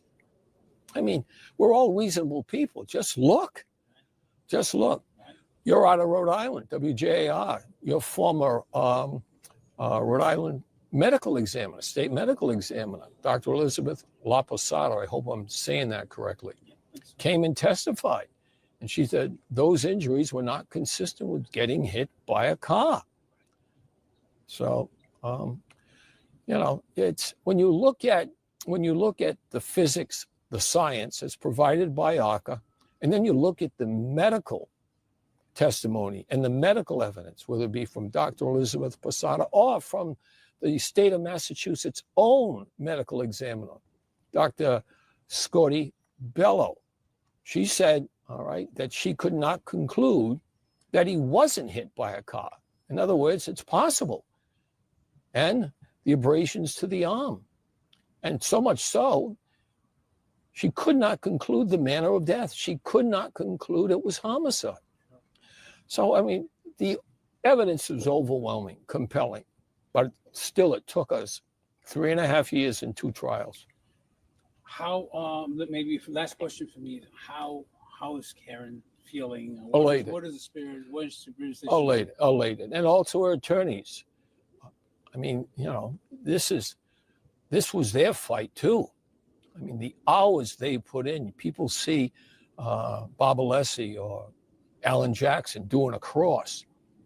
That cross, all right, an order of proof has to be developed over several days. You just can't go in cold. You have to develop that. And same thing with the summation. Alan Jackson's summation, which so many people remarked on, all right, was just, so. Alan Jackson's closing arguments versus Hank Brennan's closing arguments. Alan Jackson said, let's start from the beginning, work our way back.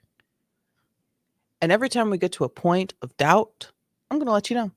Here's a stack. Here's all the doubt you need. It's more than what you need. It's 5 times the amount of doubt that you need. But here it is. Hank Brennan said, she was drinking. She was drinking a lot. She was at this bar and she had a lot of drinks. But before we get to the drinking, let's get to the evidence. Before we get to the evidence, it was so hard for me to follow, right? And a lot of people had issues following it. It felt a little disjointed. Now, there are also conversations of how Alan Jackson used his notes. He stood in one spot. He had the little PowerPoint demonstration throughout it. And he read a lot. Hank Brennan didn't. And he had notes and he would go and he'd flip through a couple pages and then get back into walking around. Everyone has different preferences personally when it comes to attorneys, and everyone has different preferences personally when experiencing attorneys, especially closing arguments. I personally, my own opinion, no one else's you don't have to claim my opinion as yours. My opinion was that Alan Jackson, his storyline was so followable, it was almost funny because it felt like we were almost finishing his sentences. We knew exactly where he was going. Is that because we watched this case twice and we have followed it every day for 3 years? Probably. Probably. But I'm sure there were moments where the jury also finished his sentences. They answered his questions that he asked the jury in their head, right? They were right there with him. Now with Hank Brennan, he was more, look, there's things going on. Let's talk about these things. Here we go. Okay, and now let's go back. Okay, but I forgot. Sorry, I forgot something. Let's go back, right? Okay, and now let's jump ahead and then we'll go back. Some people like that. Some people like it. Keep it on my toes, type of energy. Allie Jax is my man to the max. Spitting rhymes.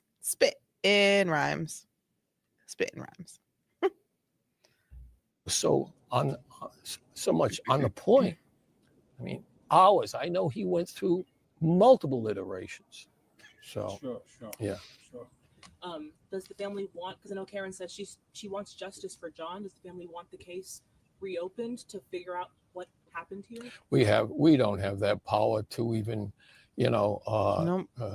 make that wish. We just don't.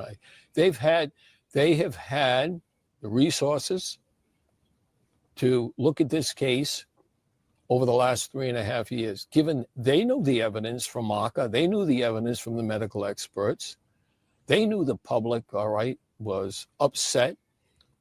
The public overwhelmingly upset about what was going on here. Well, they've always had the resources to look at it.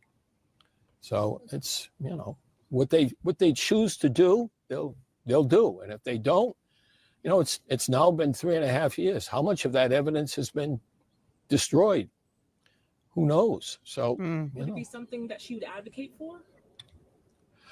We just want our lives back. She's got her life back. She's as she made a statement outside of the court today. I don't know if you were out there. It was incredible, wasn't it?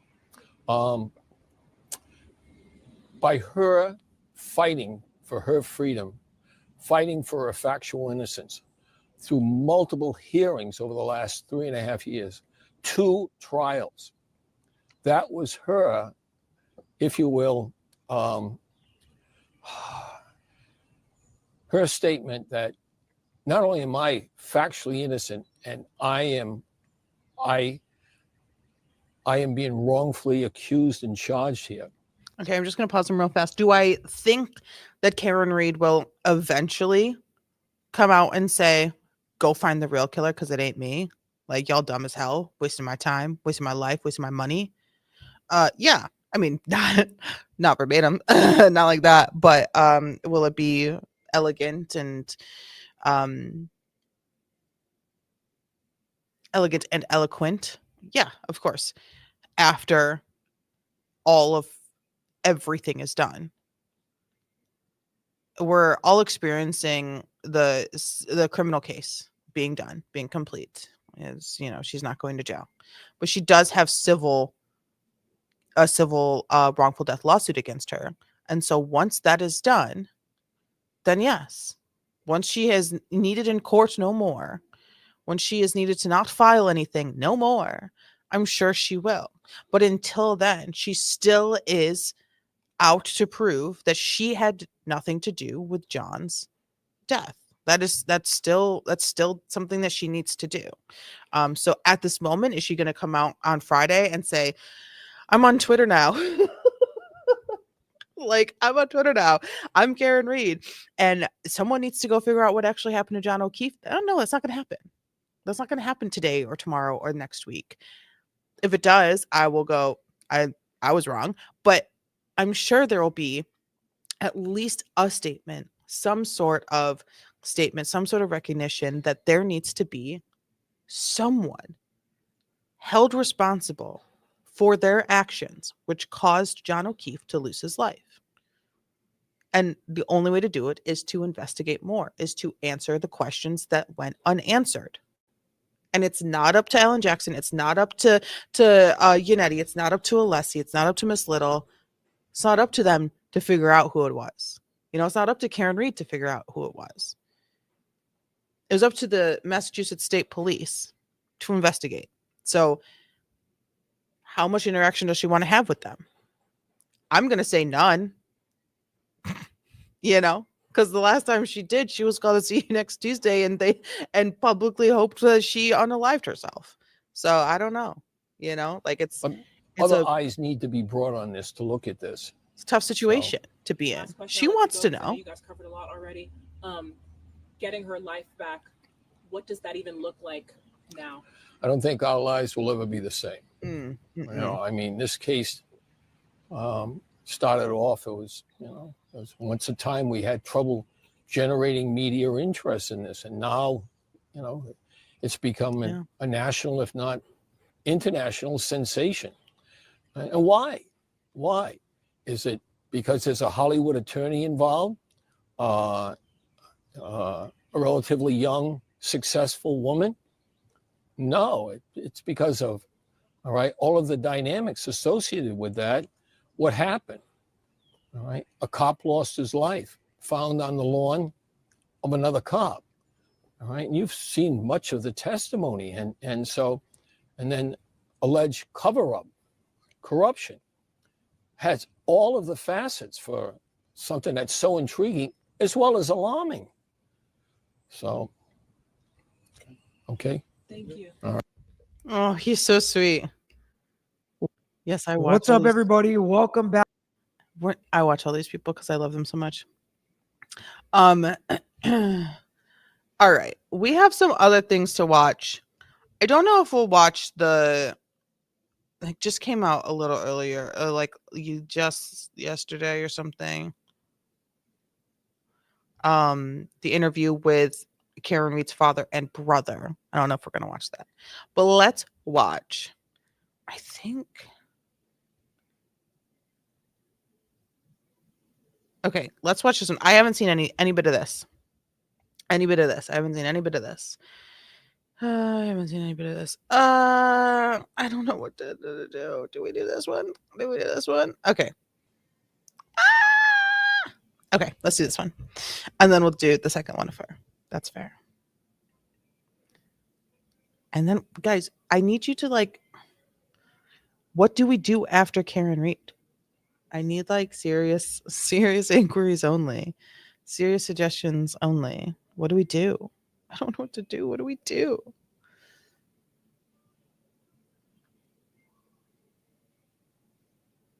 Do we specifically just cover trials? Do we specifically just cover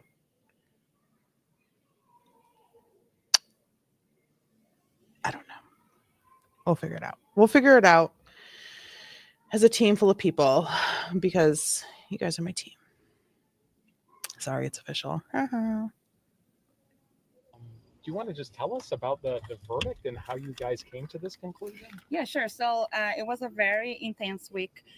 We are at first for me, I thought Karen Reed was actually maybe guilty of manslaughter in the beginning, but as the weeks passed by, I just realized there was too many holes that we couldn't.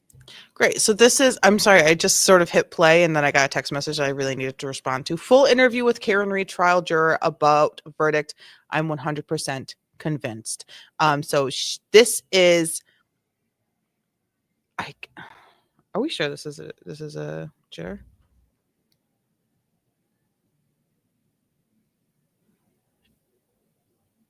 Yeah, we'll just go with it, even if it's not. Alleged juror. I haven't seen anyone in particular come out and say, yes, I recognize this person as a member of the jury, but I also didn't go looking. So, but it's been accepted on a couple of different media outlets. So couldn't feel, and there's nothing that put her on the scene, in our opinion, besides just drop John O'Keefe off. And the taillight, the injuries in his arm didn't make much sense that come from the taillight for us. The last witness, Arca, from the defense, that made clear, they did a very good job, showing us, explaining all the technical. They liked Arca. They really liked Arca. Everything, and yeah, we couldn't prove there was a collision and she was responsible for John's death.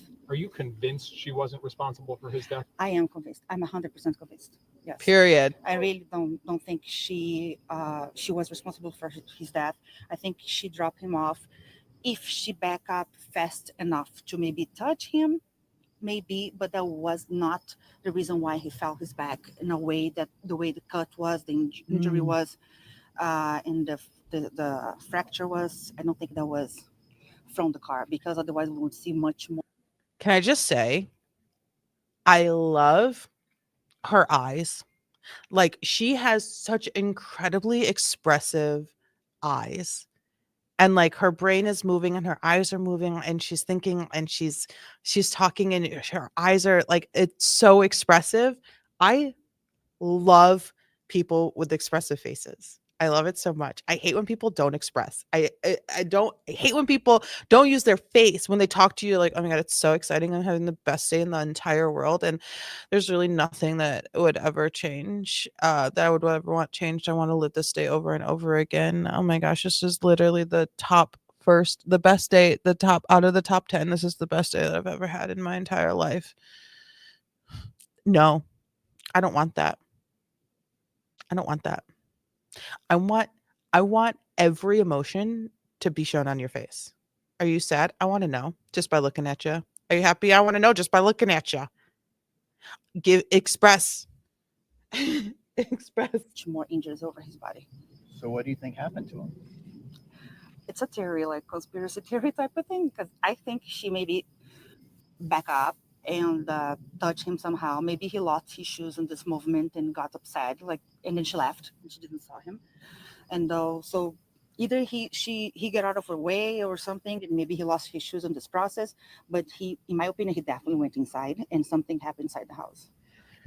She just said, in my opinion, he definitely went inside and something happened inside the house. She said, in my opinion, he definitely went inside.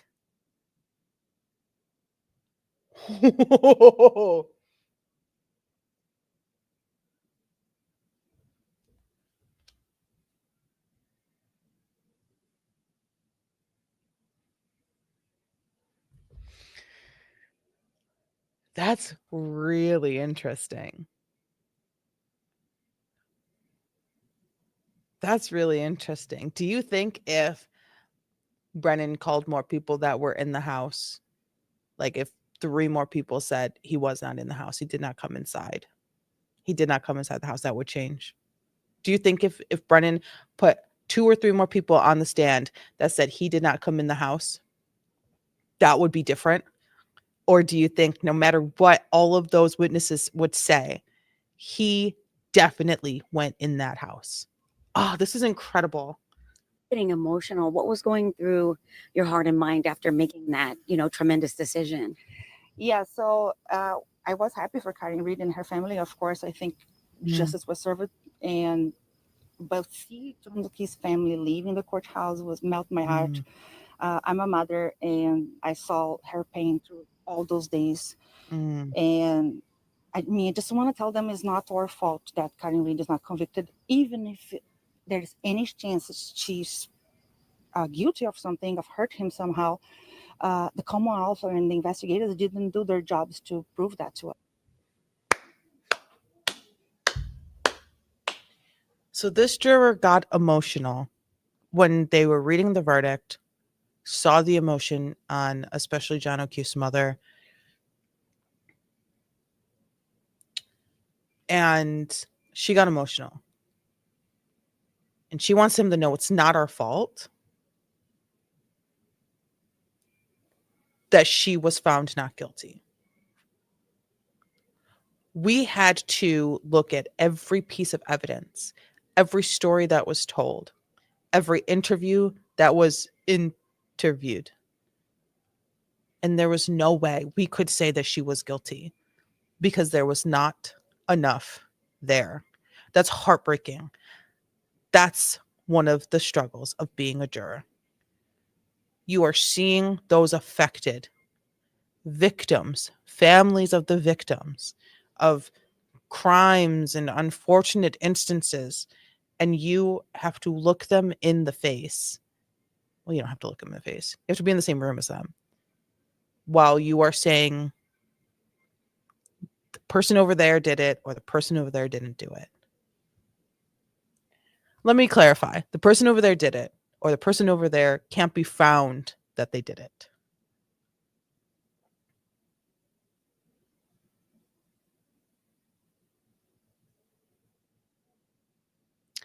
I don't understand. Okay. Oh, wait. I don't understand this. I don't understand why Peggy don't get it why Karen killed Bet's son.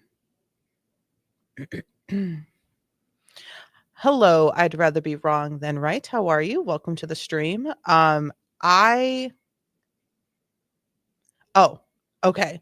I just had a hard time with that first one. Peggy is being poisoned by Alberts and Jen. I agree. Hello. Hello. I agree. I think that it is quite unfortunate. Okay. I agree. I agree. And poisoned is a very intense word when it comes to my thoughts. So I will probably have to tone the poisoned down for my opinion just slightly, but I'm on the same page. Absolutely.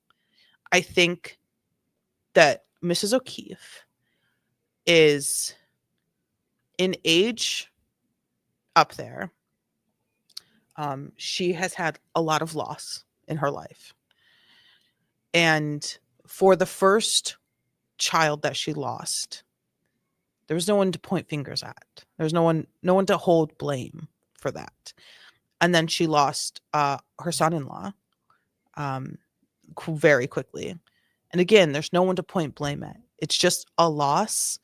It's a death. It's a passing, and you have to deal. You have to try to heal. You have to continue to live while mourning and grieving.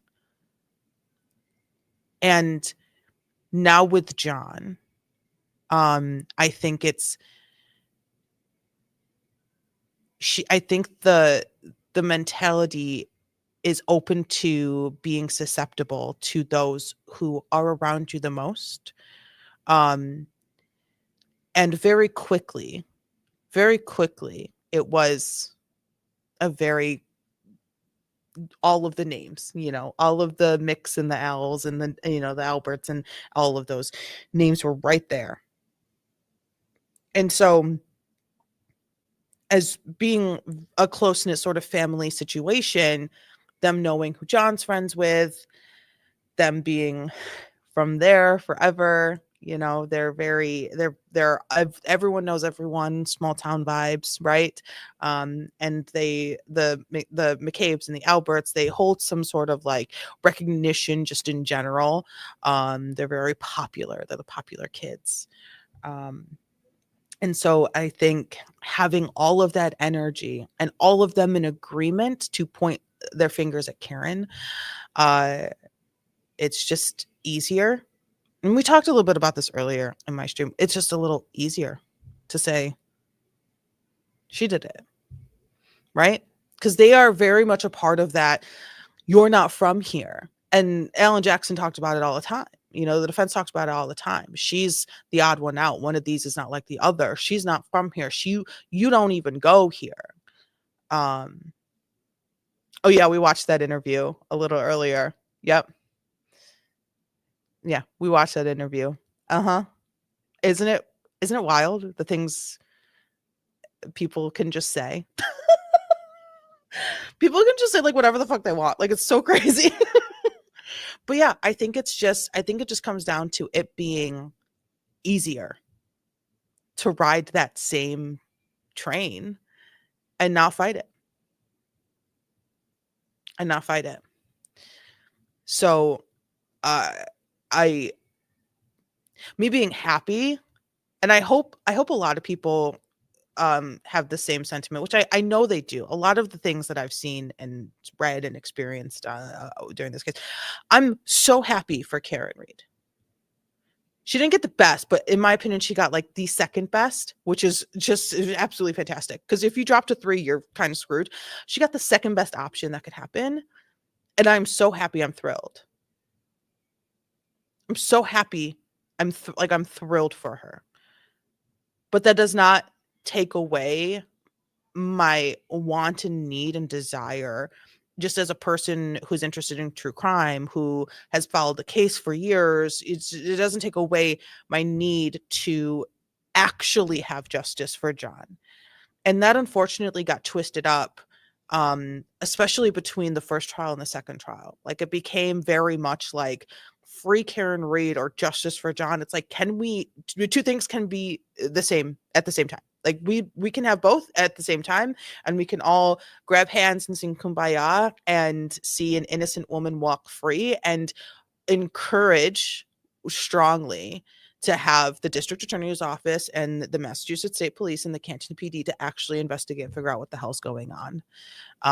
And everyone maybe send a little prayer up to the FBI and be like, hello, are we going to do anything about this? Type of energy. I agree with you.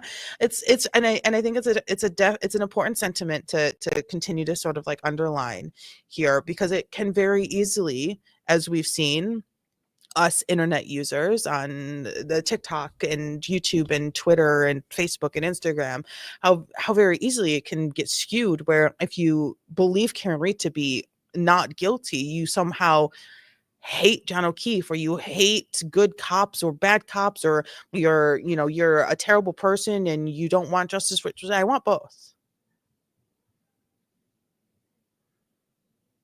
I want both. That's what I want. Nobody is listening? Who do you go? Oh yeah. Who do you go to? Nobody is listening.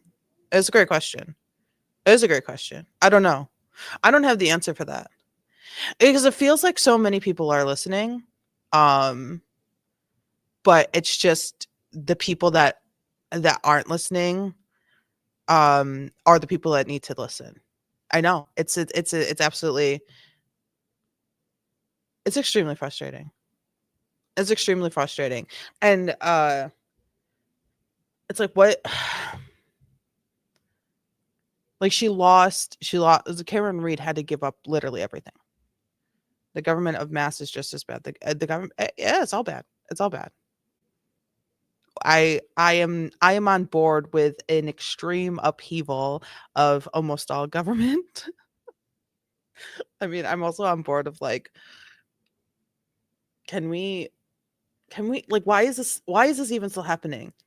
I have a question.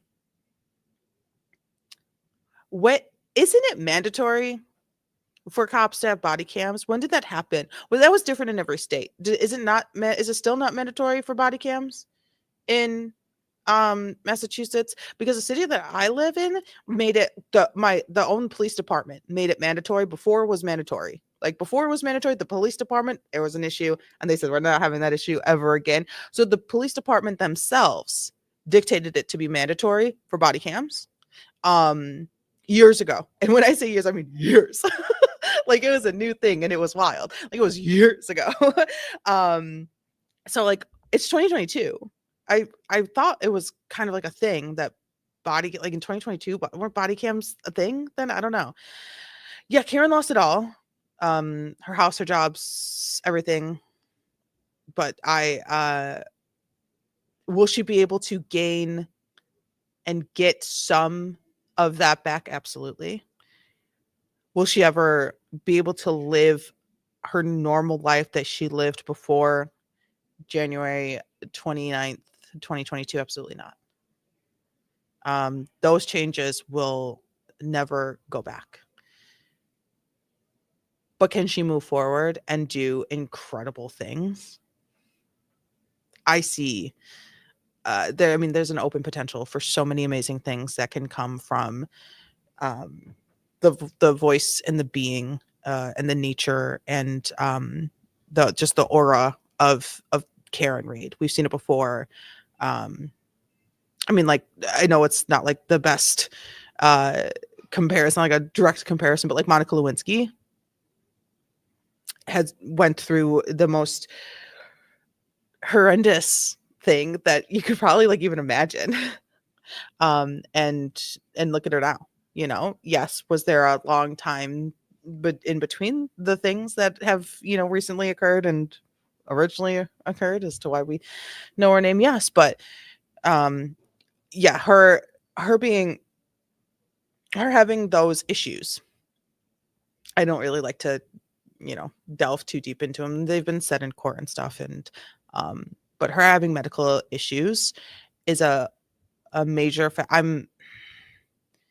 there was only one day where the day was needed to be taken off for court. Like court needed to take off one day due to illness. And that is extremely amazing. And that right there, even if she was having, let's say there was a defendant with like chronic pain, like a chronic pain illness where there was just chronic pain, and they said, okay, I'm at a max today, but tomorrow I'll be okay. Tomorrow I will be okay. And even if I am not okay, I just need one day out of months. Incredible. That's incredibly strong. She didn't let anything get in her way. She was sick that day that they needed to take off. Yes. And the next day it was, I wish they took off a couple more days. But she powered through, and I don't know how they were out the next day and walking around. I would be asleep. I would be asleep for 72 hours. Don't wake me unless you're like force feeding me a snack. And if you see me up having to go pee, don't talk to me. Don't turn the lights on. I know where the toilet is. I'm going back to bed. I would be sleeping. Do jail defendants get the same like medical care?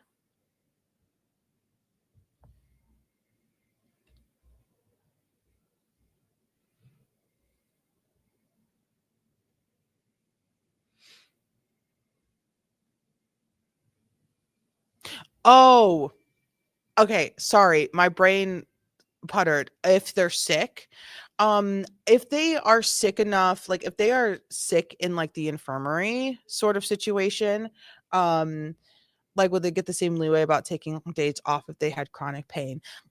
If they had chronic pain, that's a hard one. I think it would all pretty much depend on which state down to the county that you're in. I don't know. I'm not too sure. I feel like it may be if you were in that's a great question that I should probably ask some people that would have the answer to that.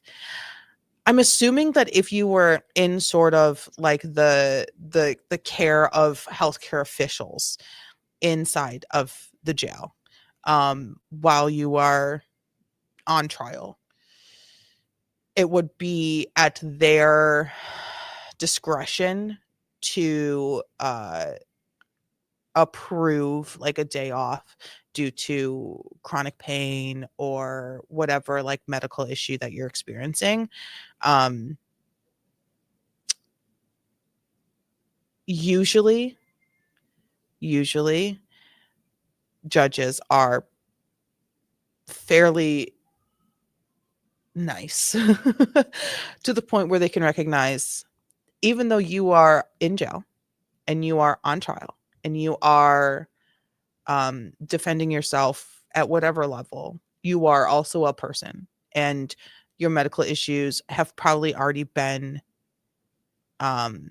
recognized and marked and noted in court. So when something comes up, it should not and probably would not be a surprise. It would be, hey, we kind of warned you about this situation. So that's my guess, is that if you were in jail, I feel like it would probably be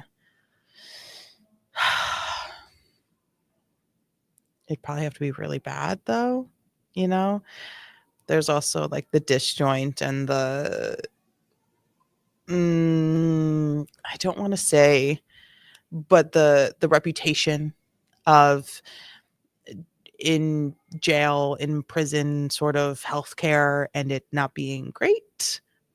So I'm sure it'd be a tough situation to handle, but if you have at least a lawyer who knows what they're doing, then it probably, a day off would probably not be the end of the world.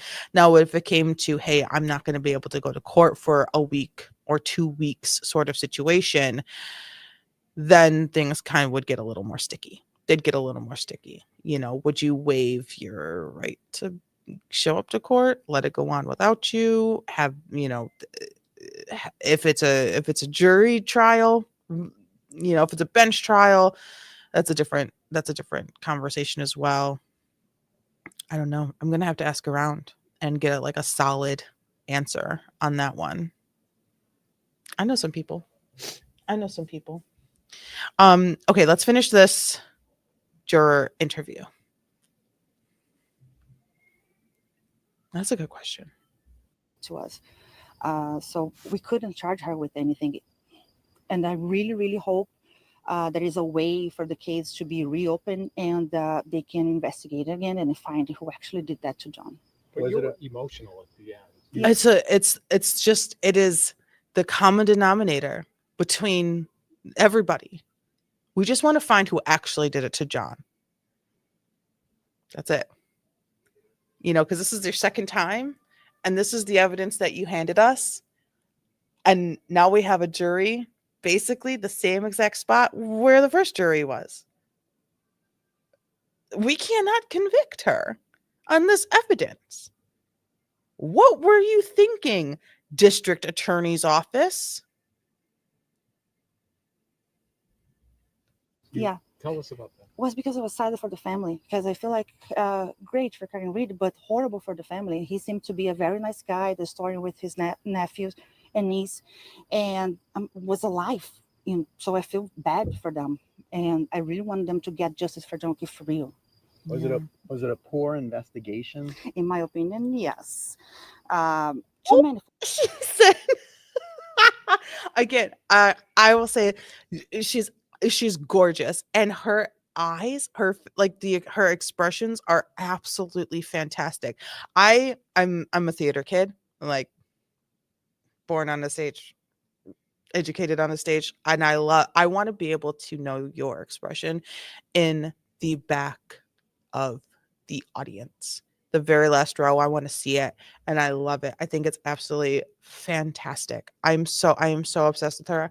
I want to be her friend. Many flaws. I want to be her friend That so we bad. couldn't fill She's in. No reports. So many things. Videos with glitch. I don't know. Felt a little not correct. Not. Videos with glitches. Why? You're the police. And your shit's flipped? What? That's crazy. That's crazy. Precise. I mean, they are police officers. They know what to do in investigation, and with too many pieces were missing. Well, you said you were first thinking manslaughter in the beginning. What changed your mind to not guilty? The process, like what as they show us that things don't connect to each other. The injuries don't connect with the tail light, the glitch on the video of the sailport, the missing part of the video of the ring light in John O'Keefe's house was too many coincidences to be, straight her fault. So the first trial, Too many coincidences. Missing ring video, glitchy video, videos flipped, pieces don't fit, injuries to the arm.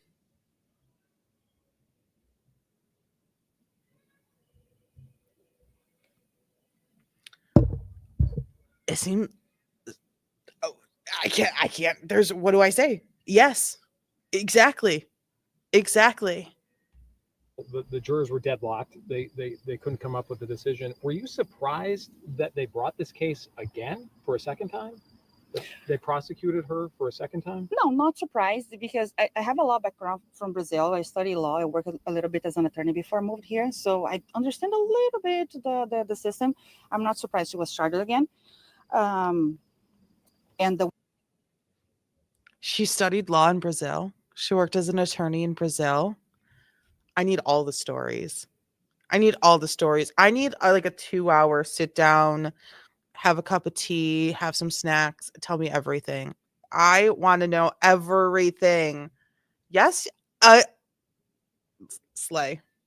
Slay. And that we definitely didn't want to hang this jury. We were very positive that we're going to discuss everything as much as we can, because we don't want to.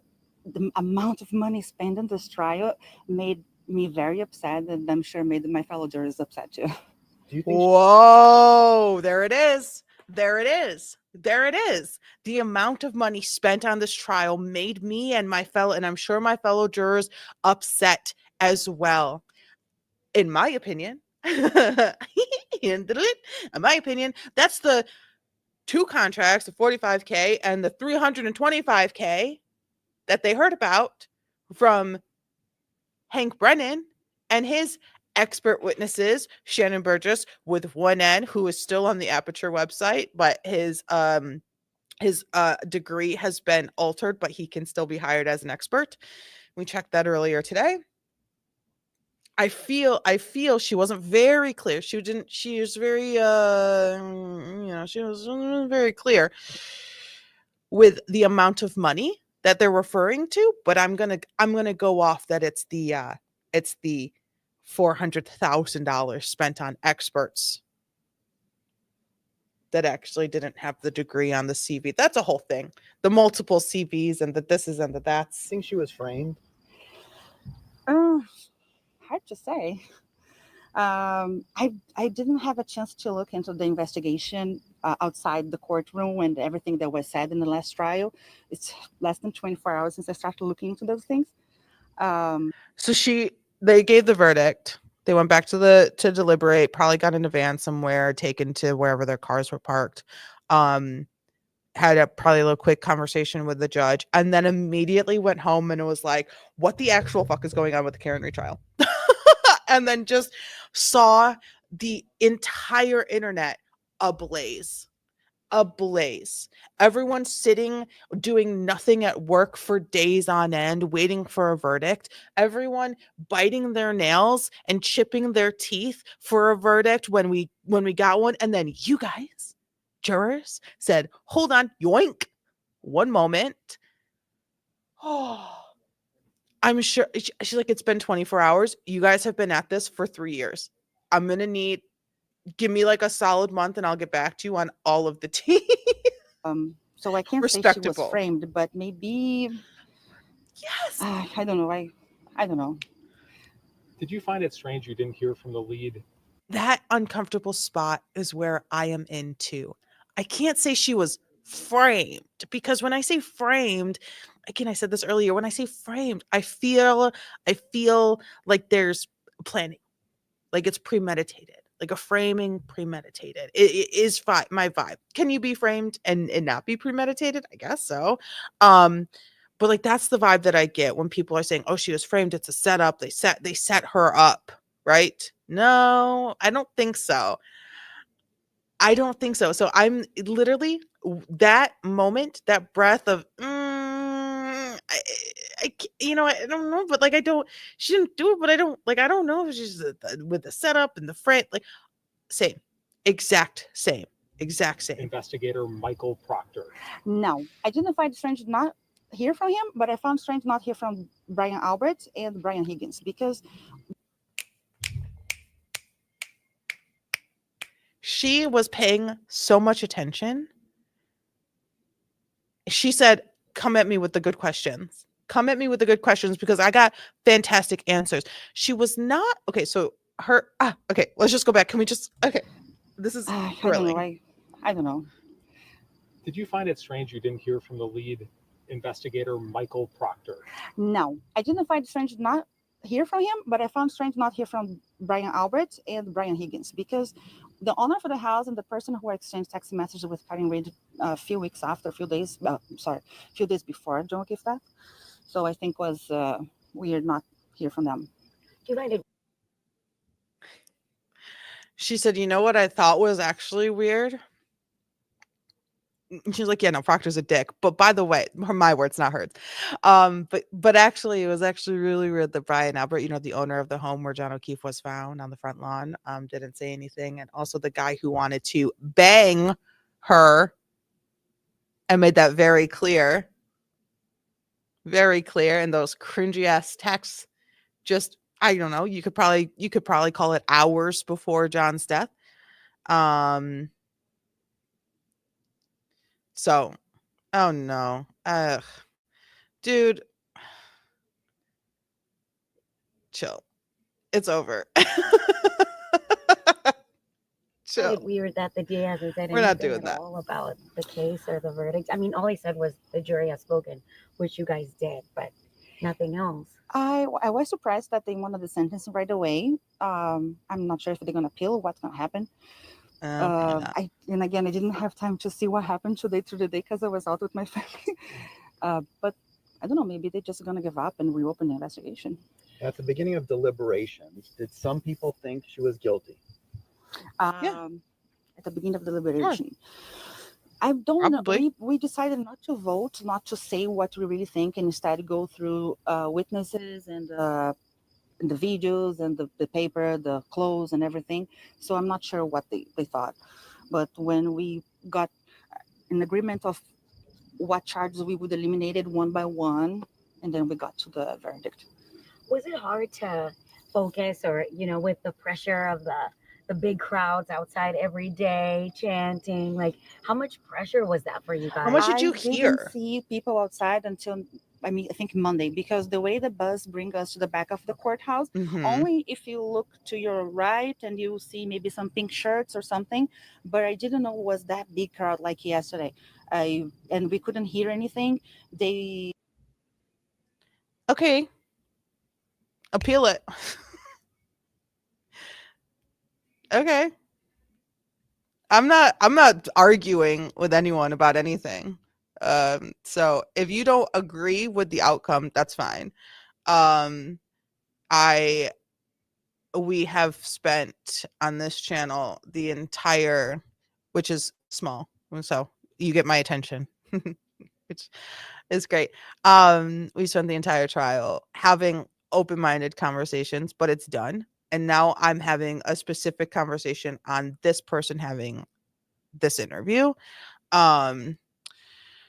She also said she was looking for reasonable doubt. I did not hear those words. I'd love a timestamp on that.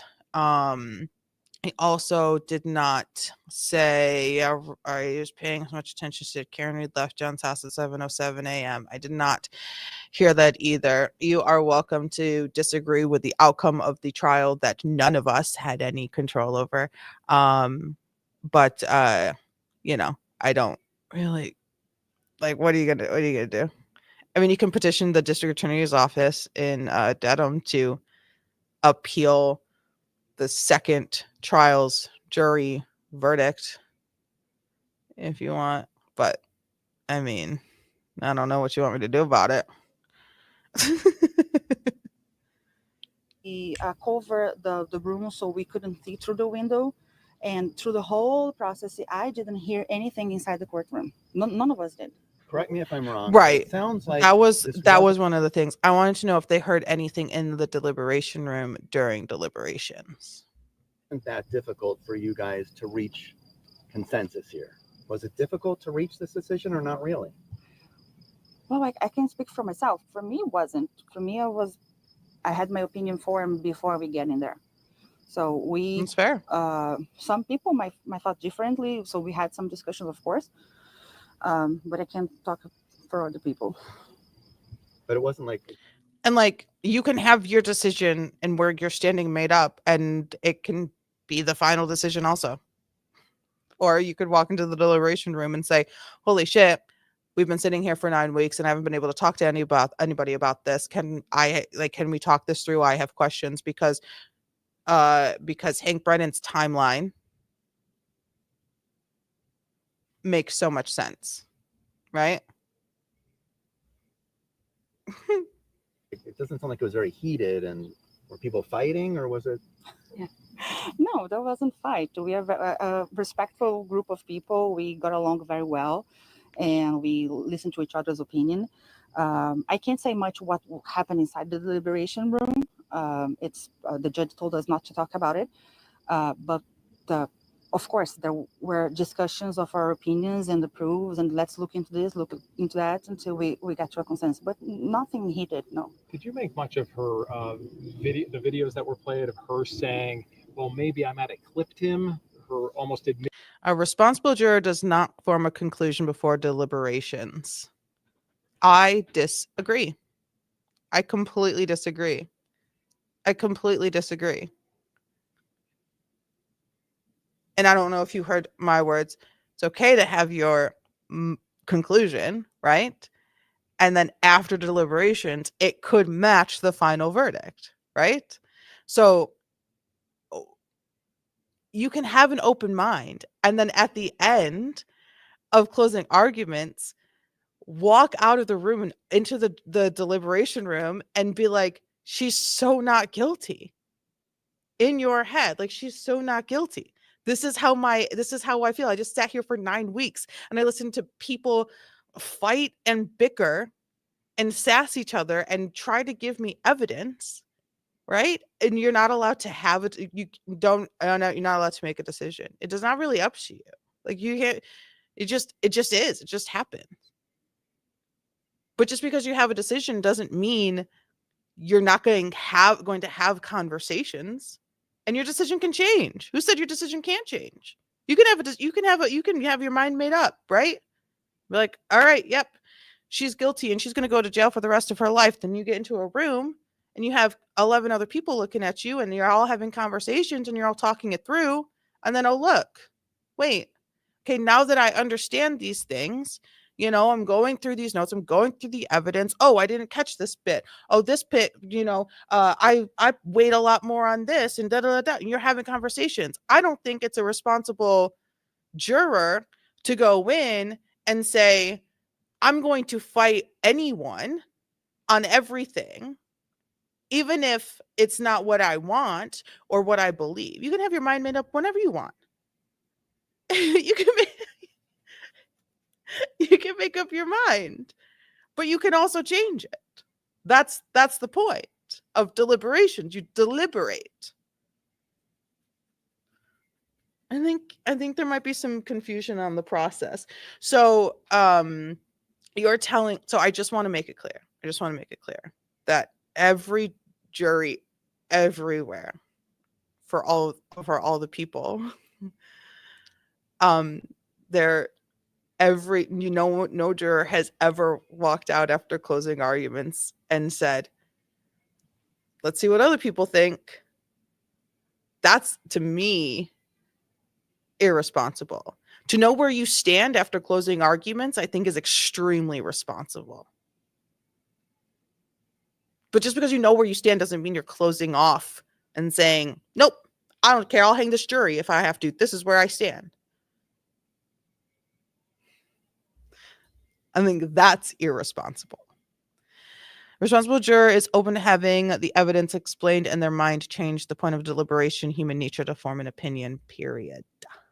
Admitting that, well, maybe something happened. Yeah, that's where I take my theory from. Since she woke up thinking, oh, maybe I hit him. So this idea comes from somewhere in her mind, right? So maybe when she back up, she hit something, the curb or him or something. I don't know. But definitely his injuries are not consistent with the taillight damage. We do not believe the taillight, the way that was presented in the Sally Port on that day, it's not the same way that we saw in the videos of the car coming out of the meadows in the morning. Her and the other juror both said the same thing, that the taillight is not consistent in between those 2 points in time. I don't think the car killed John O'Keefe, no. At what point in the trial did you start to think she was innocent? Maybe like 3 weeks ago, after, when they had the police lab bringing DNA, they found a little trace of DNA here and there, but they also found 2 males' DNA here and there. So maybe there was more people involved on that. So that's when I started shifting. That's really interesting. A lot of people will hold a lot of power and put a lot of weight on DNA.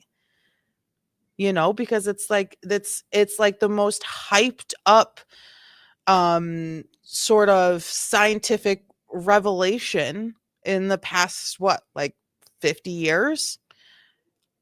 Weight on DNA is big. So she's saying about 3 weeks ago when the DNA came in, and it was like, so right before the defense brought their own case, maybe? Shifting my mind to completely not guilty of killing him at all. And the OUI was the only thing we can't deny, because she said on the video she was drinking, and there are videos of her drinking, counting of her drinking. So we couldn't let that pass. Anything else, Paula? Like, what's your message, or what's the lesson that you learned in this process? Or yeah, what's a lesson my that you first time learned? being a juror was an incredible experience. Really, I really enjoyed being there. It wasn't a burden at all. The deliberation part. She says it wasn't a burden at all. Interesting. Interesting. I mean, she has interest and in education in the legal system in Brazil. I'm sure she has interest in the legal system in America. For me, was a little overwhelmed because of the pressure of have someone's life in your hand. But Fair. the crowd outside or influence from outside, none of this came to me. So I was clear in my mind, just focus on her and the case and the evidences we have. But right there, for me, it was a great right experience, there. and I'm happy that I feel That is exactly the opposite of an irresponsible juror, in my opinion. good about what we did. I'm confident that she's innocent, and I really, really hope the pressure that they had in this case now is transferred to John O'Keefe family, and justice for him, like new investigation, whatever needs to be done. Perfect. I love it. I'm loving that, like, we're getting this like matching sentiment, you know. It's fantastic. Fantastic. Well, I don't think we need to watch that again. Let's see. All right, let's end the day. Do we do it? Do we end the day with like a 3-minute Turtle Boy interview? I don't want to ruin the day. Oh, sorry, Turtle Boy. I think we're just different vibes. We're just different vibes. I'm not like, I don't know.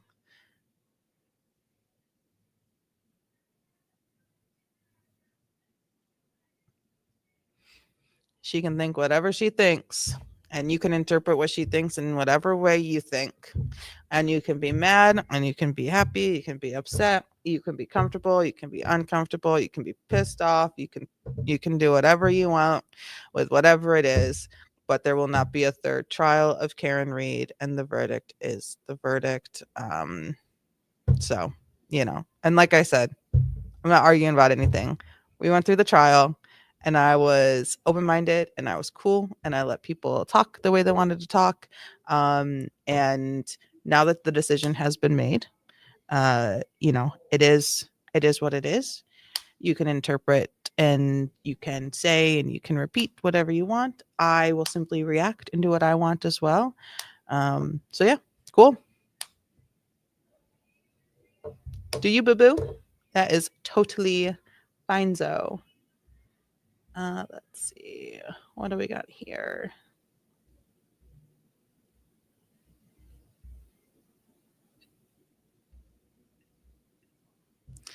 Yeah, let's do the Turtle Boy thing. Might as well, right? Might as well. Where'd it go?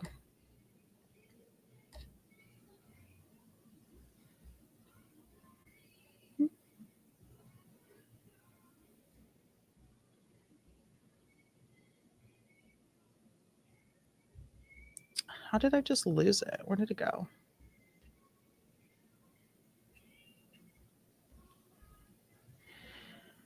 Are you, or do you want to just fight about something that can't be changed? Like, I don't know. That's not the vibe that you're giving off in all of your other chats.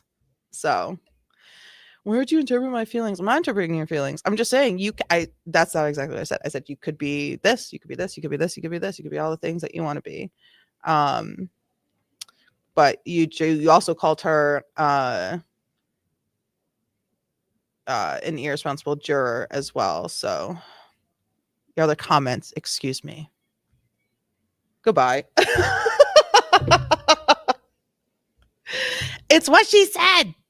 It's what she said. It's like so crazy. Like, dude, chill out. It's fine.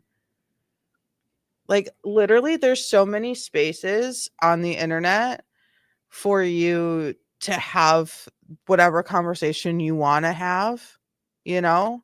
And you know what conversation you want to have. You like want to, for some reason, you want to have like some heated back and forth or whatever, right? But like, it's not gonna be me. Like, I'm not the one. So, you know, I'll see you. I'll see you later. Good luck out there with everything. It's super cool. Deuces.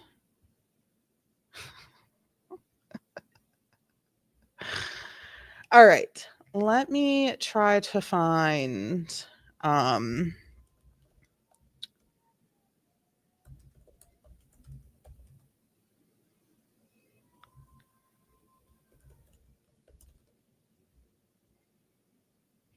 think it was this one that they were telling me to watch. All right, let's give it a go.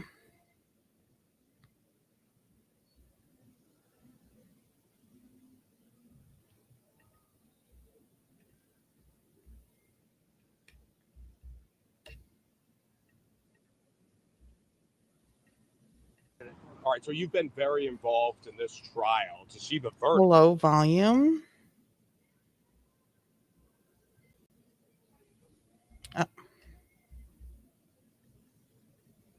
All right, so you've been very involved in this trial to see the verdict today. What was your reaction? It was emotional, man. It was just, it's something I've been dreaming about for a long time. And to actually live it, it hasn't set in yet what happened. It was just, I've been mentally preparing for this day for a long time, both the worst and the best. And I'm so happy that it was the best. And how would you characterize what It you've was done the best indeed. Well, one of the best. I'd like to think I've shined a spotlight. In my opinion, complete best would have been complete not guilty. But On it, you know, with my journalism and my activism with this, I've exposed several lies that the district attorney has, put out there. And like, for instance, speaking with Lucky Loughran, who is a major witness for the defense in this case, I interviewed him before the state police did. I found him. I found the plow driver who didn't see a body at 2:30 when he went by, who saw a Ford Edge. I found him when the state police couldn't. And 2 days later, they responded to my article by interviewing him themselves because they had no choice. So I'd like to think that, I put a spotlight on it. I made it sure that made it so that they couldn't hide what they were doing. Now, in a lot of cases, a lot of high-profile cases, we haven't seen the social media outreach that we saw in this case. Do you feel that you're responsible in some way for the verdict today? I think I had a little to do with the social media aspect of it. I don't know about the verdict because these are 12 impartial jurors who made this decision. But I'd like to think that some of the evidence that was presented to them in court was a result of my journalism and my influence and my activism online. And that is fair. He is responsible for bringing eyeballs to the case, for sure. Unfortunately, there are some eyeballs that belong to humans that are just mean and gross and attacked in many different forms and many different levels. John O'Keefe's family and also witnesses. If you are watching, taking in, following something on the internet, right? Even if it's happening in your town, bringing something into the real world, like reacting in the real world with your body face to face to somebody and doing something, saying something, screaming something, hitting them, touching them, harassing them, showing up at their job or their house, and all the ways that people can just be terrible. You're not helping. You're not making anything better. You're not fixing any problems. You're not doing good. Like, chill. You're not going to magically be able to make a time machine and go back and change whatever happened, right? You can't do it. So having conversations online, like healthy people, is fine. That's fine. But some of the things that Turtle Boy himself has been a part of, not has done, I'm not saying has done, but has been a part of, or people acting on his behalf, etc. Even if it's not actually on his behalf, them believing it to be so, or believing to, someone deserves me being terrible in whatever fashion to them because they're a person or a witness in this case and I'm on the not guilty side and they're on the guilty side, or I'm on the guilty side and they're on the not guilty side. All that is absolute nonsense, right? Don't do that. That's dumb. Like, I won't call you dumb for following religion, but I'll call you dumb for doing that. That's dumb. And it's irresponsible, and you're looking to catch yourself a charge, period. So, like, if you also want to be a part of the judicial system that a lot of us see as a little bit not great, as a little bit clunky, is a little rusty, is a little stuck in their ways, needs a little updating. If you want to be stuck in that judicial system, then sure, go ahead, go catch a charge. But it ain't gonna be me. And so Crazy. in that regard, and just spreading the word about it, man. Like, I've been doing standouts. We put up billboards all over Norfolk County for Free Karen Reed. I made a video called Framed that's gotten over 1 million views. So it was almost impossible to live in Norfolk County and not know about this case. I spread awareness about it. They wanted this to be in the darkness. They did not want anyone to know what was going on in here. And I made that impossible for them. That I 100% agree with. I 100%. Let's take it down to 99. 99% agree with. 99% agree with. He added fuel. Let's say he built a fire pit. He added the wood, he added fuel, and he lit it on fire. And he continued to add fuel and keep that burning until a lot of other people, thousands, hundreds of thousands, millions of people joined in and added some of their own commentary, opinions, views, voices. And now, you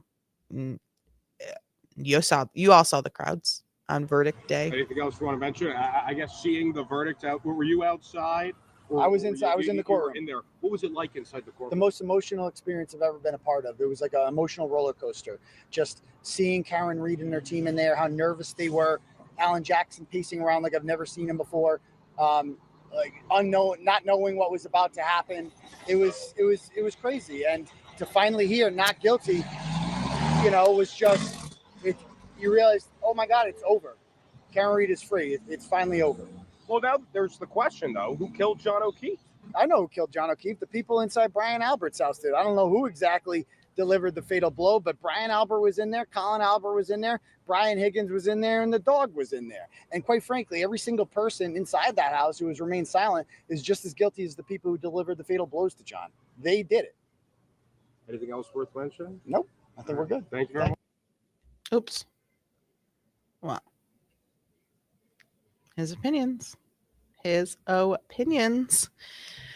right, there's a bunch more Karen Reed stuff. So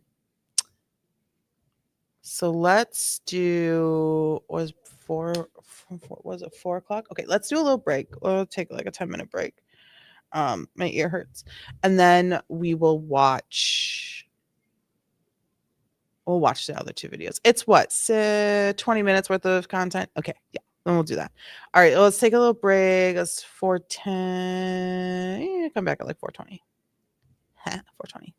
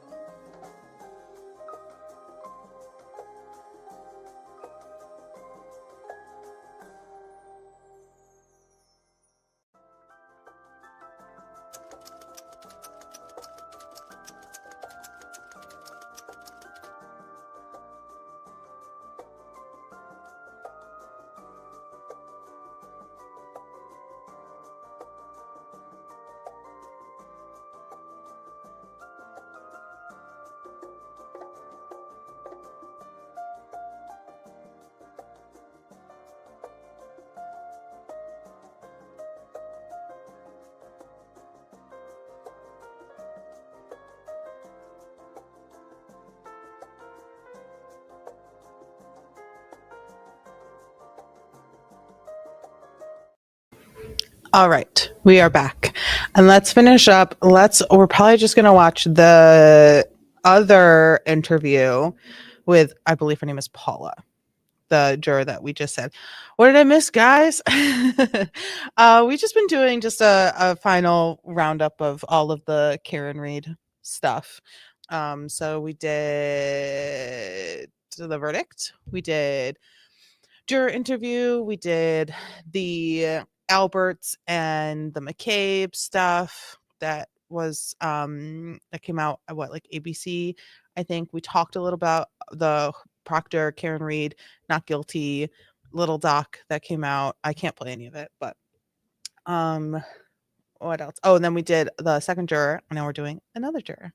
So let's do this one, I guess.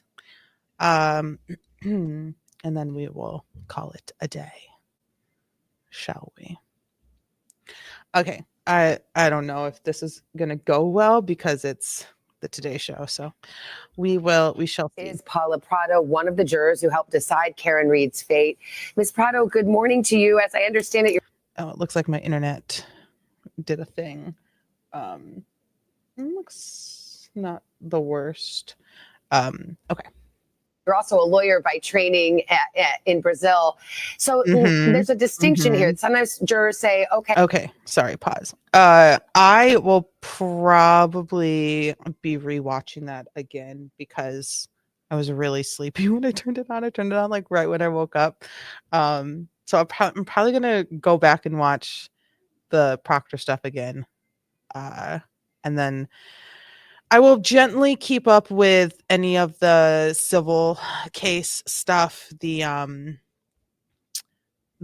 wrongful death lawsuit against Karen Reed, but this will probably be it was terrible. It was the worst. It was, oh yeah, no, I shouldn't have said those things, blah blah blah, just the bullshitting of it all. like just the bullshitting of it all. And then it's not it's bad. It's not a good look.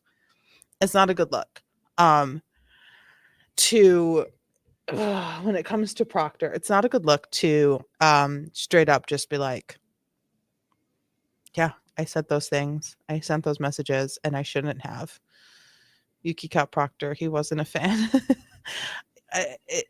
He's just a bad dude. And now he's, crying, woe is me. I was a bad dude and people took it out on me. Yeah, that's kind of how that works.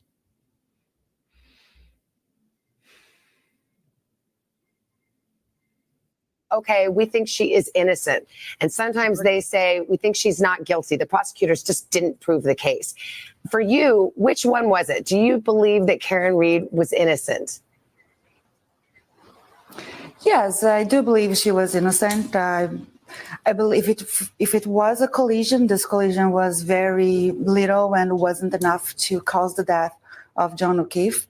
So for me, it was for the past 3 weeks, I was very confident to say that she was not guilty and she's not responsible. So Paul, if you believe that, if you believe she was in fact innocent, what do you think happened to John O'Keefe that night? That's a trick question because okay, I hate that question. I hate that question because you're being told a story. You're being told, hey, this is what happened. And then the defense is saying, here's a little doubt, here's a little doubt, and you got some doubt, and here's some doubt for you, and here's some doubt for you, and here's a little doubt, and here's some questions, here's some great questions. You guys have questions, and we have questions. Here's some questions, here's some things to make you question. Here's some things that, I'm going to try to put these puzzle pieces together, and they're just not fitting. And now the jurors are continually being asked, so what happened to John O'Keefe? Bruh, I don't know. I don't know. I have the information that was given to me from the district attorney's office, and I have the defense given to me. That's what I have. That's what I had to make up my decision with, right? And my decision is not guilty. She did not kill John O'Keefe. how is the jury supposed to know what happened? I hate that question so much. It's obviously the next question that's going to be asked, but I don't like it. I don't like it. They don't know. That's the point. That's why she's not guilty. They don't know. Because I can't prove anything. So, but I do believe he died inside the house. Something may happen in front of the house when she dropped him off, because she woke up saying, maybe I hit him, look at my taillight. She made this connection of the taillight being cracked with he not being home. So maybe she did hit something when she dropped him off. And as she drove off, like mad, going home, upset because he didn't came back from the house, I think John O'Keefe went inside the house and something happening there. What do you think of the defendant herself? You were able to watch her live in the courtroom day after day, but she did not take the stand. Do you wish she had? And what was your impression of her? Yeah, at first my impression was she gave me a vibe of being too confident, and that wasn't good for me personally. I expected to see someone more, I don't know, sad or quiet. I wonder if her concern with Karen's confidence shifted once she realized, and it came out over and over and over again, that they are actively in trial number 2 and not trial number 1. But that is interesting. I mean, Karen Read does have an air about her. And we saw it the moment, I mean, some people saw some stuff, during pretrial hearings and stuff, but it was a massive conversation. It was a massive note that a lot of people were taking during the first trial. Her facial expressions, she does not wear inexpensive looking clothing. Her hair is always done. She's very put together. She's a part of the team. She's flipping through papers and making notes and writing, little, hey, ask this question. She's very confident. Her face was a major point of contention for viewers during trial number 1. Not so much. I mean, I guess I was a little preoccupied with just watching it, not so much interneting it. So I can't really say for trial 2 or not, but. And she all the time show herself with she was very calm. She was very participative of her defense and confident. Her looks to the witnesses and to the prosecutor and everybody around, she was very focused on the trial and very alert of everything that was going on. And after a while, I admire that. I think she was doing what she had to do for herself. She was, fighting for her life pretty much. Paula. Wow. And that's incredible. And then when she realized what was at stake here, she admired Karen Read being active in her defense, being active in the trial, looking around, being aware of everything that's happening. That's interesting. There was so much evidence presented over the few weeks that this trial went on. Was there a single piece of evidence that you found as a juror and as an attorney, a single piece of evidence that was the most compelling, that really convinced you she did not do it? Good question. The taillight. So having a close look at the taillight in the deliberation room, they gave us the piece that was originally broken. That taillight, compared with the videos of Karen Read leaving the house in the morning at 7:07, I think, when she first got out of the house to go look for him, I saw it, and most of us, I think, saw it like her taillight was red, mostly red, so it wasn't compatible with the taillight fully broken that we had in front of us. So that's over there was the reasonable doubt we were looking for. What about the fact that this trial is so high profile? I mean, there were. So this is where whoever that person was saying 7:07. She clearly misspoke. Hank Brennan did it a lot. Crowds outside the courthouse every day. In fact, when the verdict was read, you could hear from inside the courtroom, as I'm sure you did, the cheers go up. Were you aware of that? Did that weigh into any of your decision making? How did that play into the dynamic there? The first time we heard something outside was on the day of the verdict when we heard them chanting when we said not guilty. Before that, as we drive to the courthouse, the bus would drop us off behind the courthouse and the streets were closed. So honestly, we couldn't see anything or hear anything. And in the courthouse inside the deliberation room, they covered everything, the windows, so we didn't have a view from outside. Honestly, we knew there were some people there because as we drive around, we see some people in pink and we imagined that there was some movement inside the courthouse. Oh, sorry, outside the courthouse, but we couldn't hear anything. And I had no clue the amount of people that were outside until I come out and watch on the TV last Friday. That was my question. If they heard anything in the deliberation room, if they were hearing any noise, any conversations, any rumbles of just, people just get excited and, so cool. They didn't hear anything inside the Paula, deliberation. you were visibly. Last Friday, no, sorry, last Wednesday. We knew what you meant, but Paula, you were visibly emotional as you left the courtroom. You were in tears. But why? Why were you so emotional as you left? Because I'm a mother and I've been watching his family over this past 2 months, and I know I can't imagine what they are going through. And as much as I'm confident that we did the right thing and she's not guilty, I feel sorry that justice wasn't served to John O'Keefe and John O'Keefe's family. And it's the reason why I'm coming out and talking to people is to keep the flame going and the supporters going after the GA or whatever.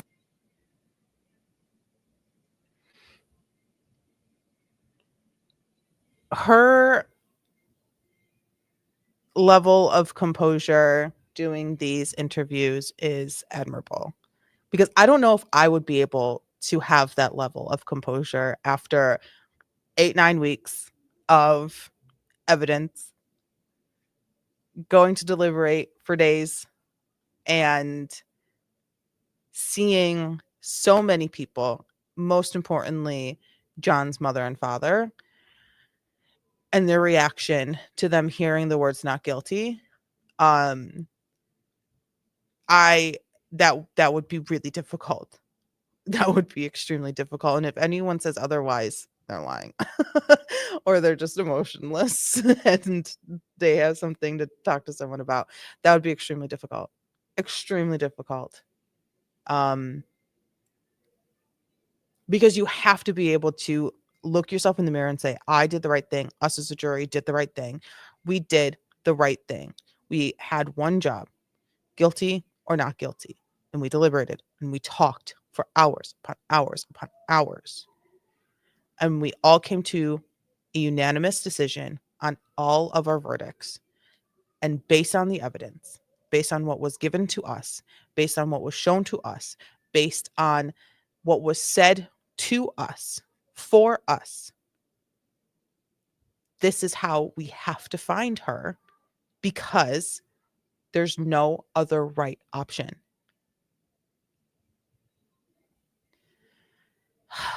While recognizing that John O'Keefe does not have justice yet, not to say that he will never. I really hope he does. That's it. Yeah, that's tough. Whatever they have to do to reopen the case and find who really killed John O'Keefe. Do you have a theory about that? I believe, as I said, that he died inside and something happened inside that maybe he could even accidentally fall and hit his head back. Maybe a little fight went inside, because we saw videos on last bar they were where him and Brian Higgins were making gestures that they would talk after. So I can't say for real, but I believe something happened inside the house. You can tell by the both of her interviews that we have now watched that the jury relied heavily on videos. Videos affected this case. The CF McCarthy's, almost said CJ CF McCarthy's, the waterfall, the Sally Port, The video of the car being towed, all of these videos, and Karen Reed's videos, the interviews, etc., all those videos, they relied very heavy on. They put a lot of weight on it. Videos are indisputable in the sense that you are seeing it happen. It is a recorded event. Videos without audio are a little tough. What were you saying here? What were you saying here? I don't know. It was 18 million years ago at this point. So that is where things can get a little wonky.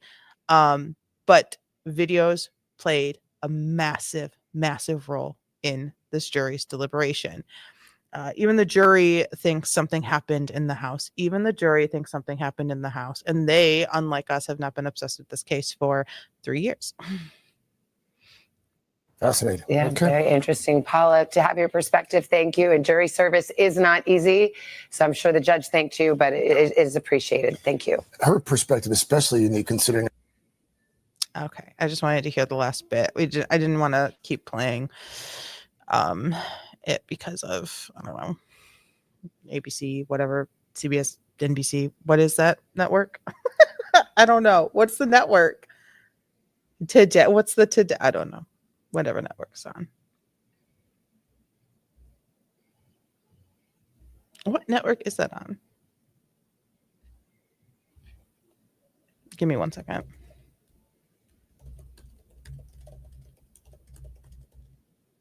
NBC. Yep, that makes sense. Okay. So yeah, so that's for the most part the majority of the things that have come out in the last couple of days since the verdict. Juror interviews. There's another video of Karen Reed's dad and her brother chit-chatting. We're not gonna watch that. There is on Hulu,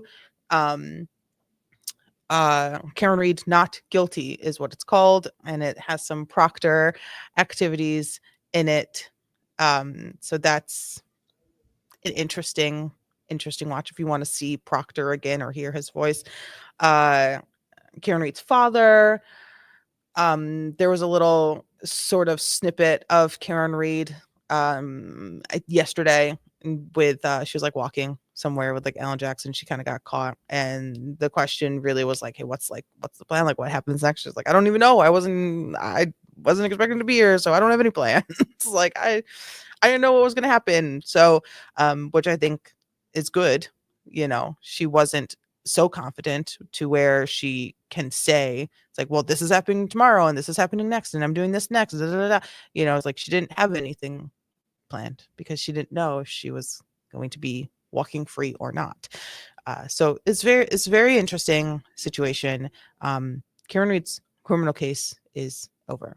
She has a year probation, and I believe it's like a 40-hour drink driving course. So what everyone gets in that area, 99% of people get in the area for the first time, OUI charge, not resulting in any harm or death or whatsoever.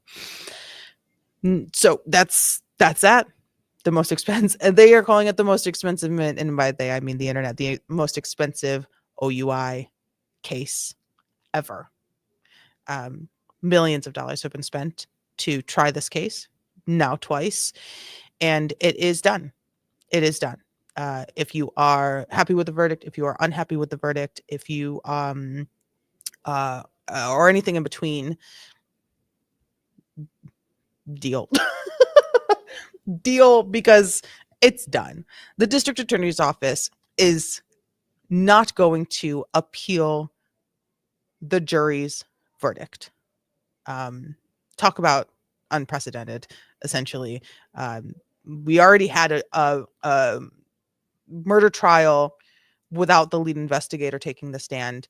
I do not see the district attorney's office appealing in any way the jury's verdict. Can't wait for next trial. I know. What's our next trial? What do we do next? What do we do now? What do we do now? We'll figure it out. I'll figure something out for Monday. I will not be here tomorrow or Sunday. It is my anniversary, so I'm having a weekend. Well, I work on Sunday, but I'm having a Saturday, so I won't see you guys this weekend. But I will be back Monday afternoon at like 3:15, and we can talk about whatever's next. I'll find something good. Like I said, I will keep up on the wrongful death civil lawsuit against Karen Reed. How that is going to be affected by the outcome of this trial, we shall see. Hopefully it hopefully everything works out, or it maybe gets settled a little quicker in some way. Thank you. But yeah, so I don't know. Civil cases can be quite difficult in their own right. Burdens are different, and the like necessity and burden is a little different, and so it's very much different than a criminal case. So we'll keep up to that. We'll keep up to date on that as best as I can. Happy anniversary. Thank you. You're welcome. It's crazy, right? But other than that, there's a lot happening. We have been quite distracted with Karen Reed, rightfully so. It is a distracting case, and that's okay. It was a necessary case. It matters a lot more than Karen Reed probably even could grasp. This was a very important trial. Many reasons, and I personally am happy with the outcome, and I think it could have gone a little bit, and when I say a little bit better, I mean like just a hair just a hair better, right? But overall, well done. It took the nation. Can you blame us? No, not at all. I cannot blame anyone for their interest at all. I can't, because what do you mean? What do you mean? We even just like the blurbs and the headlines of it were just ridiculous. It was all just so ridiculous. And not to say that it wasn't, man, that's tough. I don't know if I could say that it was not worth it. Was it worth a shot? I don't know. I'm surprised. Sitting here right now, going back in time, I am shocked, honestly, that the DA said do it for trial 1. And I am even more shocked that they said do it again for trial 2. Do it again, and we will spend more money. It only adds fuel to the fire of corruption and the belief that corruption exists in that town. Especially after having some jurors come out almost immediately, after the first trial, and be like, what, like, I don't understand what happened. Like we had all these things, we figured out all these things. It was just like a little issue in the middle type of thing. So how many years? 12. Can you believe it? 12. I know. It's wild. It's wild. So what happens next? There are things happening. Things happened. Things are happening. Big ones that I don't know. I said I don't want to cover the Koberger trial. I said I don't want to. And like deep down, I don't really want to. And not because they're not worth it. The lives of those children, essentially, those young college students are not. They're more than worth it. They deserve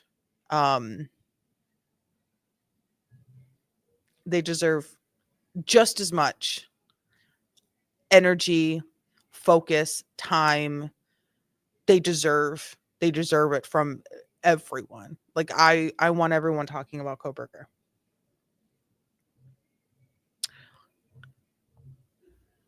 But will you? Maybe. I'm thinking about it. It's going to be tough, and it's going to be emotional, and it's going to be long. and it's going to be tough and hard and difficult. Oh my God, just by coming to visit me. Yes, I came to visit and I met a man, I met a boy, and we've been together for 12 years since. I know. It's crazy. It's crazy. Saw you out there who are like, oh my God, she's so pretty. I want her. You can't have me. I'm taken. But now now I bet it makes you want me more. Oh God. Donovan's like, digger. Just kidding. I'm just kidding. He's stuck with me. Preppy party murder trial. And the rest is history. What's the preppy party murder trial? Okay, let's take a couple minutes. Preppy party murder trial.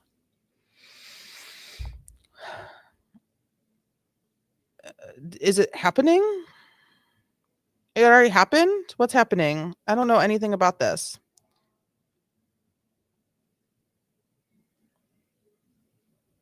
I don't know anything about. They're already on day 2? That was yesterday? Was there court today? Day 3? You want me to start a trial 3 days into it? 4 days into it? Oh my gosh. I don't know anything about it. I don't know anything about it, right?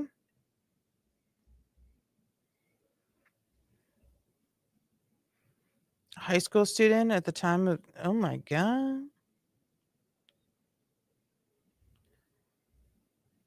Oh my gosh. Oh wait, there's a full like day breakdown? We'll see. Look at your text. Okay.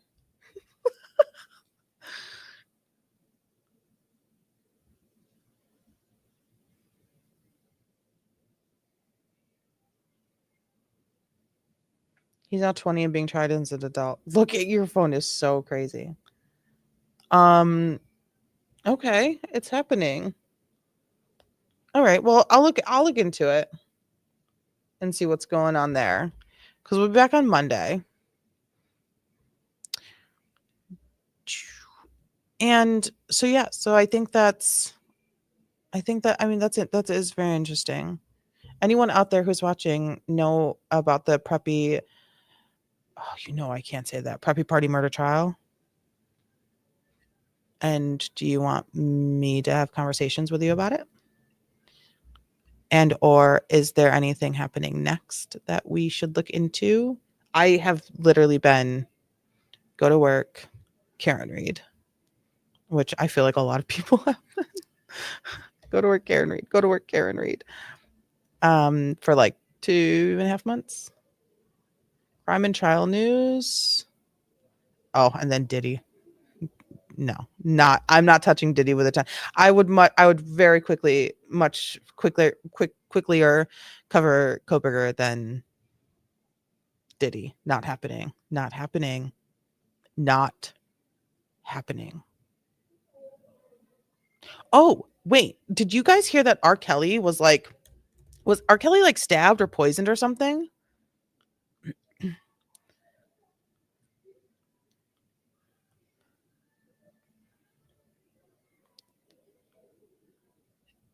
Didn't R. Kelly pop up in the news recently that something happened to him?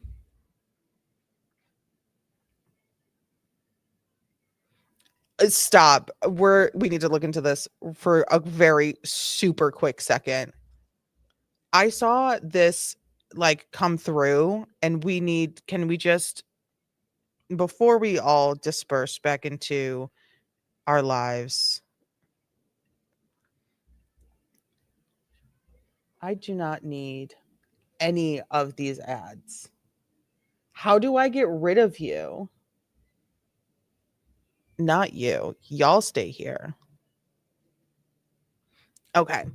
R. Kelly hospitalized last week after drugging by prison staff, his attorneys claim. Updated 3 minutes ago. Oh, wait. Oh, 3-minute read. My bad. Updated June 17th. Oh my God. I heard about this. Look at him. R. Kelly, let's just see what the hell's going on. R. Kelly recently taken to the hospital after allegedly being given too much medication by prison staff while in solitary confinement. Why were you there? According to a filing from the disgraced R&B singer's legal team, he was saying it was happening and then it happened.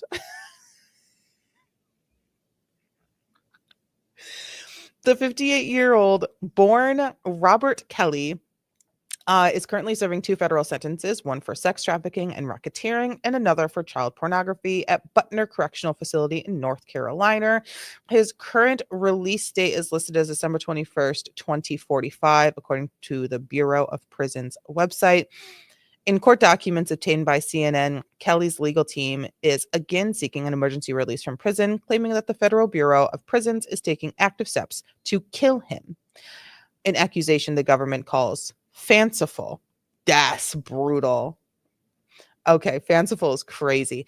The filing from Kelly's team alleges that he was placed in solitary confinement on June 10th, hours after submitting a different emergency release request, filing that separately alleged Bureau of Prisons officials had plotted to have another inmate kill Kelly.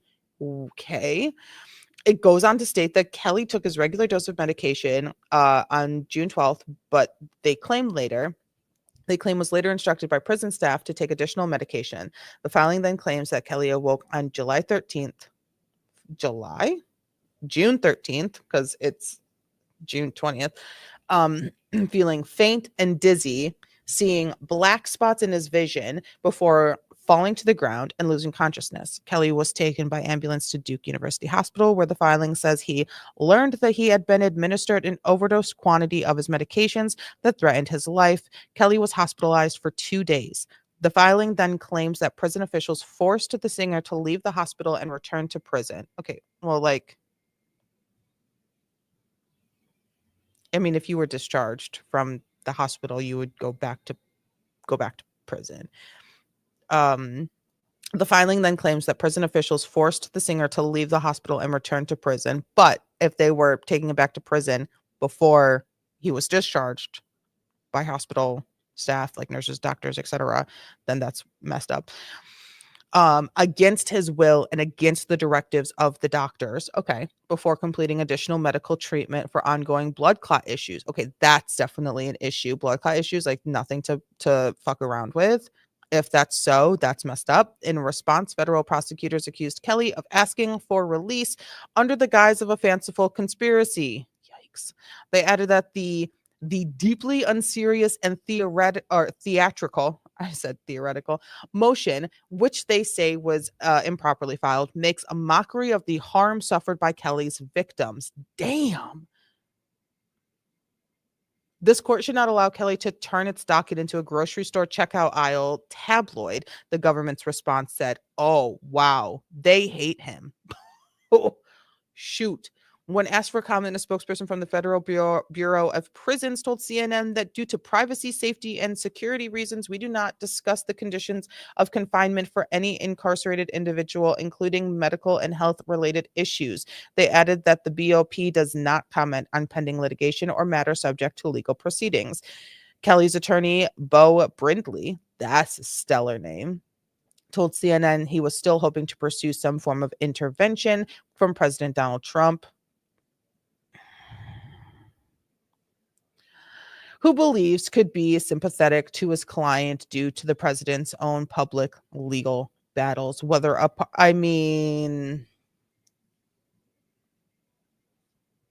Miss me with that. Whether a pardon or communicate. I'm just really upset about these ads and I don't know how to do anything about it.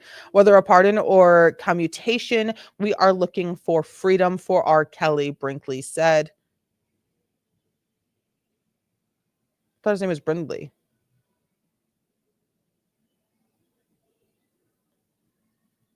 Who wrote this? Okay. It's my continued work to seek the intervention of the President of the United States on Robert's behalf, Brindley added. Yo, there are so many typos in this. It's crazy. I believe there's like 2, but like that's more than I believe President Trump is the one person who has the power and the will to stand up to people like this. Let him out the closet. In 2023, Kelly was sentenced to 20 years in prison in a Chicago federal courtroom following his conviction last year on charges of child pornography and enticement of a minor. At the time, Kelly was already serving a 30-year prison term for his 2021 conviction on racketeering and sex trafficking charges in a New York federal court. Most of his sentences are being served concurrently. Cool. I mean, you lucked out on that one at least. Kelly was one of the most successful R&B artists in the 1990s and early 2000s. Let's not go all the way 2000s, early 2000s. Known for hit songs Bump and Grind, Ignition, Remix, and I Believe I Can Fly. Right back into prison where you belong, which won him 3 Grammy Awards. He has been nominated for 26 Grammys, including as recently as 2015, which is a problem. Okay, well, that's wild. No, like, stay in jail. Okay? Like, you out here just free pissing on people. Like, it's not cool. And that's like the least of it. Like, the problem, there's the piss problem, and then there's all the things like while you're actually in prison, problems, and sorry that they drugged you. I never liked that Space Jam song.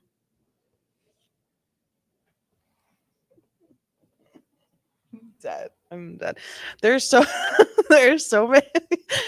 many there's handfuls of things of why you are in jail. I'm sorry that someone tried to overdose you with medication. That does suck. Your punishment is jail time, not to be drugged and like tortured and stuff. But I think it's cool. But I'm gonna stop. I'm gonna need you to stop. I'm gonna need you to stop real fast. And I know it's not fun. Jail's not supposed to be fun. Prison's not supposed to be fun. You're not supposed to be like thriving,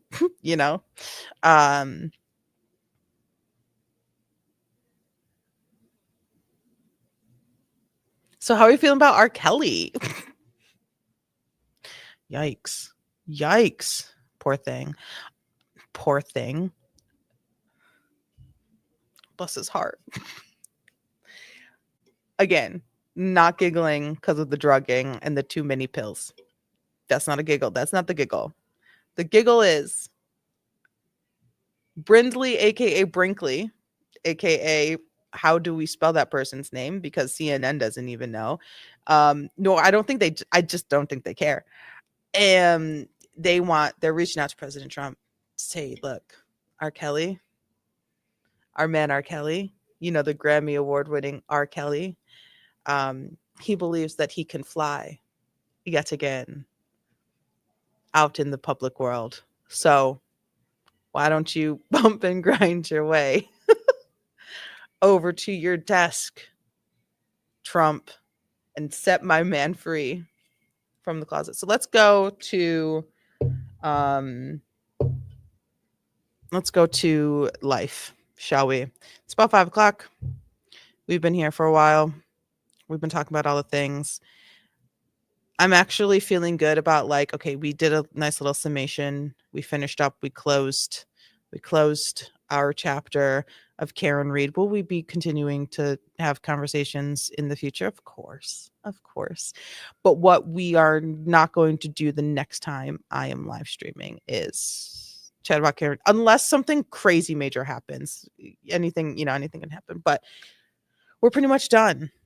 I'm sure more jurors will come out. We've already had 2, and 2 came out really fast. I'm sure probably more jurors will come out.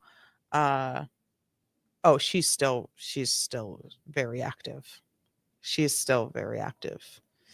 Yeah, Sarah Boone she won't stop. Because she'll never learn. Sarah Boone's, that's not someone who can learn to change or even wants to. She just wants to get better at being who she is, which is just worse. But yeah, I could look into some Sarah Boone stuff. But yeah, so next time I'll see you guys on Monday, and Monday probably 3:15, 3:30, and we'll be talking about something new. And by new, I mean new to me, probably not new to the folks who are online and have eyes for other things than just Karen Reed. So that's it. Thanks for being here. Thanks for watching. I'm going to play my intro as my outro because I did not play my intro. And I will see you guys on Monday. Take care.